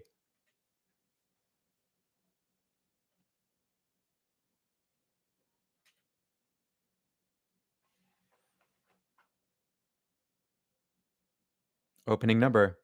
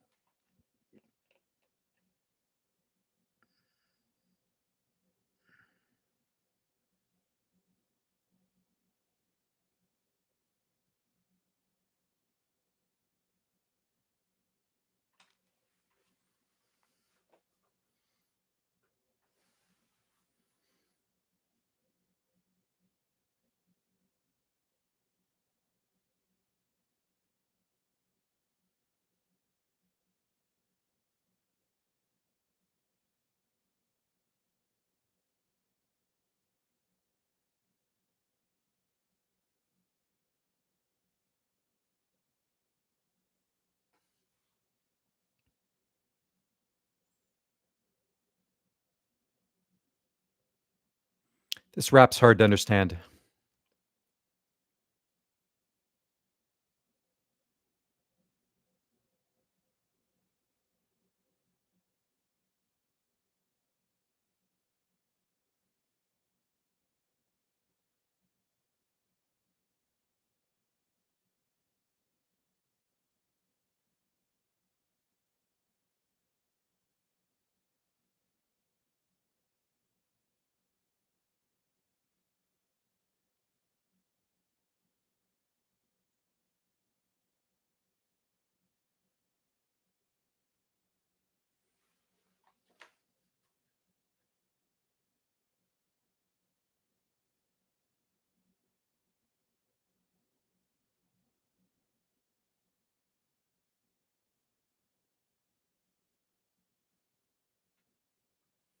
Yay. They've had a lot of experience doing these because they also did West End Olivier Awards, and I think they did the same number. That's a combination of a couple numbers. I wish there was one point where it slowed down a little bit though, because that really fast rap for that one person in the middle is really hard to follow all of that lyric, even on TV where we can really see their lips. But congratulations to Operation Mincemeat cast. That was fantastic. It was so good. I love that show. What I love about that show, except for that trout lyric, which I think it was. Oh no, he talks about newts later. But I mean, sometimes the lyric is a little silly, but it's actually got a lot of wit and humor to that show, which I really, really enjoy. All right, let's see. Let's see. Oh wait, I saw Mincemeat yesterday. Was bored and didn't quite get the show. Am I just getting old and mean? Matt's Broadway gospel. Well, if it was because you didn't understand what they were saying, and that is the difficulty with this show, is that it is a lot to take in, and I saw it in London first, so I was at a little bit of an advantage for that. So sorry if I misled you. Maybe it wasn't for you. I think the whole number is a bit, yeah. That's the hardest thing about this show. It's because it's British dialects, it's different British dialects, and they speak really fast. That's the one caveat about this show. All right. The whole show has been needs Patty. Patty LuPone. No, she's in hiding right now. She's temporarily canceled, I believe. All right, so let's go back to, let's see if we can work through the rest of these shows. Where were we? Oh, we were Hills of California, right? Anyhow, I just think Hills of California, despite being too long and having male characters that really could have just been cut, I found the show very moving, and I thought it was brilliantly directed because it takes place in two time periods, and the way that it was directed really made it clear. And the use of the staircase at the end for the final moment was really beautiful. All right, so next up, speaking of Sunset Boulevard, that's the next one.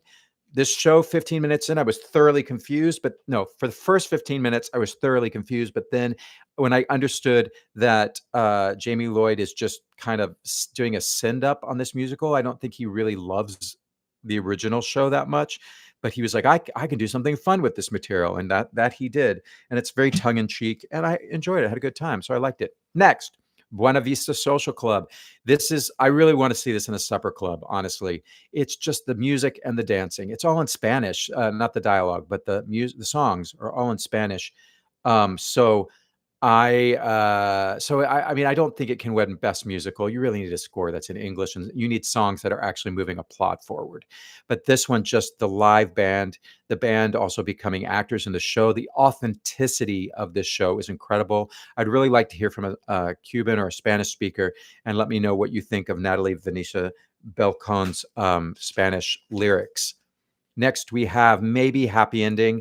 This show has been growing on me because I do appreciate the craft. My biggest problem with this show is just too many ballads. But, it's that kind of show. It is. And also, I was thinking more about this since I did my second. Some of the things I said I was confused even the second time. The more I thought about it, the more I understood. One important point of this is that these robots are really high end and they're only owned by really rich people. So it's not the same as an iPhone where they're ubiquitous, because that really may be like, gosh, how many helper bots, how many versions are out there that they can put them in a retirement community after they retire. But I think the idea is that there's only a few. So it might have been nice if they would have said, I'm a version 3, I'm one of 50 models, and only 10 of us remain, or something. I don't know. The more I watch this show, the more I enjoy it because I really get into the craft. But also the more I see how it's breaking a lot of rules. There's a big rule that you don't sing a lot of ballads. This sings a lot of ballads. You don't sing songs about people pitying themselves. This has songs about people pitying themselves. It's that was my big hard time, is this. You have to be really heartfelt about this show because a lot of the songs are sad, but they're beautifully sad. So if you like beautiful sadness, Maybe Happy Ending. And it has an uplifting ending. Next, Smash. I know you're thinking, what? He liked Smash more than Maybe Happy Ending? I enjoyed it more. It was silly and fun. And the dancing was great. I just thought I had a great time on this show. But I don't know the television show, so I had nothing to compare it to. I just thought it was it was like a backstage farce about a musical about Marilyn Monroe. And I laughed a lot and had a great time, but was aware that the songs do not move the plot forward. Again, I'm saying the shows I had the best time in the theater and not the shows that I think are the best written or should win the most awards. All right. Oh, we're back to the Tonys. Cynthia in another outfit. Love it. Aliki Cavalier. That's a great name.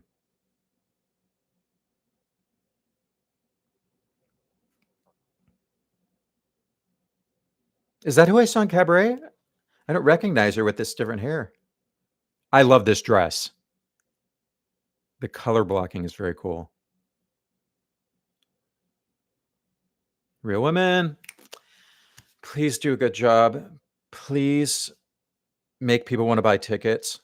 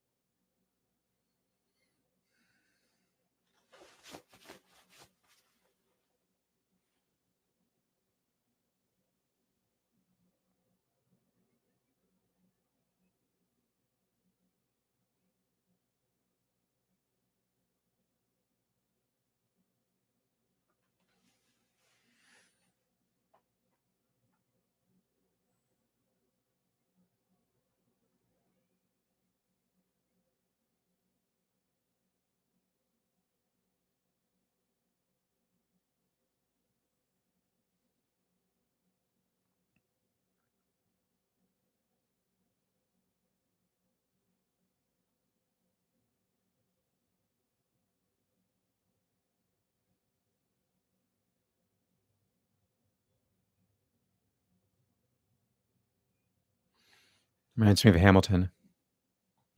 It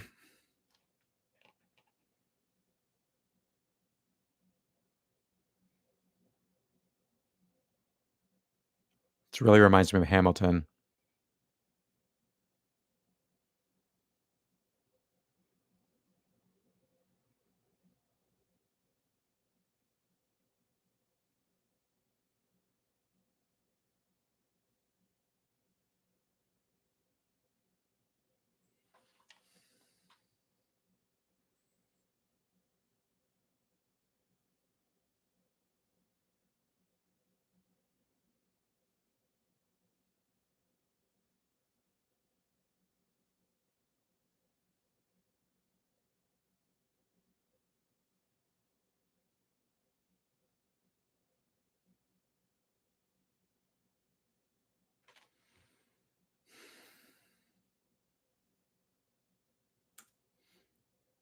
That's not the song I would have chosen. That song reminds me way too much of Hamilton, but maybe they're hoping that people who tune.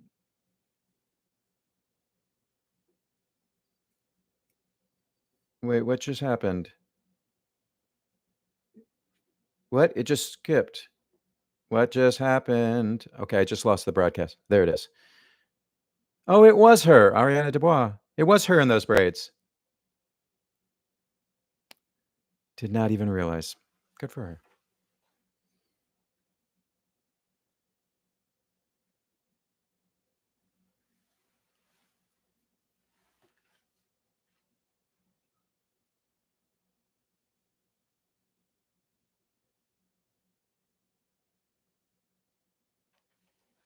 Actor in a musical, baby.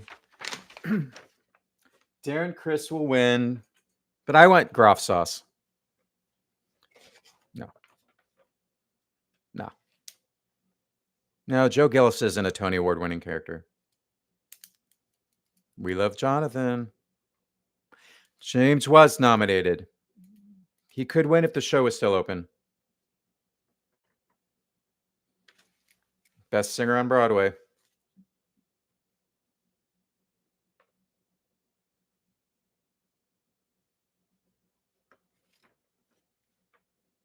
Darren Criss, that's who we thought. Congrats, Darren. You're the best. You have curly hair, but you wear a straight haired wig to make you look more Asian. I don't know why I said that. It's not important.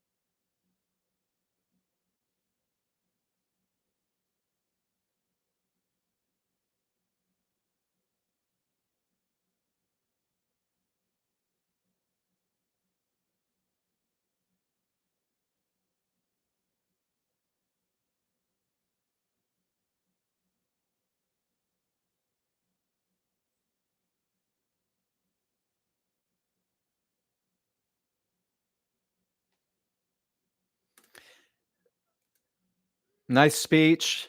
That tuxedo looks like something Mickey Mouse would wear, or someone in Betty Boop would wear. I think I liked his sparkly one better. Okay, are we taking a break? Yeah, taking a break. All right. Well, there's a lot to cover there. I was a little disappointed with the choice of the song for "Real Women Have Curves." What did you guys think? Did you think that that's going to sell tickets? It's just sounds so much like Hamilton. And someone else was mentioning that Operation Mincemeat sounds like Hamilton. Operation Mincemeat throughout is referencing a lot of Broadway style songs, and it's kind of just what they're doing. But I feel like a lot of Real Wind Have Curves, they have a lot of songs that don't feel like they're doing that. So I don't know.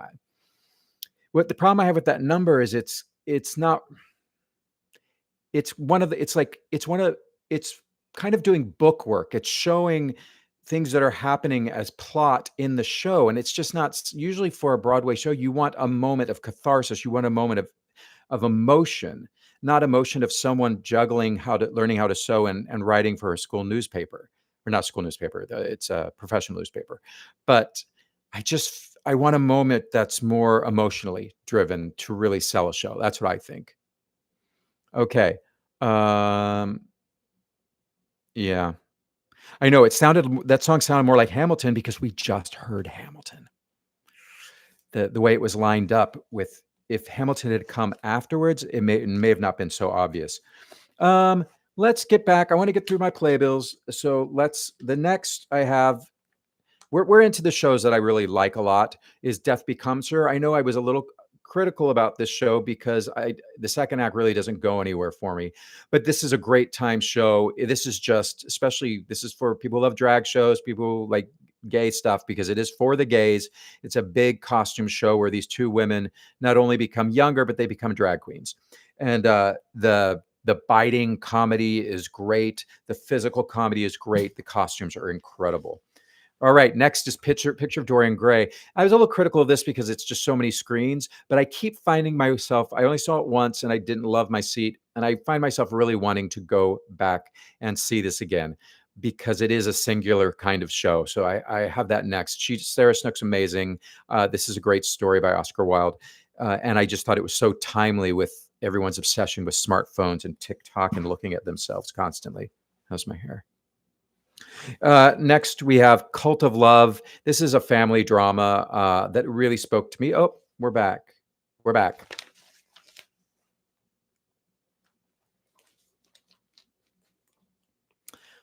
Oprah looking great. Look at that hourglass figure. She's got the stripes on the side to accentuate it. This shows you what a nutritionist and a physical and a trainer can do for you.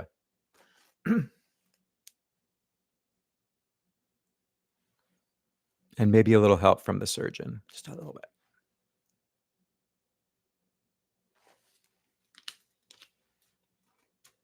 Oh, is that a Patti LuPone reference? No.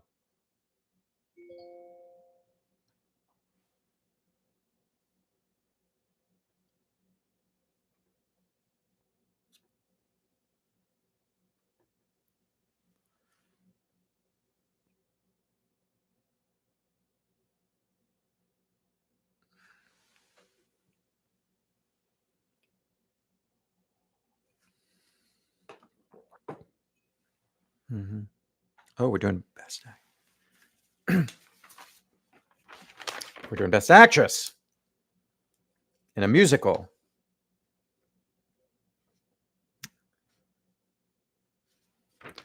Okay, guys, I have Nicole down, but I don't want Nicole to win. I kind of want Jasmine or Audra, but we haven't seen Jasmine perform yet.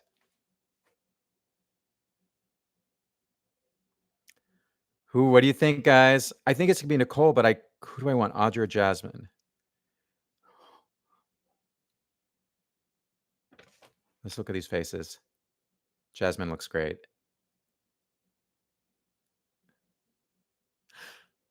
Oh, of course. Yeah, that's who we thought. Well, she got what she wanted. Now she can go do other things and leave Broadway behind her.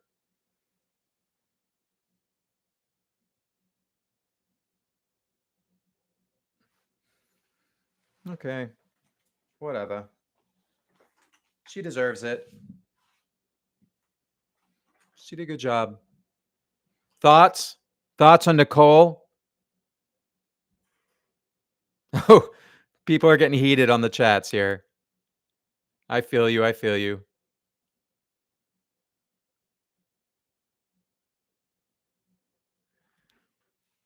I'm surprised you can breathe in that dress. Don't cry for 90 seconds, honey.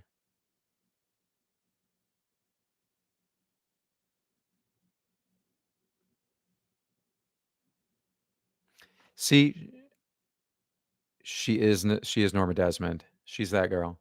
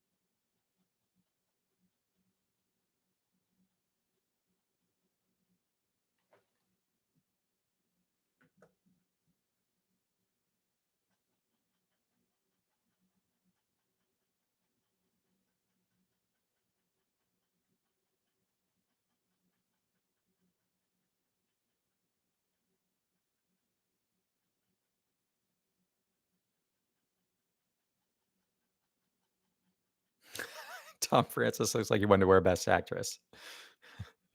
Luca Magic.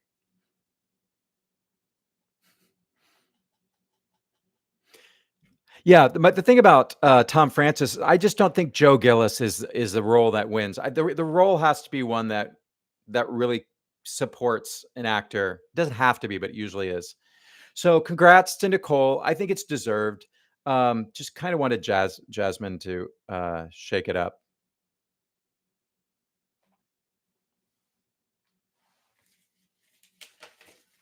Best musical, babies.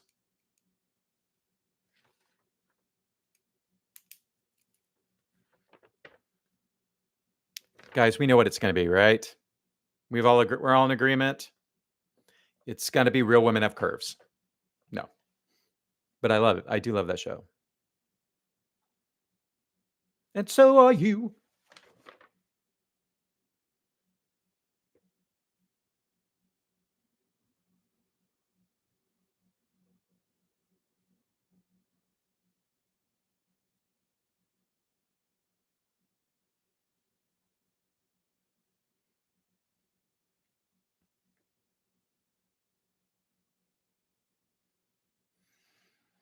All right. Announce maybe happy ending, and then we can all finish our sandwiches. Maybe happy ending. He did it fast. He did it fast. He knew. He's like, we got to wrap this thing up. Wow, they really swept, didn't they? Maybe happy ending. Did they win all their categories? Did they win all their categories? Is it ironic that the one show that I kind of didn't like swept? What do I know? I know nothing. All right. I know what I like. Congrats. Congrats.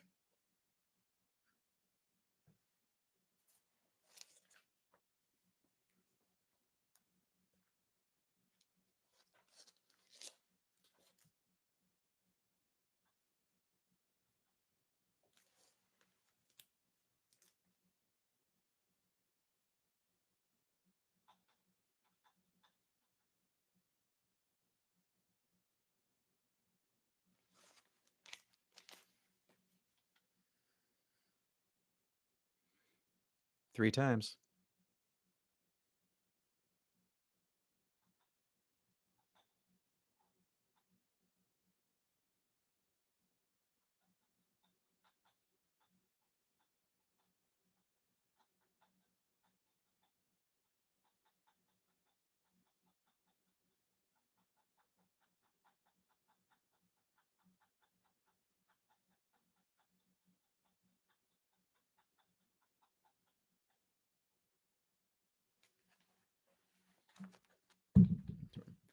All right. Are we done? I think that's all the awards. Yeah, we always end with Best Musical. Hey, Leia. All right. No surprise in that. So, are we wrapping it up? What's happening? Cynthia, take it away in a different dress. Ooh, nice. This dress. Yes. Ostrich.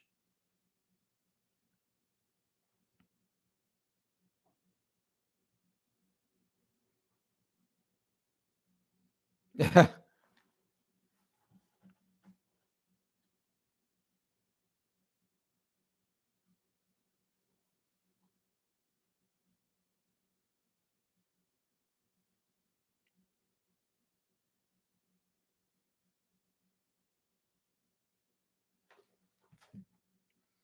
did Lynn write this?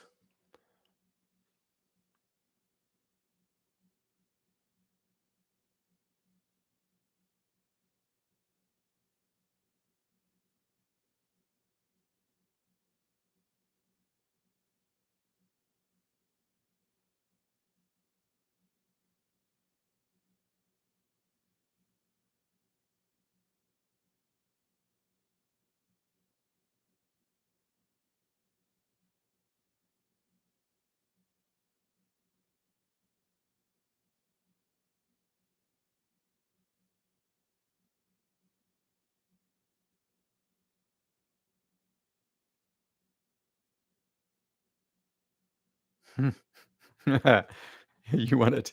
You won a Tony.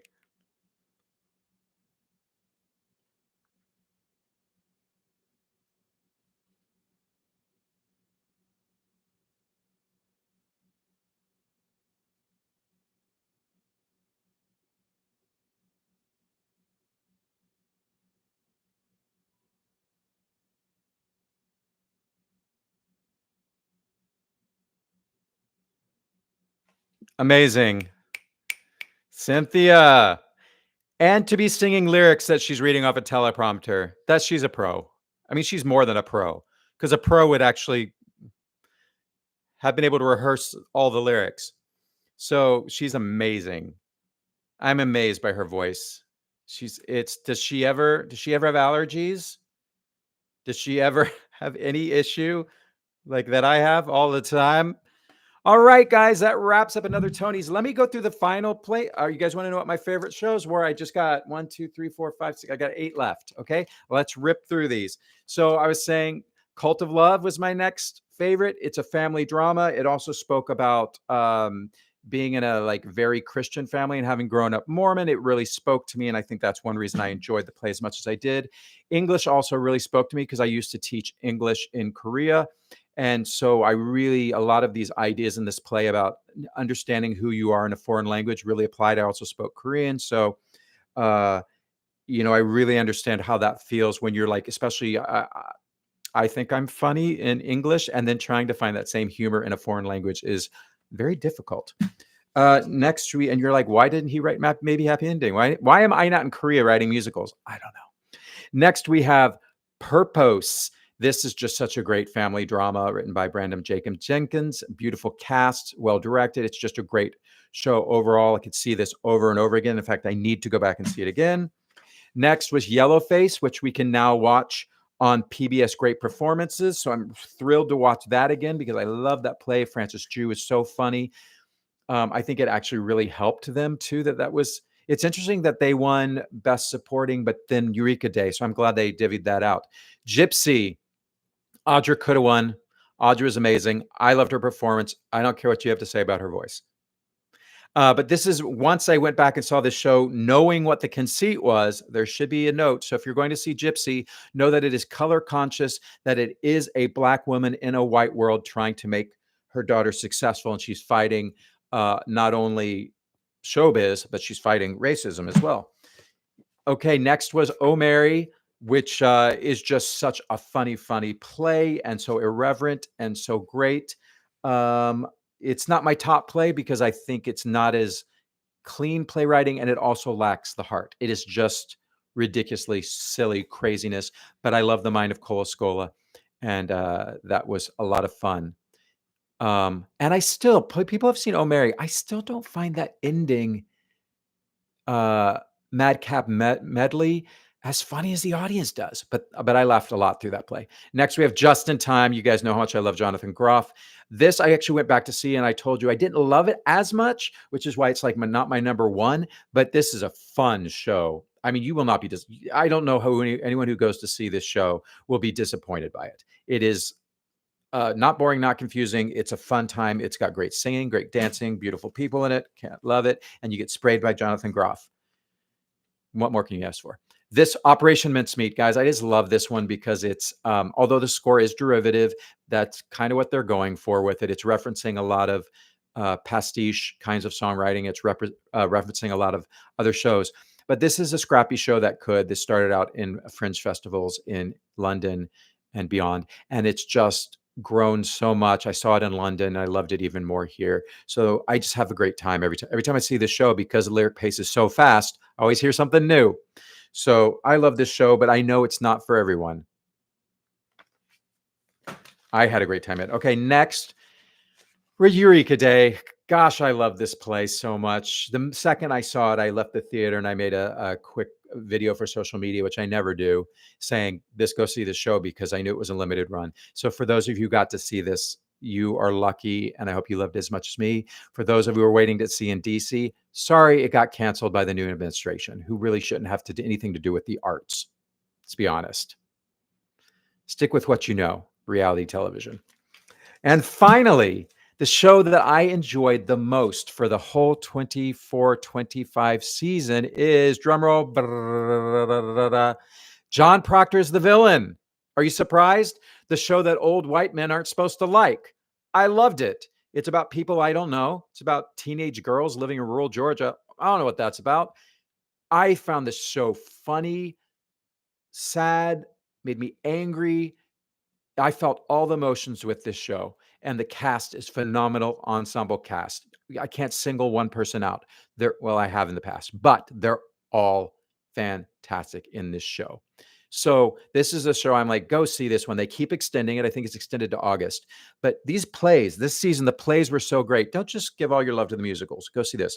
And also go give some love to, go get the discount tickets and go help out, at least be a body in a seat and go help out Real Women Have Curves, because they didn't walk away with any awards. And also Dead Outlaws going to need your help as well. So if you love Broadway and you want these shows to keep going, you can score some affordable tickets. Though anything, and I've said this before, anything on Broadway is worth seeing. There's something you're going to find for, especially when you get a ticket for $35, $40, $45, $50. I swear it feels like it costs $50 to go see a movie now. By the time you buy popcorn and a drink and the ticket price, it's like $50. So go support Broadway. Go check out these shows that aren't going to last. They're all worth seeing.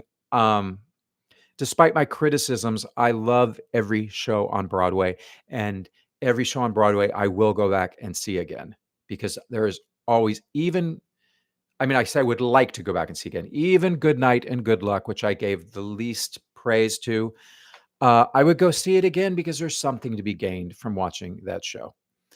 And great, I can watch it I don't have to go back to the theater because we can watch it on CNN or whatever it was broadcast on last night. So check that out, and Yellowface. And I hope Eureka Day gets broadcast sometime. Okay, guys. Gosh, we're coming up on 5 hours. Let's read some of these comments. I'm losing some people now because the show has ended. But I'm going to go backwards through these. Seeing John Proctor Tuesday. I hope you love it. No to Korean musical. What? What is that about? No to me writing a Korean musical. I shouldn't give away my ideas, but I listened to a NPR thing about a boy band and a Korean band. And in Korea, the boys and the girls, you'll see guys walking down the street holding hands who are straight, and same thing with girls. You just keep everything separate.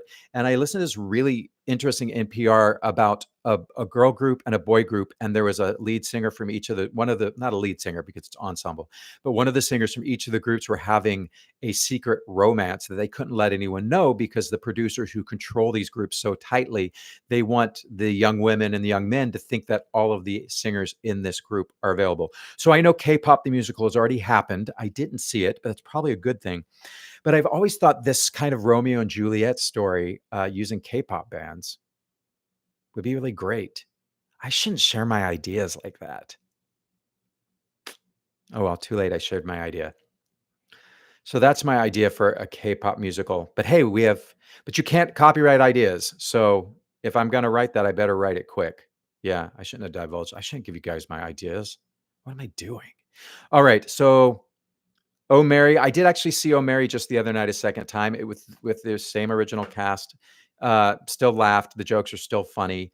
I really want to see it with Titus. If they bring Titus back, I want to see him do the Madcap medley at the end. Can you imagine Titus Burgess singing the Madcap medley? Someone asked about a Korean win go see. Oh, okay. I understand. You responding. I'm looking at these comments backwards because it's easier to scroll up.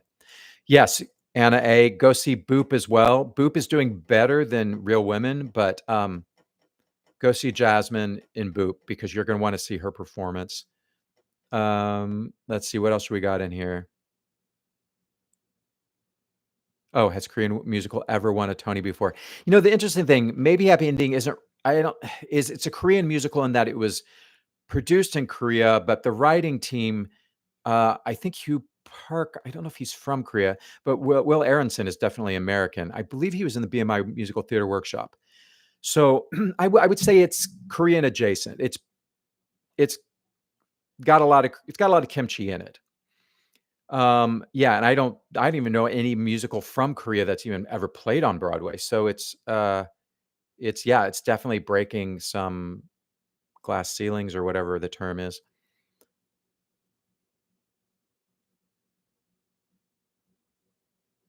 No, they spoke Korean. Yeah, they did it in Korean.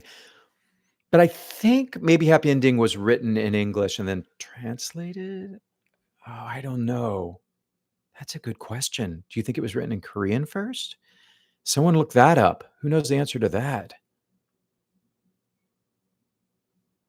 Shame on you, Perry. Okay, I'm reading this backwards, so nothing makes sense. Yeah, Symphony knows how to wear a garment. Ah, sad for Operation Mincemeat. Oh well, they can go back to London where they won the Olivier. Was there any upsets tonight? I was upset by Jessica Heck not winning. I was okay that Kara Young won because she deserved it, so I was upset by that. Was there any upsets? Let me look. Um, I think some people just got shut out, like Dead Outlaw, I believe, got shut out, as well as Real Women, although they only had two. Um, I don't think there were any huge surprises. Kara Young was a huge surprise. And Best Play was a big surprise. I guess not for the people who know who won the Pulitzer, but I was surprised by Best Play going to Purpose. Happily surprised by Michael Arden winning Best Direction, but I wanted that, so it's not a big surprise. I was surprised that A Picture of Dorian Gray won Best Costumes. That wasn't in my radar at all. And sound design, Buena Vista, but I kind of saw that coming because I thought they would not understand. So I don't know how I did. I probably didn't get, I got 1, 2, 3. This isn't my best year. 3, 4, 5, 6, 7, 8. Oh, I got 8 wrong. I didn't do well this year. There was one year where I only got 1 wrong and I won some money for that one. What year was that? That was like 3 years ago. So yeah, this year, didn't do as well as I usually do. But that's okay. A lot of people won who I wanted to win, so that just makes me really happy. Like Michael Arden, Francis Chu, a lot of people who I really hoped would win but didn't think they would won. Still salty about Jessica though. All right, let me check this feed. Let me know what your favorite shows of the year were. Yeah, I wonder what happened with Mickey Joe. Was I the last man standing? Where I'll stay on, guys, till let's do this in even 5 hours. And then I'll finish my sandwich. So we got 9 more minutes. If anybody wants to chat about anything, let me know. If anybody wants to get an opinion from someone who guessed 8 things wrong and who originally didn't like the Best Musical. But the plays, I got the plays all right. I missed the boat on Maybe Happy Ending, and I'm the first to admit it. First to admit it. Thank Matt's bro. Thank you guys so much for tuning into this. I was like, who's going to show? Is it going to be like my mom and 2 other people? But at one point, I think there was maybe like 200, 250 people had tuned in. Now, true, they probably tuned in because they thought I was streaming the Tonys, which I'm like, it wasn't planned, but I'm like, oh, okay. And then they hung around for the chat. But hey, works for me. Sing Springtime for Hitler. MM. Who's MM? Oh, yeah. Audra's Vice was not. Oh, I see. Oh, you're kind of racist there. I don't buy that Audra's voice is not right for Gypsy. Is Rosalind Russell's voice right for Gypsy? Is Tyne Daly's voice right for Gypsy? The only person's voice who's really right for Gypsy is Ethel Merman, because that's who it was written for. But just because Ethel Merman premiered it doesn't mean it has to be sung that way. That's my 2 cents. And Glenn Close did you know, Glenn Close did Sunset Boulevard, and she can't sing it like Patti LuPone can. People are okay with it because she acted the shit out of it.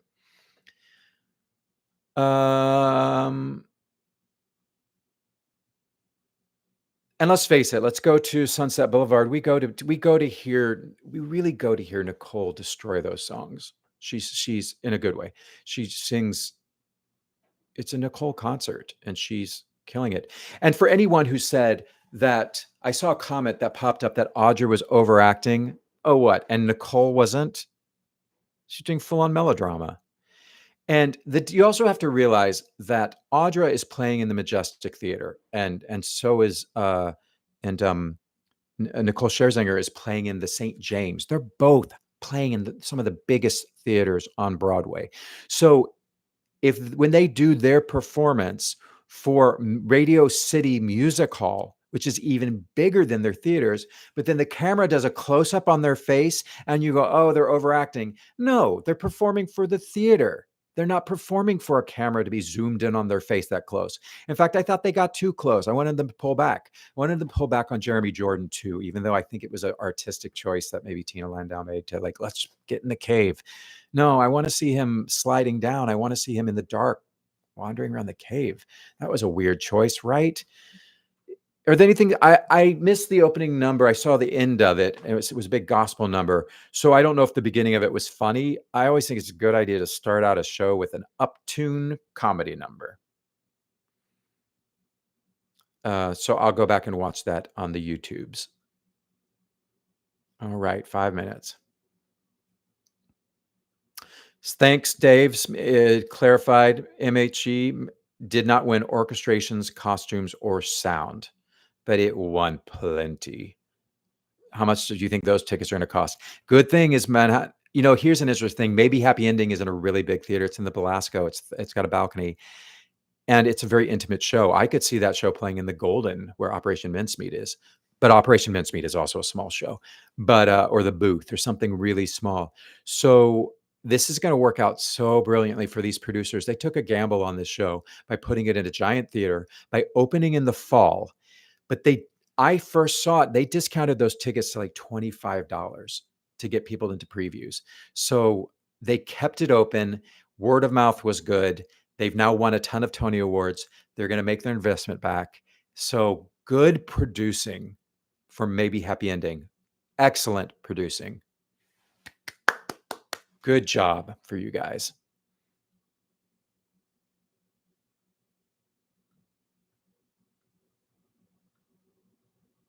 But the comment I too wanted to make between Nicole, I was saying, listen to the fact that Nicole is using her chest and her head. Audra's also using her chest and her head. The difference is Nicole's got more of a pop sound. So her chest and her head voice are really what we're used to hearing in pop music. Patti LuPone originated Norma Desmond and probably belted it more than maybe, I don't know. I'd have to listen to the two. So I'm okay, Audra is mixing her chest and her head. So what? They all do it. She just can't take her chest up into that really belty place. Big whoop. Okay. I like Hamilton, but my heart moved on. However, a friend who only likes Hamilton. Only likes Hamilton? Well, lucky for your friend who only likes Hamilton, there were 2 shows that copied Hamilton, Operation Mincemeat and Real Women Have Curves. So tell your friend to go see those 2 shows. They'll love it because it's got Hamilton references. Okay, Belasco only 1,000, but it is 3 levels. It feels big. But you're right, it's not as big as the Majestic, but it's bigger than the Helen Hayes. Point being, though, that the Belasco has a balcony, and I really don't think balcony seats are great for maybe Happy Ending because it's a play where the actors don't move a lot, but the set moves a lot. So maybe it's okay in the big theater. Okay. I wonder if I can save these comments and read them later.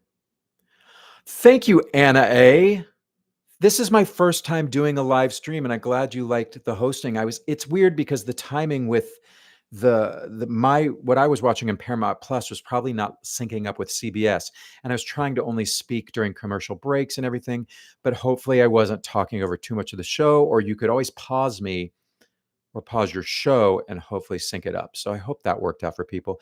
You guys, I think this will stay up on my page for a while. So if you want to leave any comments, like with suggestions of things I can do better, other live things you'd like to see, this is a whole new world. I've only been doing my bored and confused criticisms on my ancient YouTube channel for about a year and a half now. So I'm still learning. I'm still trying to find my voice and how I want to review shows and how I want to bring these things to you.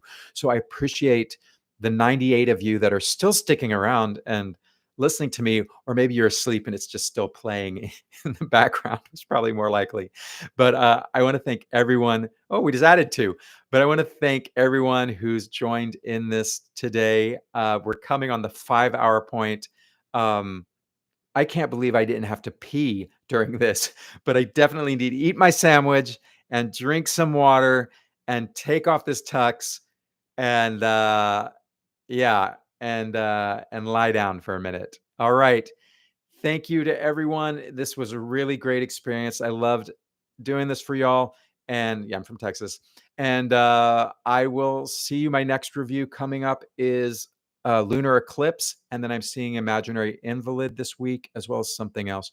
But so you'll see a lot of off Broadways coming. And then the next Broadway show will be Call Me Izzy, starring Gene Smart. You can leave your foyer, yay, my foyer. All right, guys, have a great night. Thanks for joining me.